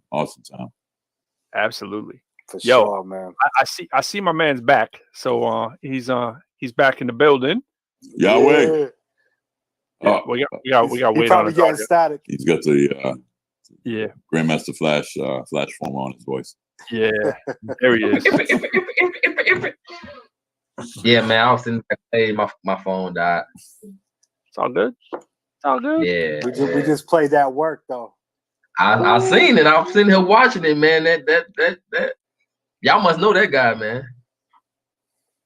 He got plugged on a Pro Crow show, man. I know. That's a milestone. Let me change this banner. Hold on. Check it. This is on the fly. What we saying? Bam. All right. Hold on. Bam. There we go. Let's give them their props.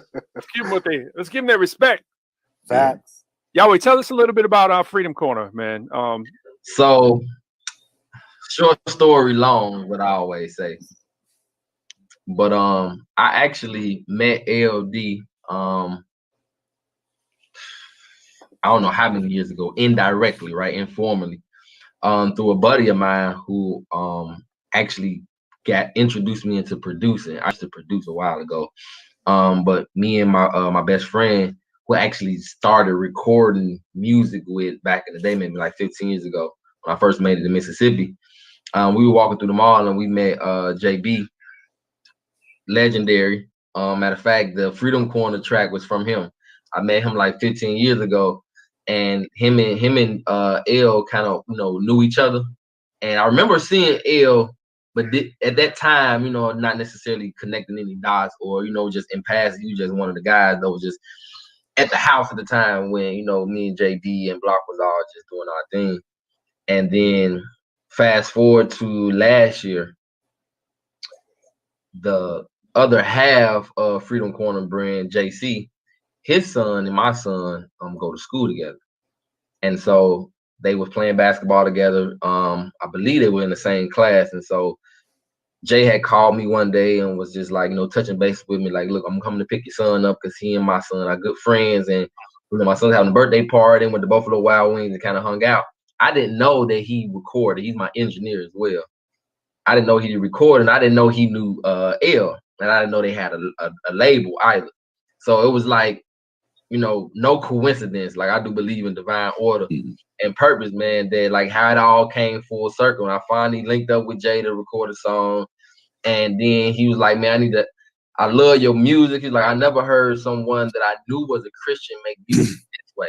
Like this, because they had did secular rap for so long. As artists and as brand owners, all their artists were also circular artists too. But they were like, man, what you doing is just different. We never heard nothing like it. I want you to meet my homie. And so he called his homie, and his homie show up, and it's Ed. I'm like, what? And man. And so those guys, man, came up with a beautiful concept of Freedom Corner brand that really represents the artist. Where they, y'all know as well as I know. But the rest of the people don't. You know what I mean? Artists don't make money off music, man. But they work in a way to where it's really supportive to an independent artist. You know what I'm saying? They give you freedom and creativity, and they help you do what's best for you as an artist. And so it's beautiful, man. I couldn't imagine it doing any other way, honestly. That's why I literally, when I met LD and I spoke with him, and I fell in love with the name. And Jay's a name guy. Yeah, and then we're on this show because he likes the name. Hip-hop citizen, that's the dopest name ever. We gotta, we gotta take him up on that. That's fact. A few other reasons. The name spoke to me. It's that again, everything lining up. And I told him, I straight up said, yo, I want to sign with your label. He knows nothing about him. He just likes the name. I spoke with him one time on the phone after having communication via, messages and stuff. And after I spoke with him, I said, bro, I want to sign with y'all. Just to, I want that name to represent. Like I want to have that name tied to me. Is really how I felt. And then Yahweh, I meet Yahweh. Come on, man, work. Work. Work. Bro, we got to do some more work together. I got some tracks I need to send y'all to get y'all on some tracks. Of course, we got some features coming. Look, let me tell you something. My brother, I showed him that work joint, right? And he said, yo, y'all need to do a remix. Whenever you're ready. I'll be ready, baby. Put it in. Doing that. Work. Yeah. Let me kill the hook for you. That's it. definitely got to get Lightman X on there.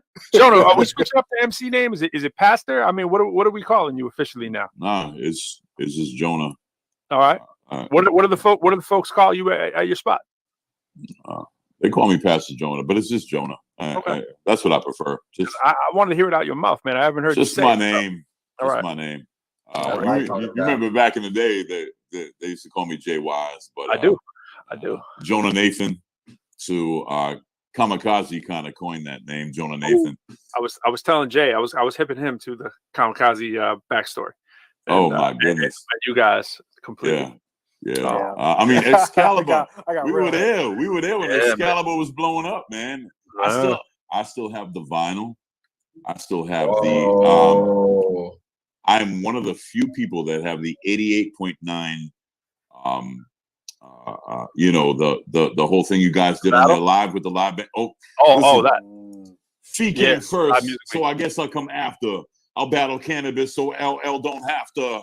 I mean, and that's an inside thing. Yes, you did, Pro Lyrical. Yeah. And the whole studio erupted. Oh my goodness. Those one of the best best freestylers. The best. I mean, hands down. Whew. One of the best lyricists I've known. One of the best lyricists I've ever known. Appreciate it. Pro Lyrical. Got some stuff coming. Hands down, brother. Appreciate it. Have to give the respect where respect is due, Appreciate it. Trying to be better than I was yesterday, man. That's it. That's all I do. Is Pro gonna be on the Freedom Corner joint? You're amazing. What you say? Pro, you on the Freedom Corner joint, right? I'm on that Freedom Corner joint. Yeah, man. Yes, sir. I'm gonna get you on the album too. You're gonna be on the new project. You have to be. All you gotta do is call it Freedom Corner, and I would have signed to it all about. That's it. Yeah, man. Let's run a little bit of the Freedom Corner joint. Let's play a little bit of that. Let's not the whole thing, but let's because we don't want to steal the whole. Let's hear it. It ain't really the real deal until it's blessed by Yahweh, right? Exactly. Let's hear it. I love it. Don't do that. It's our listen. That's the joint. I told Pro, I said, Pro, Yahweh definitively on the Freedom Corner. Like it don't make no sense to not have him. So here's the Freedom Corner. We'll let him hear this as much as we can until I lose the vibe. Nah, you don't lose the vibe in this joint. It's just I want to hear Yahweh on it too. So all right, anyways, I think we got sound. Let's go Freedom Corner. Woo! That's the end of Get Your Hands Up. Mute that mics. Freedom Corner. I turned my volume down. Same thing. Yeah. Let's make it known, you know what I mean? Quo. Yeah. How you feeling? How you doing, though? In the bedroom with the studio. Shorty barely moved, yo. Fan first, I reverse what you doing, bro. Plans work, we immerse with the jury, though. New hook coming. New hook coming. New hook coming. In the bedroom with the studio. Shorty barely moved, yo. Fan first, I reverse what you doing, bro. Plans work, we immerse. I'm on the corner, free riding with my click in them. Before Atlanta, Mississippi hit the map off of discipline. Disciples at the table thinking labels made it Timberlands. Recycled off the majors, quarantine, I'm in the crib again. Playing daddy, school teacher, and a hooligan. I'm on salary, not married, but I'm rudiment. The queen cheers, so it's cheers, bottles moving in. That's weekdays, long nights, videos all Peruvian. A big dream texturized on the podium. Reflect the vibes, hope you feel what I sow in them. We on books, former crooks, tall castles, no linoleum. There's no church, but I preach on this flow we in. The temple is my mental, so the soul is detrimental. When I hit the instrumental with the pen, don't use a pencil. You understand the code, so conversion is eventual. Know the version, I'm essential. How you feeling? How you doing, though? In the bedroom with the studio. Shorty barely moody, yo. Fan first, I reverse what you doing, bro. Plans work, we immerse with the jury, though. Yeah, how you feeling? How you doing, though? In the bedroom with the studio. Shorty barely moody, yo. Fan first, I reverse what you doing, bro. Yeah. If I listen to the haters, the Thompsons ain't a player. If I visit conversations, breaking down all the layers. My two brothers to the death is how you would betray us. Word bomb. They put us on, now they all obey us. The curve's long, but the gram about to pay us.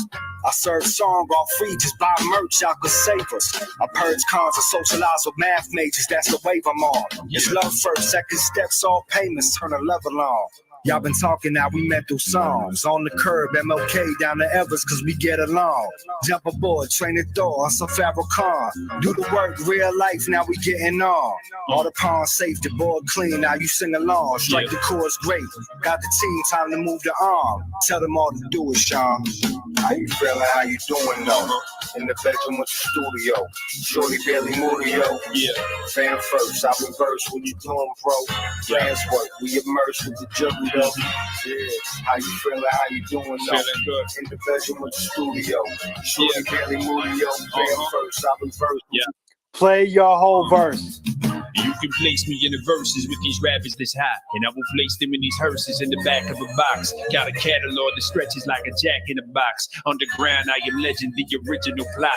Thought-provoking, how I'm poking and stoking the flames. Freedom riding on some Stokey for a change of his name. Changing the game, my whole education was lame. Mega average, no one ever even mentioned his name. Martin neither, even him barely a quarter a page. We learned nothing about that corner where that freedom was laid. A shame. Now many corners where there's MLKs, boulevards, grilling hard, still things ain't changed. Is we supposed to lead the hood or is we supposed to refrain? Trying to play the Eric Stokes forever post King James. Spit flames, how we handle that heat, gripping that rosary while getting our Omari on doing it how it's supposed to be.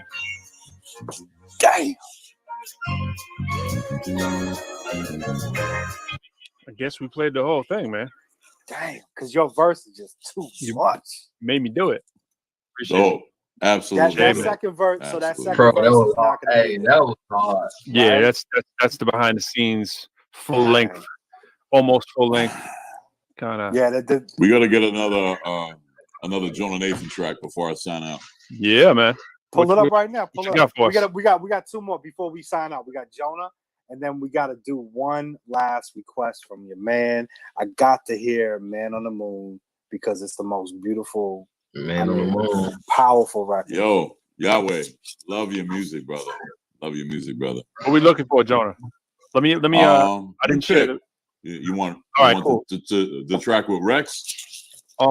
Yeah. Let me hold on. Let me jump out of this one more time, as I didn't share the audio that time. But let's go. Boom. Spitting Image is dope. The track with Rex is dope. Yep. All right. Let's go. Should I be looking in this piece or just keep scrolling down? I like that banner, Jonah. Thank you, brother. The Seb Static Tongue from of the Fire is the Rex joint, right? Seb Static from the Tunnel Rats made that artwork. Tongue is the Fire is the one with Rex. All right, I'll run that. Let's do it. Ooh. Rex is a beast. University of Maryland.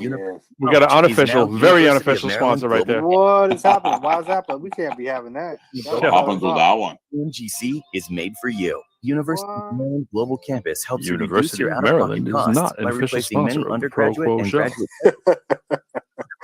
resources, including Not we gotta talk electronic over textbooks this and ad, more, so we don't all get kicked immediately off. available through your Talk online over classroom. the ad. Get started today at umgc.edu. Okay, ad. Certified to operate See you later, Rich ad. Yeah, I'll be king. Yes, Jonah Nathan. The tongue is so small, yeah, they post great things. Don't listen to them rappers. They don't care about the kids. Beasts are tame, but who could tame the tongue? It's restless, evil, full of deadly poison. Red like fire, makes you choke. It's what the fire can't consume, it'll stain with smoke. So burn, baby, burn, your mouth's an inferno. Words burn in thirds and hurt like sticks and brimstone. Protect your neck bone from these empty cutthroats. They live for money, but spiritually they're dead broke. They put their whole hope in things that's temporal and gain the whole world for the price of their show. The thoughts are sterile words, they don't arrival. That's why I speak life from the pages of the Bible. Sport, valley apparel, all things are made new as we walk the road. Seldom traveled by the multitude. Their glories, their shame, their God's appetite. They focus on the material things in life. They exploit a woman and mislead our little girls. The limits of their horizons is this world. They target the head, trying to take out his men. Waste no time when it comes to the young. So forget about the punk with the gun. Cause the power of life, death is in the tongue. I reflect the eternal through this music. Illness is sacred, truth is naked. Bless it and break it. Take it and feed the thousands. It's their mustard seed faith that's moving mountains. No longer doubting, but driven to give them all. Trying to save these kids from the streets in its call. We can't let them fall victim. They're killing our children with words of deadly venom. They send them messages like self-worth is equal to net worth. And in the same breath, they bless God and curse. Living in the image of pimps, hustlers, and hoes. Reaping to the flesh where corruption is sown. Reaching before they're grown. Tell them not to be conformed. Don't cast no stones, cause we all fall short. I got love for your player, I just hate the sport. I got love for your player, I just hate the sport. See their glories, their shame, their God's appetite. They focus on the material things in life. They exploit a woman and mislead our little girls. The limits of their horizons is this world. They target the head, trying to take out his men. Waste no time when it comes to the young. So forget about the punk with the gun. Cause the power of life and death is in the tongue. Song is the 5 words, prescribed design, innovation, divine inspiration, guides the mind patient. Steady on the block, we watch them thugs villains. Murder is selling poison food to the children. Food for thought, I force for tummy feeling. Hungry but willing to hand you my meal if you be ailing. If I could just see through the ceiling, I pray your Lord stop the music if it's the cause of the killing. Forgive us, Father, for we the authors of peer pressure and such. If we're near to the dust, then help us to rise. Open the eyes that's wide shut. From the womb, they doomed us lost souls, aka materializers. Rap stations guide us, passion in Christ we beg for. Give your poor misguided kids or this time to fly. Just trying to find a way to make it out Metropolis, preparing for apocalypse. I know it's hard to speak peace when the nature is war. The models get yours and life is so raw. But there's more to life than what you're talking about. So we're here to talk about what y'all done left out. I know it's hard to speak peace when it seems out of reach. But I refuse to pollute the air our kids breathe. It's the things that the power of life and death is in the tongue. I know it's hard to speak peace when the nature is war. The models get yours and life is so raw. But there's more to life than what you're talking about. So we're here to talk about what y'all done left out. I know it's hard to speak peace when it seems out of reach. I refuse to pollute the air our kids breathe. Must pursue the things that build up our young. The power of life and death is in the tongue. Mama always said, watch what comes out your mouth. Mama always said, watch what comes out your mouth. Mama always said, watch what comes out your mouth. Mama always said, watch what comes out your mouth. Yeah, my man Adrenaline on the 1 and 2s. Corey Christie, thanks for coming through. Big up all area crews.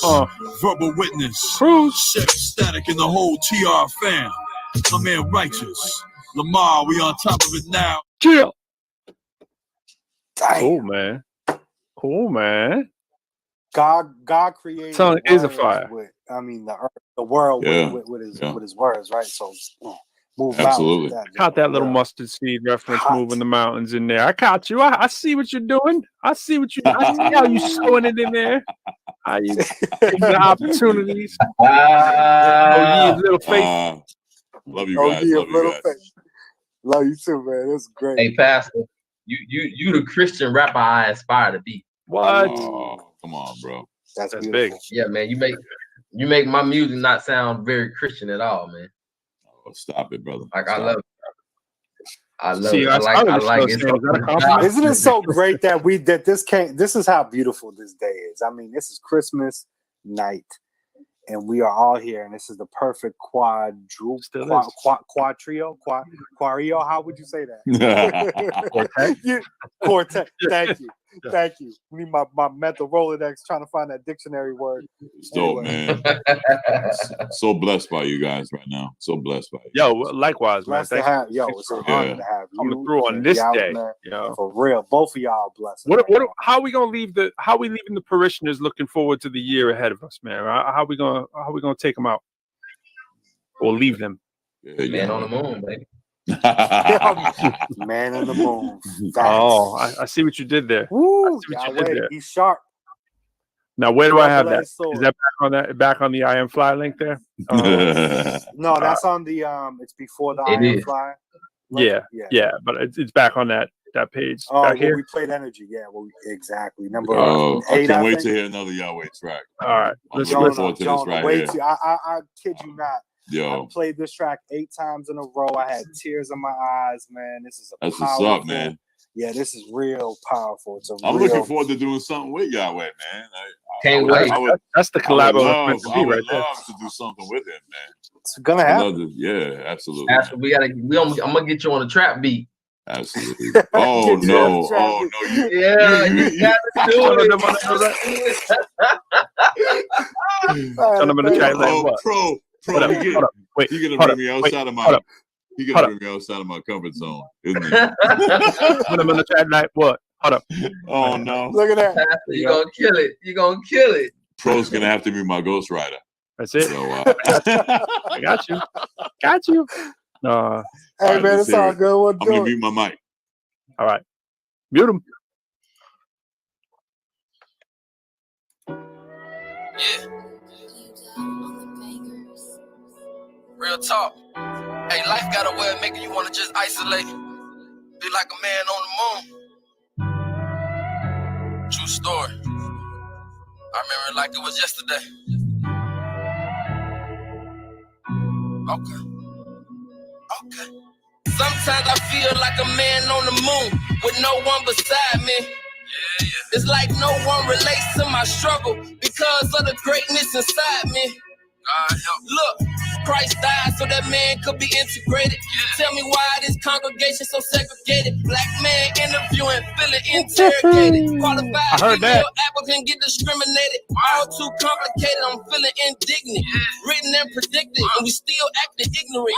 Tell me what is different. Look at our predicament. Presidential foolery is getting ridiculous. Eyes wide shut, blind leading the blind. It's time for us to rise up. Well dressed, ain't gotta tell me put my pants up. Officer, I don't have a weapon on me. Why I gotta put my hands up? Insurance solid, license is valid. If racism dead, then why am I wearing handcuffs? Cars in my name, seatbelt buckle. I haven't been speeding, then why am I wearing handcuffs? War for arrest nearly ruined my vacation. Wasting 4 hours in the police station. Look, Uncle, he tweet, had grandma worried. My mama couldn't sleep. Homie, this a true story. Wife trying to postpone, but the funds too low. Feeling like Akon, they ain't wanna let me go. I'm weighing out the cons and the pros. They prone for reaction, but I'm keeping calm, I suppose. But you see, it's times like those. Yeah, they make you wanna get your astronaut clothes and be like a man on the moon. A man on the moon. Mr. Neil Armstrong, lend me your biology. Considering astrology, keep your ideology. Searching every part of me. Faith ain't what it ought to be. It's from my genealogy. I'm giving no apology. Obviously, I'm on a journey and I'm knowing.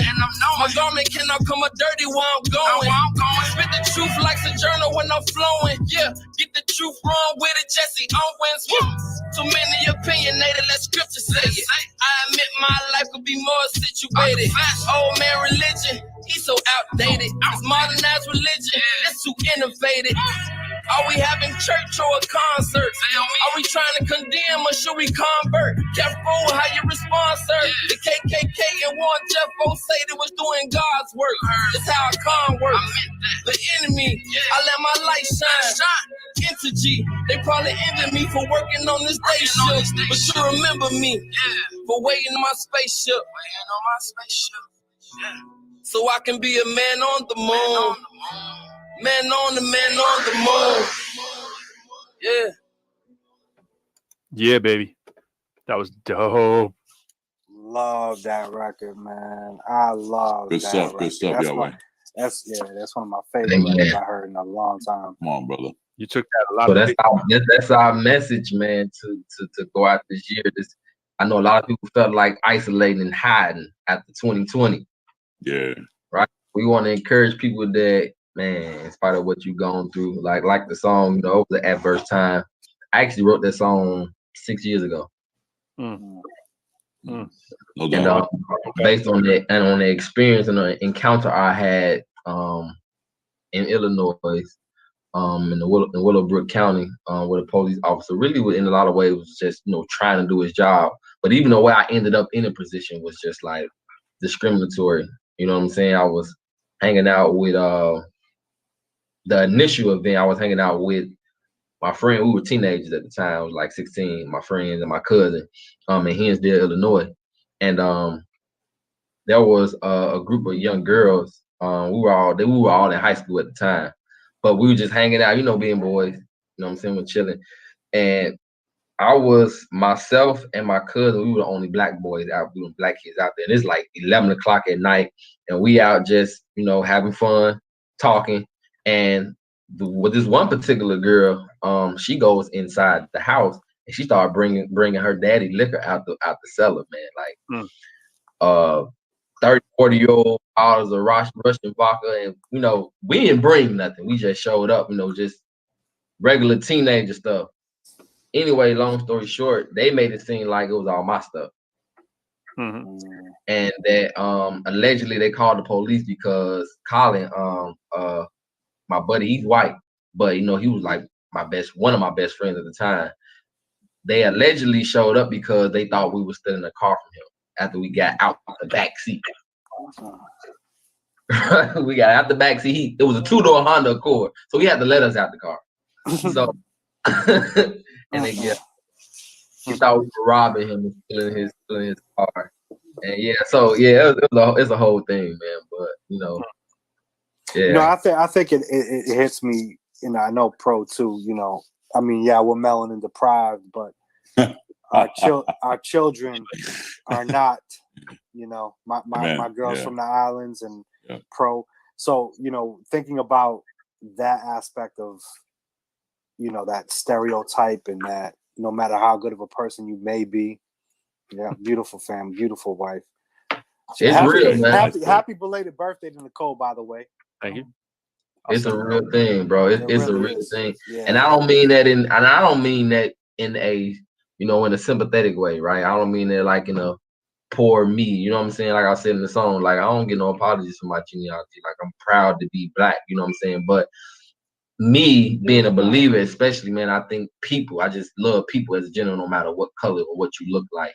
And so like it ain't a poor me thing. It's just unfortunate that there's people out there who don't understand. Like we was talking about Christianity, how sometimes even as believers we ignore what other people believe, even though they have in a lot of ways a Christian foundation. They just don't use the same words and verbiage that we use, right? They may use God, and disciplines and structure and stuff like that. And so the fact that people try to ignore that prejudice and racism don't exist, that's what's frustrating. It's real. Like I ain't looking for no sympathy, no hands out, or nothing like that. Like I know life is gonna be challenging just because I'm alive and a human being. But to try to ignore it and act like it don't exist, it's crazy. Now I feel like the brotherhood and the sisterhood of hip hop, right? Hip hop is the solution to all this, and I know I feel like my kids and our children, they're gonna be the differentiator of all these issues. Yeah. I feel like the gospel is the solution. I knew that was coming, Jonah. And you're right. The gospel. Ultimately, I can't disagree. I cannot disagree. In the stream. When people say the gospel is not enough to cure society's ills, maybe it hasn't been enough for them, but the gospel is sufficient, and it doesn't need man-centered ideologies to come alongside and help. If Jesus Christ sets us free, then the implications of the gospel is that not only are we reconciled to God, but we're reconciled to one another. To one another. Yes, sir. It's all there. It's all in the gospel, man. If we treat each other the way, the principles, man. Love your neighbor as you love thyself. Yeah, because has nothing to do with check it out. Partiality. Racism is just a nuanced version of partiality. We're all guilty of partiality. All of us. Everyone. No one is exempt. White people aren't more prone to partiality than other people. If it's a sin issue, then it needs the gospel as its remedy. Yep. Bottom line. It's hate. It needs love is the cure. That's it. And it helps to not be stupid. But you know, that's a great point. I love you, brother. There are some things that a little bit of it really does help if you're not. That's definitely, that definitely. No, but you know, at the end of the day, though, I feel you because at the end of the day, I mean, like on my my outlook, I generally see that all people are someone's baby. You know, all right, and we all, especially on today, we think about we are all children of, right, and absolutely, and even if you're not thinking in that frame of mind, that it's easy to forget that when you see someone, you know, you guys were talking about sin earlier, you see somebody acting in a way that you know you'd rather see them not, that they are at the heart they're injured, right? They're lacking, they're acting out of or because of. Right. There's never just random, I'm just going to be a D-bag today. No, there's a cause, and there's an effect. Right. And when we just look at the effect, we miss the biggest part. We miss what's under the tree. Right. What's under the ground. Right. The roots are vast. Right? Yes, sir. So when we're just paying attention to the superficial and what's happened, and we're kind of it's selfish in a way. It's like, oh me, look at how this person's hurt me. Well, look at how this person's been hurt, right? So I'm not saying to just immediately turn the cheek and just go, oh well, let bygones be bygones immediately. No, sometimes you want to try to intervene, right? And you don't just wait for things to go away.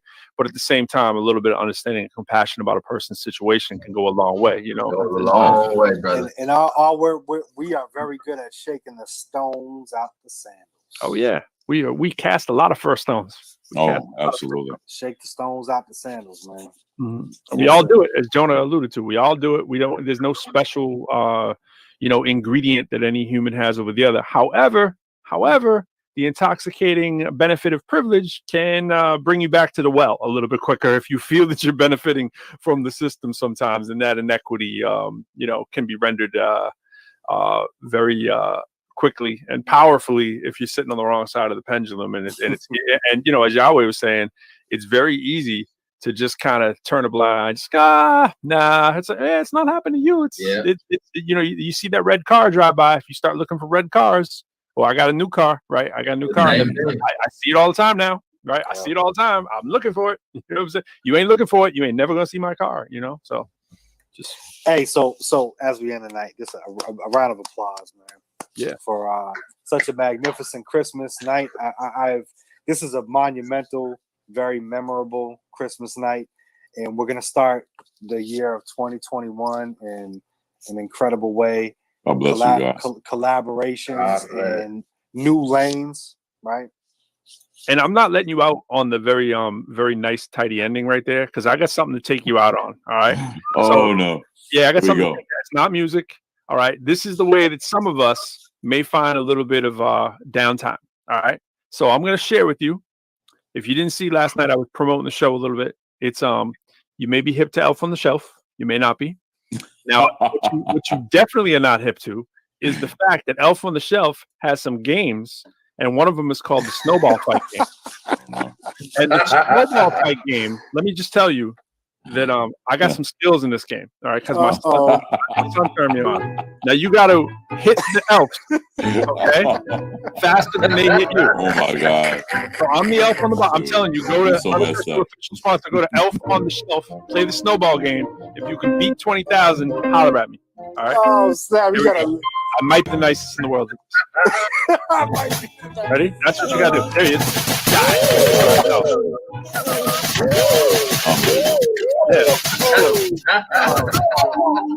Oh man, I'm getting crushed. It's the pressure. It's the glasses. He's supposed to hit Santa Claus, man. We only got 5 lives. We only got 5 lives. You hit Santa, you lose Santa. Oh He said man. he said I might be the He's supposed to hit St. Nicholas, bro. I'm saying, I don't even understand why I'm not good at it. Unbelievable. Video game. I got too many lyrics to write. But this game, come on now. Come on now. Howard, you see this?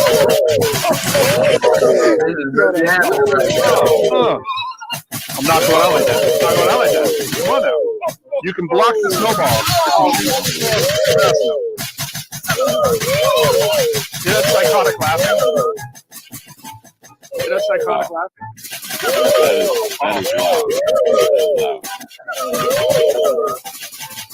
I love this game. If they want to sponsor us, I got them. You gotta be official for next year.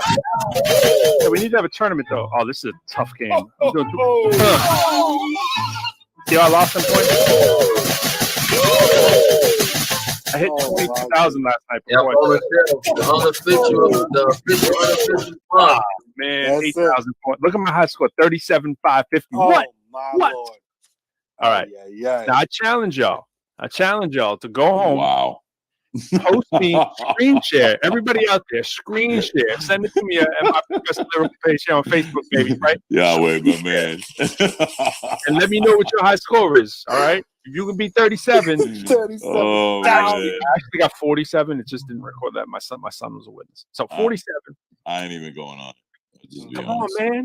By the time we do it, he's gonna be like, I'm at 62. You feel better in the morning, man. You feel like, I feel so much better now. I hit those notes, those little healing notes. He gonna be hitting me with a text at 5 a.m. Yo, I ain't gonna sleep yet. I'm at 62,000. It ain't like that. It ain't like Unbelievable. that. I've honestly only played that about 30 times. But after like the 5th time, I figured out the system. I was like, yo, I got it now. He got the mathematical equation. I do, man. I got it. I was like, bro, you all into that game, man. just a little bit. But I'm hoping it doesn't go away now. It's midnight. I have to get that in because it might be like a midnight Christmas thing. It goes, you know. Yo, I gotta give a shout out to Pro and his festive gear. Yeah, man. The most festive Hey gear. man, you gotta show you gotta show the jammies, man. You got everybody thinking that's a sweater, man. You gotta show the whole joint. Stand up. Jammies. We were sharing, yo. Yo, he got the PJs on in the PJs though. Yo. He ain't in the PJs, but he's in the PJs. Telling you. I was in the PJs. I put this on just for y'all. I knew Jonah was going to. So great. Yo, you missed. Yo, last week he had the. Y'all see that right there? He had Top the of the Christmas tree. light necklace on. He was the man. The whole get up. Yeah. I'll be putting. I white put the hat on to because I got this light. If I'll be blind, I need the light, so I'll be always dressed up. Oh man, I'm dying over here. Yo, Jonah. much continued success on the new spot, man. Thank you, Shout out brother. to Lawrence spot, man. That's crazy. Yo, one more time for everybody. What's the full name? Full name of the spot? Grace to Build Worship Center. Grace to Build Worship Center. Cool. Yeah, Cool. Lawrence, Massachusetts. Yeah, I want to see, Jonah. I want to see all of y'all in the front pew one day.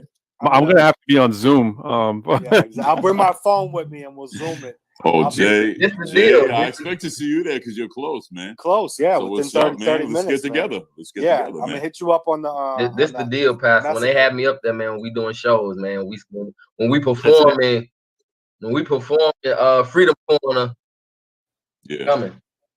Absolutely. Yeah, let's do a track together, brother. Let's do a track together. Absolutely. Definitely got this.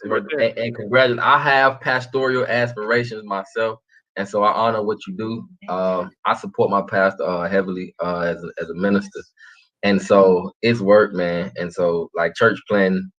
Oh my God, is hard. People have no idea. I've been with my pastor about 15 years, and we've moved now into our third building, and so like just not even being in his position, from my vantage point, it takes the grace and strength and wisdom of God to even get to that point. And so when it's a job that's 24/7, right? Who takes a job like that in real life though, right? Yeah. Like in real life, you make like $5 an hour because you work 24/7, right? You give up your personal time. Every like MCs, so, man. like, Yo, I salute you. I salute Yo, you guys. Like, it's an honorable thing. and just my quick advice to you in terms of Christian hip hop. Don't embrace the culture. Seek to redeem the culture. Don't fondle it. But speak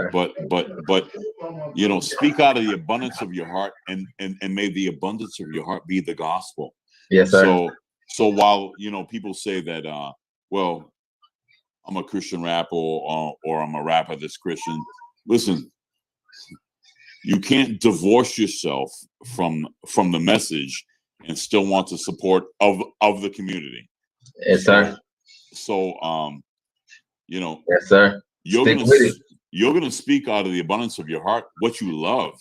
So if what you love is hip hop, that's gonna be obvious. But if what you love is Jesus, that's gonna be obvious. Out of the abundance of the heart, the mouth speaks. Hey, that's why we pre-saving the album.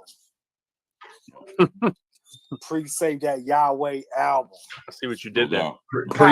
Pre-salvation. That's pre-salvation. Ooh. I love it, brother. I love your gift. Keep doing your thing, Yahweh. I thank Pro and I thank Jay for putting this together. And thanks for coming through, man. So privileged to have an opportunity to get to know you. Yeah, keep checking in, man, and we'll be up on New Year's too. So check by. Yeah, definitely, y'all. Let's do it anytime, brothers. Yeah, man. Love you guys. Love you guys. Absolutely. Hey, Pastor, what's your email so I can send you that trap beat? PastorJonah.G2B@gmail. But you said G2B. PastorJonah.G2B. The numeral 2 and B. Grace to build. That's G2B.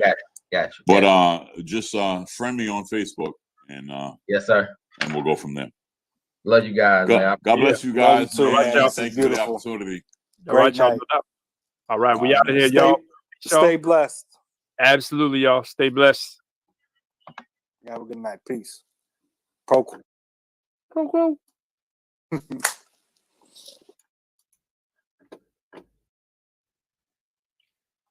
Well, Happy New Year, mic check 1 2. How's it sounding right now? What it is? You sound lovely right now. You sound so lovely.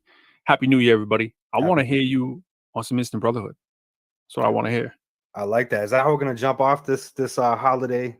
I think we're setting off the new year right, man, with music. The same way we always get down, man. We're gonna start it with some music. Y'all good? Let's go. All right, I'm ready for you. Instant Brotherhood. It's too hot. It's too hot. Yo, what's up? What it is.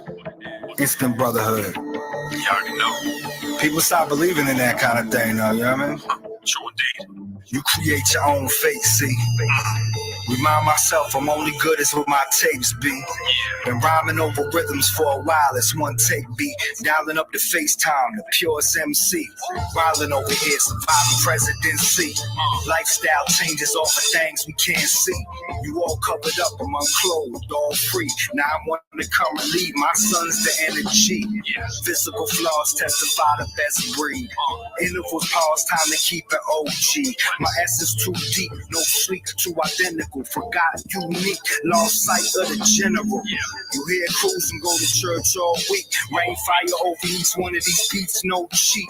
Hip hop election here. Pro told me that my lyrics like the best of years. Say cheers. Yeah, that there, that's my brother though. True fam, same vibe, different mother though. Sick for years, no tears, never suffered though. Immunity, split from the herd, we them buffalo. Y'all haven't heard, take the word, but discover though. Once Doctor and a beast come together, Mark Ruffalo. The upper glow out the east, blow the cover though. And 9 superstitious, but I'm bumping Stevie Wonder though. If we receive them keys like Khaled in the same keys of life, could we harmonize the balance? Y'all know the skills from the superficial battling, but once we dig through the depths, it gets staggering. True swag is on the end, had to master it. The reciprocal superficials just masking it. See pros, then you see my glow. See crews, each others, we them CEOs, my brother.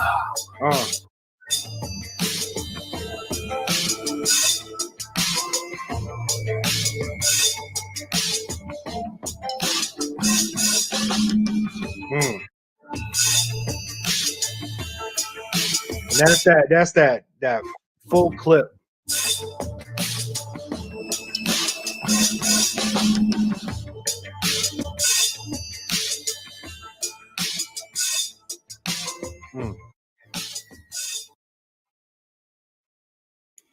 Yeah, man. Happy New Year. Happy New Year with that one right there. I'll tell you. I was feeling that right there. Hey, Christopher, what's up, brother? Or Christoph. I got we got everything up, and I got to give the people the update. I didn't make time to get my computer up and running. It's been down for 2 months, which was good. I'm unplugging from the system, still writing and working, but I put the recording down for a little bit, and then today I went and hammer on it and started banging out these tracks.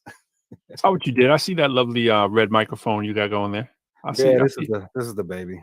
Is that a official sponsor, or is that an unofficial sponsor, or is that neither? Is that yet to be determined? That is yet to be determined. We will be talking about it though. But today, I would say that the most unofficial sponsorship, especially because of who we have sitting in the green room. Yes, I think I know where you're going with this. Yeah, so we'll talk about the person first, and then we'll introduce the sponsorship. But this person is the biggest mentor in my life. And the reason being is because he's my pops. What? AKA Pops Talk. So I got my father, Mr. Personal Development, goal setting we're going to talk about, and personal development, of course. But the plug is going to be the healthy lifestyle. Health. Without health, you are nothing, right? That is true. That product, man, that's the good stuff. And this right here, Best Defense, is another Herbalife product. And it's you get a cold or something, it's amazing. You drop it in some hot water, drink it back, tastes great, feel good, the energy's amazing. Okay. I might be a little biased just because when you see my dad, by the way, the question that everybody's gonna say is, I know you're gonna hear. Right? What are they gonna say? Thought that was your brother. That's right.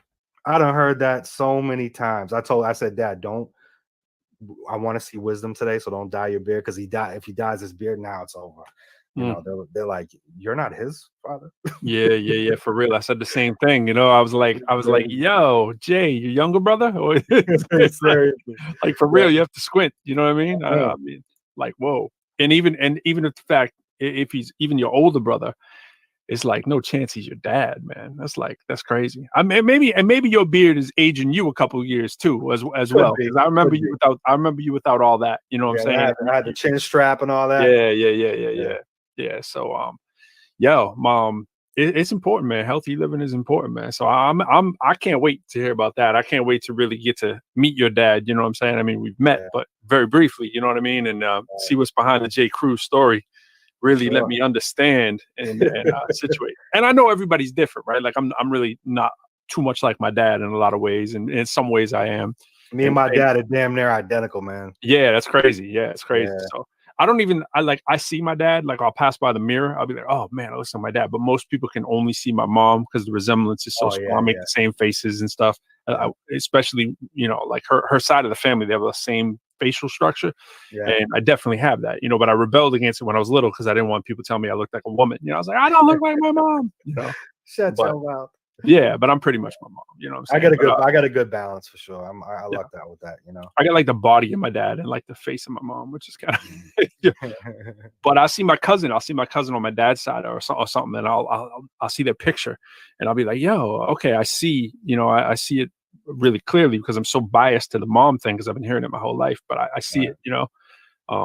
But yeah, it's crazy, man. That whole lineage is crazy. I mean, I'm getting more into that too. We think about this at New Year's, people talking about what they're gonna do, how they're gonna live life different. You start thinking, if you're a parent, you start thinking, perhaps, you're gonna spend more time with your kids, or you're gonna work on your business more to help your kids, whatever. Right. We were talking about it before. You just start talking about this whole lineage thing and talk about, like my son, I was saying before we started, he's real conscious of like you know, what happens when we get older? Like, Daddy, like, what's the oldest you can live to? You know, and I'm a little older than like your dad is compared to you. You know what I'm saying? So he's thinking about these things already. You know, my parents are young compared to me, you know, but what's funny is he sees my parents as older because they're grandparents. So he sees them as older, but then he does the math and he's like, that's not really that much older. You know what I mean? And he's like, are you going to look like that? And you're like, oh, you don't know, you know? Questions arise at that age. Yeah, he's a smart boy in general. I mean, you guys have done outstanding. And also, speaking of, big shout out to your wife, Nicole P. Jones, for the episode that she was on with Gabe the other night. I watched that. And, you know, had to rewind a couple times to hear such a great story. And again, talking about goals and everything and achieving in life and the struggles and all that. So, you know, this is the year that we can really appreciate a new coming. Absolutely. Yeah, absolutely. Sure, and, you know, I watch her do her thing and it's like, she's a natural, you know what I mean? She's just like a natural. She did pageants, you know, back in the day, and so she was always killing it on the personal interview part. She won a lot of pageants, and you know, the strength of being able to do an interview or whatever, all that training that you put into it, and that posture and poise, it never kind of left her, you know. And I think she didn't need that anyways. That's why they wanted her to go into it, because they were like, wow, she's gonna really do well on that whole poise thing, you know. She's a natural for sure. Yeah, you just see her, and you just all the time, and she's personality. Like, I'm kind of, if I didn't have a microphone in front of me, I wouldn't be talking, you know, like most of the time. If I'm not in MC state or something, I'd rather be watching, you know, a documentary somewhere in a small movie theater or whatever, at a library, or, you know what I mean? I'm just that kind of, or working on music, you know, and this forces you to be front facing. And so my wife and I are totally opposite. Like, this is more in her lane, you know what I mean? Like, right. But I've learned through MCing and you know, and teaching and all that stuff that, you know, you got to come out of that shell. But me, I'm the back of the room at a party. I don't like crowds. I don't like big noises. You know what I mean? And I'm the same. And that's why, you know, it's like the cave was dwelling in the cave, because reality is my personality type is I enjoy being alone because I'm a thinker. So that alone time, you know, man. and you can abuse it, right? You can, because, you can go off the edge. You start getting antisocial with people. You just don't, you know, and then you tend to not like people. So I'll tell you what, talking about 2021, what it did for me is it really 21. There you go. See, I'm trying to be social, man. I'm trying to wear the beads. I'm trying to, you know what I mean? I did it with my son last night. I got the celebrate mug back out. Let's celebrate. What? Yeah, you know, we definitely like, I don't know. I get lost between that talk of people talking about, are you an extrovert or introvert or whatever? Professor Lyrical is an extrovert. You know what I mean? I'm not. You know what I'm saying? It's like the Bruce Banner kind of thing. You know, like it's, you know, I'm Clark Kent. You know, like, you know, right. I'm switching metaphors. I know I'm jumping from DC to Marvel, but same with my hat. You know, by the way, I did that with socks today. I felt really bad. You know, I was like keeping it OG. I was like, yo, you can't have Marvel socks on and a DC hat. I was just, no one's gonna know. Oh, look at you going Punky Brewster on him. But the whole thing is like the whole thing with that whole extrovert introvert. I mean, some of that I'm like, is it even real, or is it like we have moods? Like, I like thinking, I like getting things done. It isn't that I don't like people. It's that I don't like maybe because of how I grew up or whatever, you know, how you're conditioned. I get nervous when I'm in a big crowd of people. It's not that I don't like people. If I'm with like 4 people, I'm cool, you know? Yeah, right. But it's like when it starts to be like 20, I don't know if that's a survival instinct or I'm just like, I don't need a big giant crowd around me. So if I like being on a stage or teaching when they're over there and I'm over here, you know, or even if it's a circle, I'm cool with the circle thing, you know. Of course, it's in hip hop, we do it all the time. But it's like, you know, I still like knowing where people are. You know what I mean? And being in the middle, like a real tight pack thing at a show, that's when it's just chaos. I'm like, yo, let me go to the back where I know I can dip out. You know, it's funny. I broke myself out of that by I'm naturally a calm person. So when I used to always think about that, how strong the mind can make things worse, right? Overthinking things is like, you know, it's like a dagger to the heart sometimes. So when I would get on stage, the first time I really got on stage, I got booed off.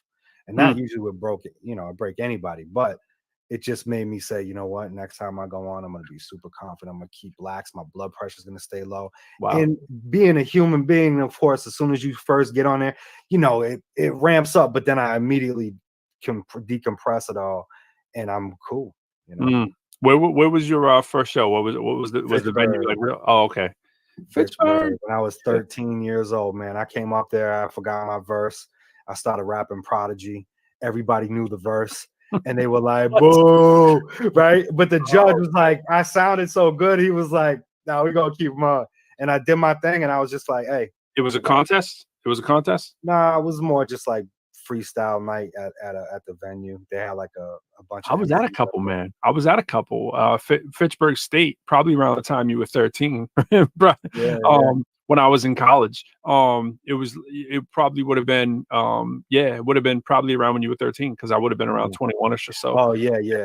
And 22, I don't even know, and in college age, you know what I'm saying? And we were always up at Fitchburg and interviewing station. My man Joey B, who's in my original group, went to Fitchburg, and so we started doing the Power Source, WXPL. I remember the radio station, Peace to A Juice DJ out there, but they had the same things. There were club nights around, and they had like these talent. I know that's how I knew you, man. Yeah, man. I was in Pittsburgh all the time. Yeah, that's how I caught wind. And I had an attitude too. One of the nights I went up there and I said to my friend, this is in the height of when I was in that attitude.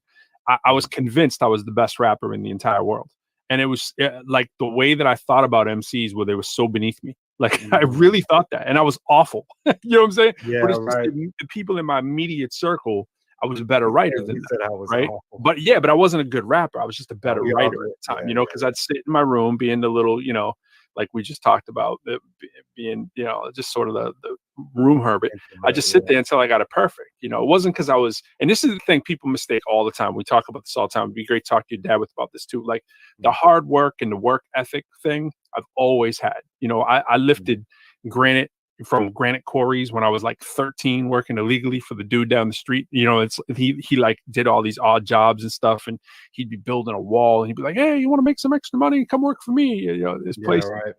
I ended up mowing his lawn, moving rocks, shoveling, crushed stone from the time I was a kid. And I stayed doing that all through college. Like I was moving big granite slabs, just the dude would do psychology on me to get me to do Herculean kind of things, right?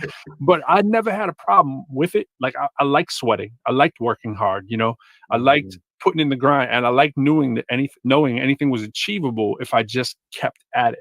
And it was the same for MCing. So I knew that I wasn't actually the best rapper. In my head, I was like, I'm so much better than this person, even though the person was probably 10 times better than me. But I was like, this person's been rhyming for like 8 years, and they're really not that good. And I'm like, I would project myself. I'd be like, I project myself in like 2 years where I'm like, man, that's a long-term goal that you just, really. And it's the same for me. I said I have my goals in my music, saying I'm going to be better than this person at this age, and I'm, in my head, like, because I'm going to work at it, and that's what creates greatness, But I hampered myself though. The problem, I do believe, I think you're right. Like it does create, like that's that drive, right? It's that drive to be better and want to excel.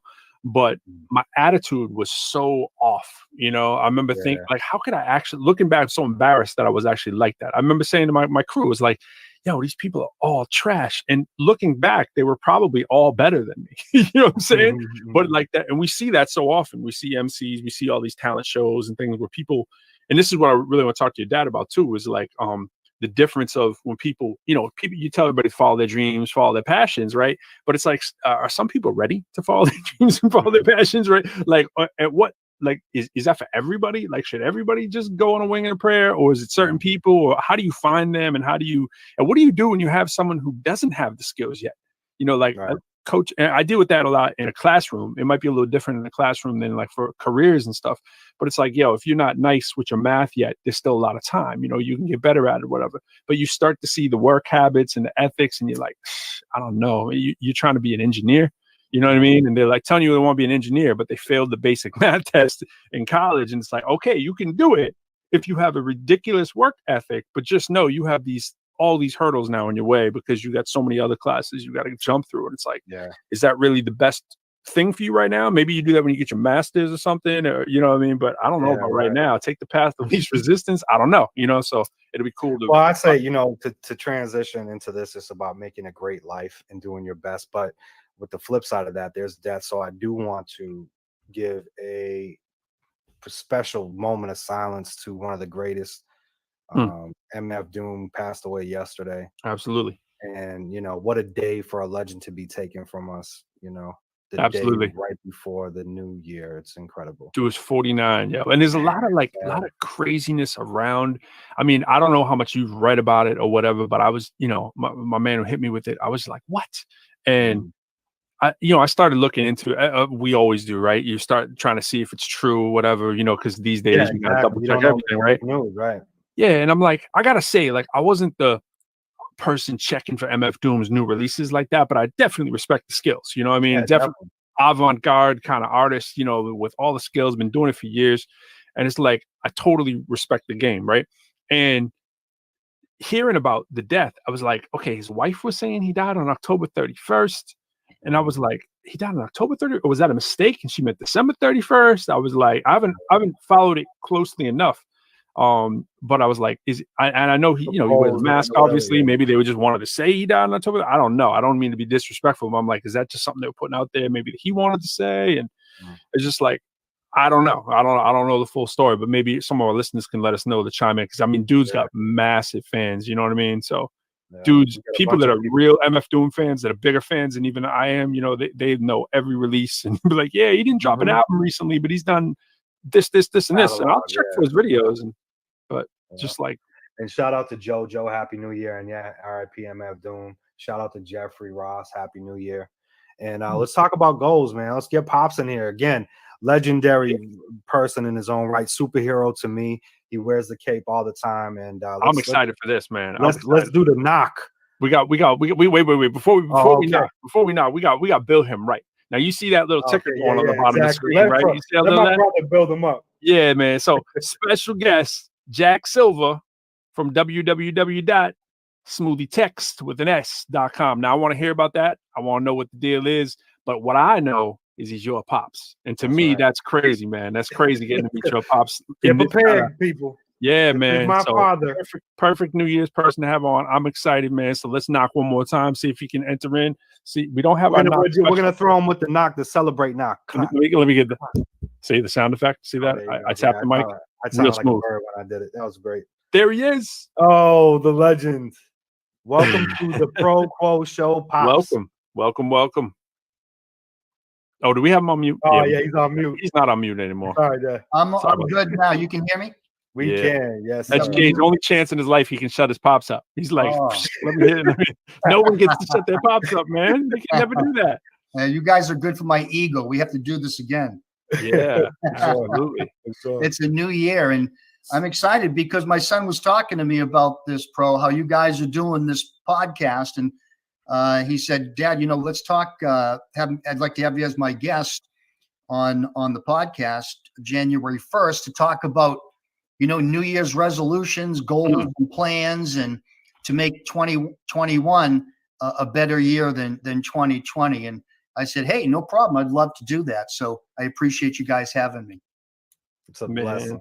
I feel like I'm probably, I know Jay's excited, but I'm probably even more excited because this to me is like, I get to sit back and kind of be like, this is how long you been asking? Yeah, man. I know we've been talking about having you up like almost since day one. Day one, right? Yeah. I've got some dad stories from you. I've heard some of his stories. I've heard some of the, there's some wild stories. I hope he kept it clean. he tried. Well, let me. Can I ask a question first, Jay? If that's all right. Of course you can, man. All right. So I got to ask you this. So I've seen some of the pictures of the early days you. Okay, and I know you kind of covered up and all that kind of stuff. You're looking real official. You were a jack dude, man. I don't mean jack, pun intended. I mean, well, I do. I mean, pun intended. Jack was jack, and Jack probably still is jack. But I'm just saying, what's going on there? Our people don't necessarily know. I'm sure you maybe would tell it because it looks like this must have been a massive piece of your life. But were you a bodybuilder? I have a few pitches, and I entered a contest because a friend said, dude, you look so good, you should try this. And I did, but it wasn't my gig to stand on stage, in my underpants and pose. So I really wasn't a bodybuilder. I was just kind of pushed on stage to do it. And because I was always in good shape, but I enjoyed it. It was a good experience. You look like a bodybuilder, man. I saw them pictures, man. It was like you don't just do that with a little bit of lighting, man. So if it wasn't for Dad being a bodybuilder, I would have been way out of line. but it was like, you better stay straight and narrow, boy. You were just kind of out of line, right? You were just yeah. No, I mean, I gave you tested something to the think about. waters, but yeah. Yeah, so I guess the best place for me to start, and I've got a few questions you guys, Jared, you got a few questions that you wanted me to cover, and I can do it my way, or you guys can break it up however you want. So whatever you want me to do, it's all good. All right. Well, first of all, Dad just gave away the AKA. He didn't call you Jay. He called you Jared. So now I'm going to call you Jared all the time. Yeah, I know his name is Jared. No, but that's the God given, and it's That's the funny behind the because scenes. my father was very adamant about, hey, that's your name. Look, That's your I name. named you Jared. You're Jared. I won't But- make that mistake again, Quo. Okay. No, So hey, good. it's Look at that. It's actually Quo. Jay. I go by Quo's fine. It's all good. It doesn't matter. Well, But- Jay, it's all good. But yeah, Jared is the God given. It is the God given. AKA Jay Cruz. But I didn't mean to jump on in there. And they already know the story about Cruz. The reason why it's Jay Cruz is because his well, middle name is Cruz. His father's middle name was Cruz. His father's middle name. So it's like that long term, goal set up long term. It's all short and long term. I got you. So yeah, Dad, take it away. Yeah, so tell us about goals. just to kind of get started off in a direction. My background's very limited. I went to Beverly High School. I wasn't a good student. I really struggled in academics. I got my self-esteem from sports, and so that's why I went to school, to play sports, see my girlfriend, and socialize with my friends. And I'm not proud of the fact that my grades were horrible, but just didn't motivate me. I loved track and field was my thing, and football, and that was just my whole life. And so I started exercising at a young age because of sports. And then all my buddies went off to school. I thought, what the heck am I going to do? So I ended up getting married and having a couple of kids, not quite in that order, but it was like in that order. And it was the scariest thing that ever happened to me, was having kids at a young age right out of high school. I was scared shitless about the future. I was really, I didn't know how I was going to pull this off. It was the hardest thing I ever had to deal with at the time. And it turned out to be a blessing that was probably the most important thing that happened to me in my life. When I got out of school, I didn't have a job. Now I've got a girl. I got a kid coming. I need a job. I didn't know what to do. I didn't like to work. I hated thinking I had to go to work every day, punch a clock, deal with a boss. And, I just wanted freedom in my life. That was like my whole thing in life growing up. I just wanted to have freedom. I thought, if I could have anything in life, it's not so much money, but it's freedom. And even still today, freedom is what motivates me, not so much money. But I had to get a job. Didn't know what else to do. I was forced to get a job. And so I was pushed into the car business. I grew up around cars. My dad was a developer. He was a car designer, and it just seemed like a good place for me to be. And I went to work selling Cadillacs at Chris Cadillac in Lynn, Massachusetts. It's no longer there, but it was a great place. And I was like 20 years old, and first job selling Cadillacs, and everyone else was like 40 years old and older. And they taught me how to dress. I had to wear a suit. I had to wear a tie. I had to wear shoes. I had to polish my shoes. Right. And so, they taught me how to dress, and I had to go to work every day. I had to be there at 9 o'clock. I had to work till 9 o'clock at night. It was long 12-hour days. But one of the benefits, they gave me a car, and I didn't have a car. So that was one of the big motivating factors of me going into the car business. And it was my dad's advice that I should go into the car business. And I enjoyed it. I really did. I worked long hours. I had a lot of good friends there. I watched how they acted, because I wasn't good around people. I really struggled with, especially older people. I was young, and because I was young, I thought that was, that was a problem. I'm the young guy. They're not going to listen to me. Who's going to listen to a young kid? And everyone else was much older, and people would come in, and I'd get all nervous and stuff. But I just observed how these other, I call them professionals, because the people I worked with, you think a car salesman, you think, oh, car salesman. But these guys that I worked with were real professionals. They were like there for, some of them, they were there for 10, 15, 20 years at this dealership. And I just watched everything they did. I watched how they talked to people. I watched how they greeted people. And I just kind of role modeled. I mirror imaged everything they did. And that's kind of how I learned how to deal with people. Even though I was very shy, I didn't know, how to talk about money, and I didn't have the confidence when it came to negotiating, but I started to get comfortable with people. And that was the biggest thing I got from working in the car business, was just getting comfortable talking to people, because I wasn't comfortable. In school, I was nervous. I was the shy kid in school. Like especially if it was like a pretty girl talking to me, I'd be looking down at my sneakers. You know what I mean? I couldn't look at her in the eyes. I'd get all nervous and stuff. We've all been there. But when I went to work here, they taught me how to have some self-confidence, and they taught me how to deal with people, which was the biggest thing I learned. And after about 4 years of working 12 hours a day, I did not like the car business. I dreaded going in every day. The hours were terrible. I didn't see my wife. I didn't see my kids. And when I did, we were always arguing because we had money problems, and you'd save a little bit of money. The wash machine would break down. All that money's gone. Now you're another 2 weeks behind on rent. You know what I mean? Yeah. And so I ended up going through a separation and then a divorce, separated at 25 years old. And so I was super depressed. I was going to work every day. I hated my job, and the future just really did not look good. And then I found an opportunity because a friend thought about sharing an opportunity with me. And I thank God for that call every day. And he told me about a company that was a health company into nutritional products. And that got my attention because I was always into nutrition and stuff.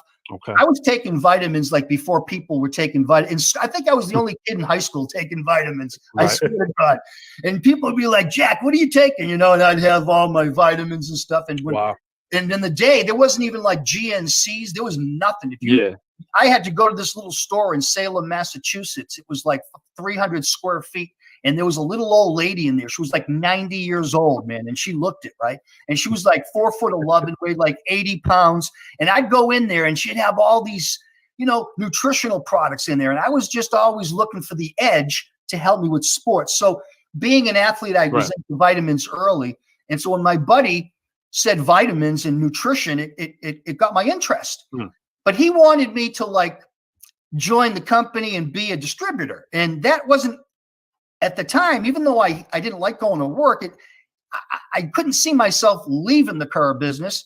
I had a car. If I left, they'd take away my car. Yeah. But I said to my buddy, I said, let me try some of this stuff. And so I just started taking the products he sent me. And like everything that's good, you feel the difference. If it's good, it's good. And I enjoyed it.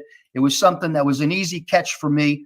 And before you knew it, I was talking about it because I was taking, and I had customers, and I'm telling you this story for a reason, because not because of the vitamins, or not because of an opportunity or a business. It was because I found an opportunity, and it had people in this opportunity that changed my life. And I met these 3 wise men that changed my life, and they taught me things that I didn't understand. Even when I was in the car business, I didn't understand these things. And because I got involved in this company, because I met these people and these 3 wise men, they taught me things that completely revolutionized my life. I met them at 25 years old. And at 31 years old, I became financially independent. I'm 58 years old now. And in reality is, since I've been 30 years old, 31 years old, I haven't had to work for money. Because of what I've learned. And I tell people I'm living off interest. And it's because of what I've learned. And I'd like to share this with you guys and all the people listening, because it's 2021. Everybody wants to do better. Everyone wants to have a happier, healthier life. Everybody wants to make more money. Everybody wants to feel better about the future. Everybody is into wanting things, Yeah. I mean, goals. People want a new car. People want an apartment. People want whatever they want. So everyone's looking and hoping 2021 will be a better year. So there's a lot to my story, but I needed you to know that it wasn't so much the fact that I love nutritional products and I've been hooked on nutritional products my whole life. That wasn't really the reason for my success, even though the products are great. The reason for my success, and the reason I've had such an incredible life, is because of what I've learned, and I want to share these things with you, and it's going to help. I hope it's going to help you as much as it helped me. See, we all think we need to go find a better job to make more money. We all think if I'm we getting get the pen, that, by the way. I'm getting the everyone- pen. What's that? I'm getting the pen out just because I heard this. I heard there's some things coming. Yeah. So these sound good. Those notes. What I'm going to share with you is it's just going to, I hope it just totally is a paradigm shift in the way you think about goals for 2021. And whether that be your financial goals, your fitness goals, you know, your personal goals, your family goals, whatever it is, what I'm going to share with you is going to help big time to make 2021 really a great year for you. And it starts off by understanding it isn't the things that you're after that's going to make you happy. In other words, when I started in my business, you know, I just wanted freedom. Of course, I wanted more money, but I wanted freedom. And money never really motivated me. What motivated me was getting to a position in life where I could have the freedom that I want. And the happiness comes from freedom. If you think about it, happiness comes from freedom. And it doesn't come from a new car. It doesn't come from a new home. Yeah, it does for a little while, but after a while, that stuff wears off. It's the freedom that you have in your life that really trumps everything. And so to get the freedom, to get the things, whether it's a new car, whether it's a new home, or whether it's a raise at, you know, in your job, you want to move up the scale and you want to get promoted.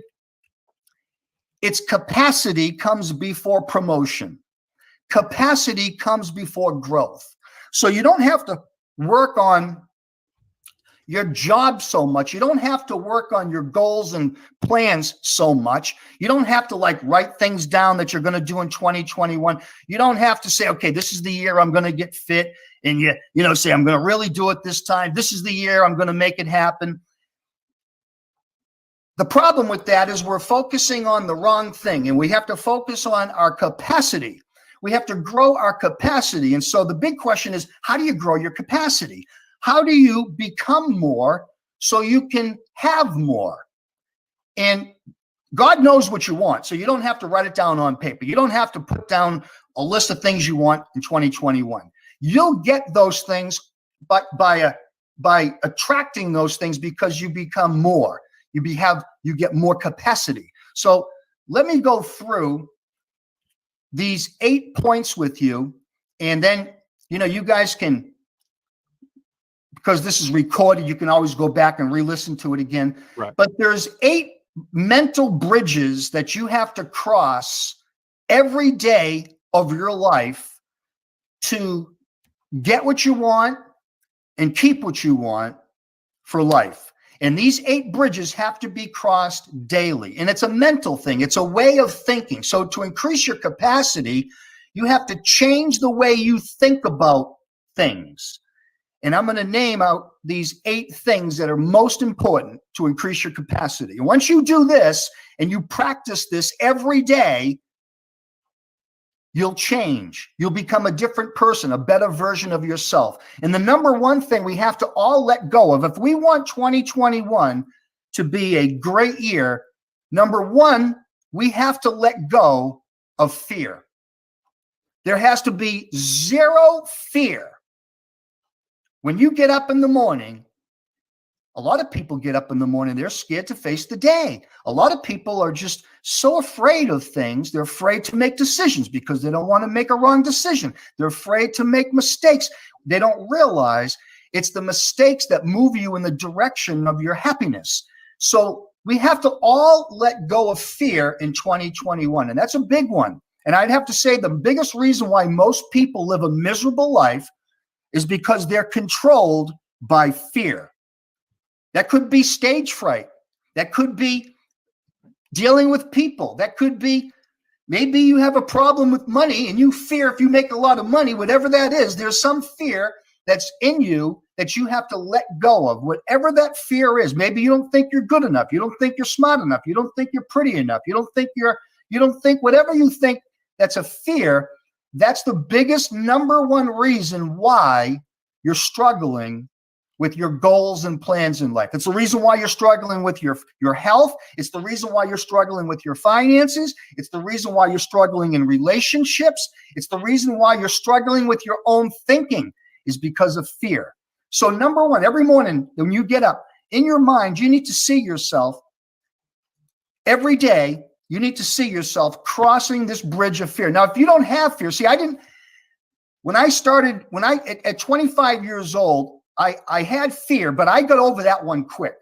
I had the courage to get over it quick. I would do things even though I was scared, and that's called courage. So I really never had a problem with fear. I would purposely put myself in positions where I was facing fear just to develop the strength to not fear.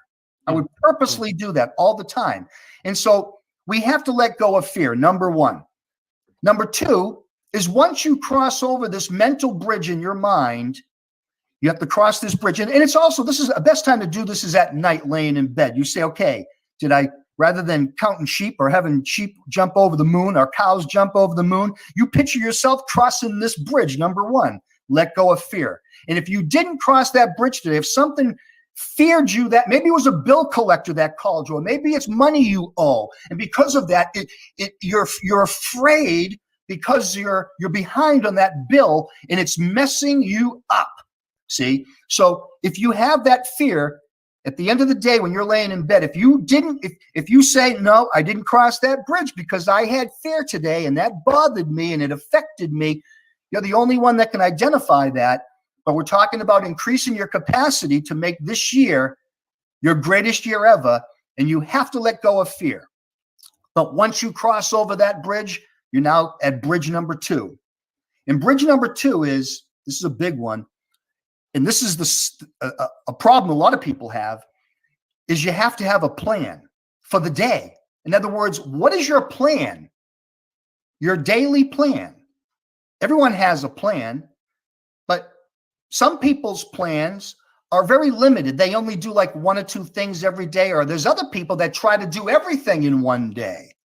What I was taught is this: there's only a handful of things you need to do every day to have the most incredible life. There's only a handful of things that you need to do every week, every month, that'll make 80% of the difference in how well you do. So it's only a handful of things. So your plan, if you look at your hand, when I look at my hand, I see my plan. I've been looking at my hand every day now for all my life. But now when I look at my hand for the last 30 years, I see my fingers, but I see my thumb as number one, my personal development life, my spiritual life.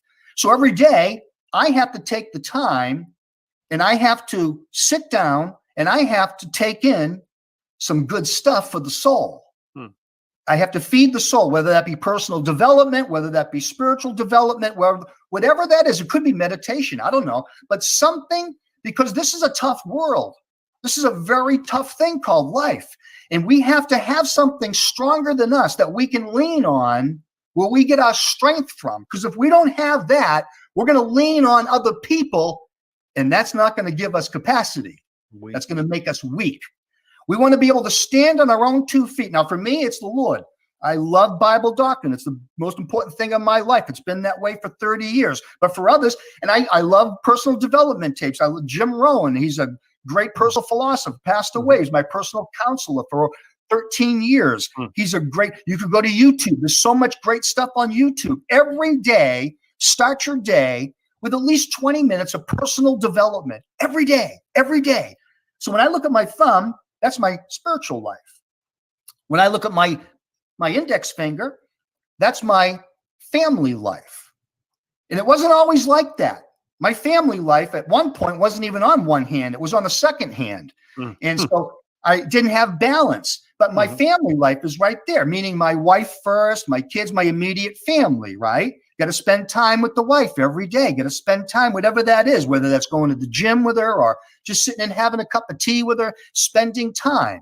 That's a priority over other things. So you have to have your family life has to be in there, whether that be, it doesn't have to be this way. I'm just telling you my priorities. And this is all about our priorities. And sometimes we need to change our priorities. And if we don't change our priorities, We're going to have the same year in 2021 as we did in 2020. And this, once you cross that bridge, though, and you have a plan. So for me, it's my spiritual life, it's my family life, it's my fitness life. Fitness includes nutrition and exercise. That's part of my life. It's been a part of my life. That's an easy one because that's been a part of my life my whole life. The next thing is my business life. That's my ring finger. That's number 4. That used to be number 1. That used to be before my spiritual life. That used to be before my family life. And that's when things were really messed up. Yeah, I was growing my business, but like my wife was mad at me. It's like I was always working. You know what I mean? And I was missing the gym, and I wasn't feeling good about that, you know? And when I went to bed at night, I wasn't feeling good about it because my wife was mad. I didn't go to the gym today, you know? So I didn't have that balance. So every day, my fitness life, my business life is right after. My business life is number 4. And then my social life is my pinky finger. That's the pinky finger. It's a little finger because I have a lot of friends, but I don't have much time for a social life. So your plan has to be balanced. And all I'm saying is it's just a handful of things you need to do every day. So here's how you figure out what is that handful of things that you need to do every day, all the time, every day for the rest of your life, every day. Right? Not until at a certain point, then you change. No, every day. So what are the 5 most important things you know? If you do these things every day, but you're not doing them, but you know if you do them, you're going to feel better about your life. You're going to feel better about your day. You're going to feel better about who you are. You're going to feel better because you know if you do these things, that's going to get better, that's going to get better, that's going to get better, that's going to get better, and that's going to get better. What are they? And you write them down, and that's your plan. Your plan isn't just to be, you know, the number 1 guy in the hip hop. Your plan isn't just to be the best at what you do. We all know people that just had a plan to be the best at what they did.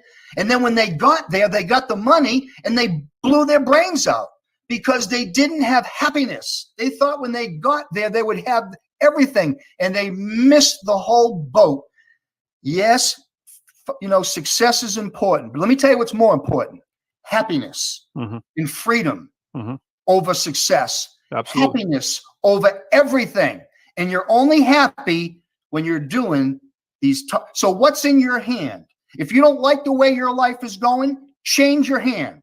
Focus on your priorities. And don't try to do 10 things. Remember, it's just a handful of things that make 80% of the difference. And let me tell you, that's going to be the biggest challenge that you face every single day because you're going to want to add more to it. You're going to want to do more things. No. Go back to the basics, the handful of things. So the plan, bridge number 2. So once you let go of fear, now you got to cross bridge number 2, and that's your plan. So when you're laying in bed at night, you say, okay, did I cross that bridge, bridge number 2? Did I complete everything in my hand? Did I complete my plan today? And if you did, great. Then you're bridge number 3. Bridge number 3 is teachability. Teachability is there we go. Teachability is huge. You were talking about it. Teachability is huge. If you're not teachable, you're arrogant.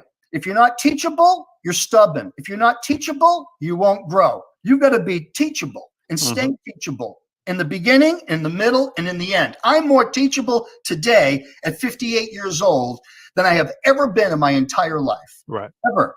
So I won't go along details into teachability because I could go quite a while with all this stuff. But that's essentially what I was saying earlier. You got to be humble enough to understand that you don't know everything, and you need to be able to listen to someone who might be better at you than what you are trying to get better at. Yes. So, and we're always working on it. And there's always someone doing better than us, and there's always someone doing worse, but you got to be teachable. And then teachability is this. If you haven't let go of fear, you're not teachable. If you don't have a plan and you're not working that plan, you're not teachable. You see? So when you cross bridge number 3, that's huge. And that gets you to bridge number 4. And at bridge number 4, this is when things start to happen in your life. This is when things start to change in your life. And what's changing is you as an individual. It's called momentum. Momentum. Momentum is, it's like this. It's being consistent at being consistent. That's momentum. Staying consistent, not 3 days on, 4 days off, not 2 days on, 5 days off, not 4 days on, 3 days off. Every day you're on, you're consistent, and you're getting momentum in your life.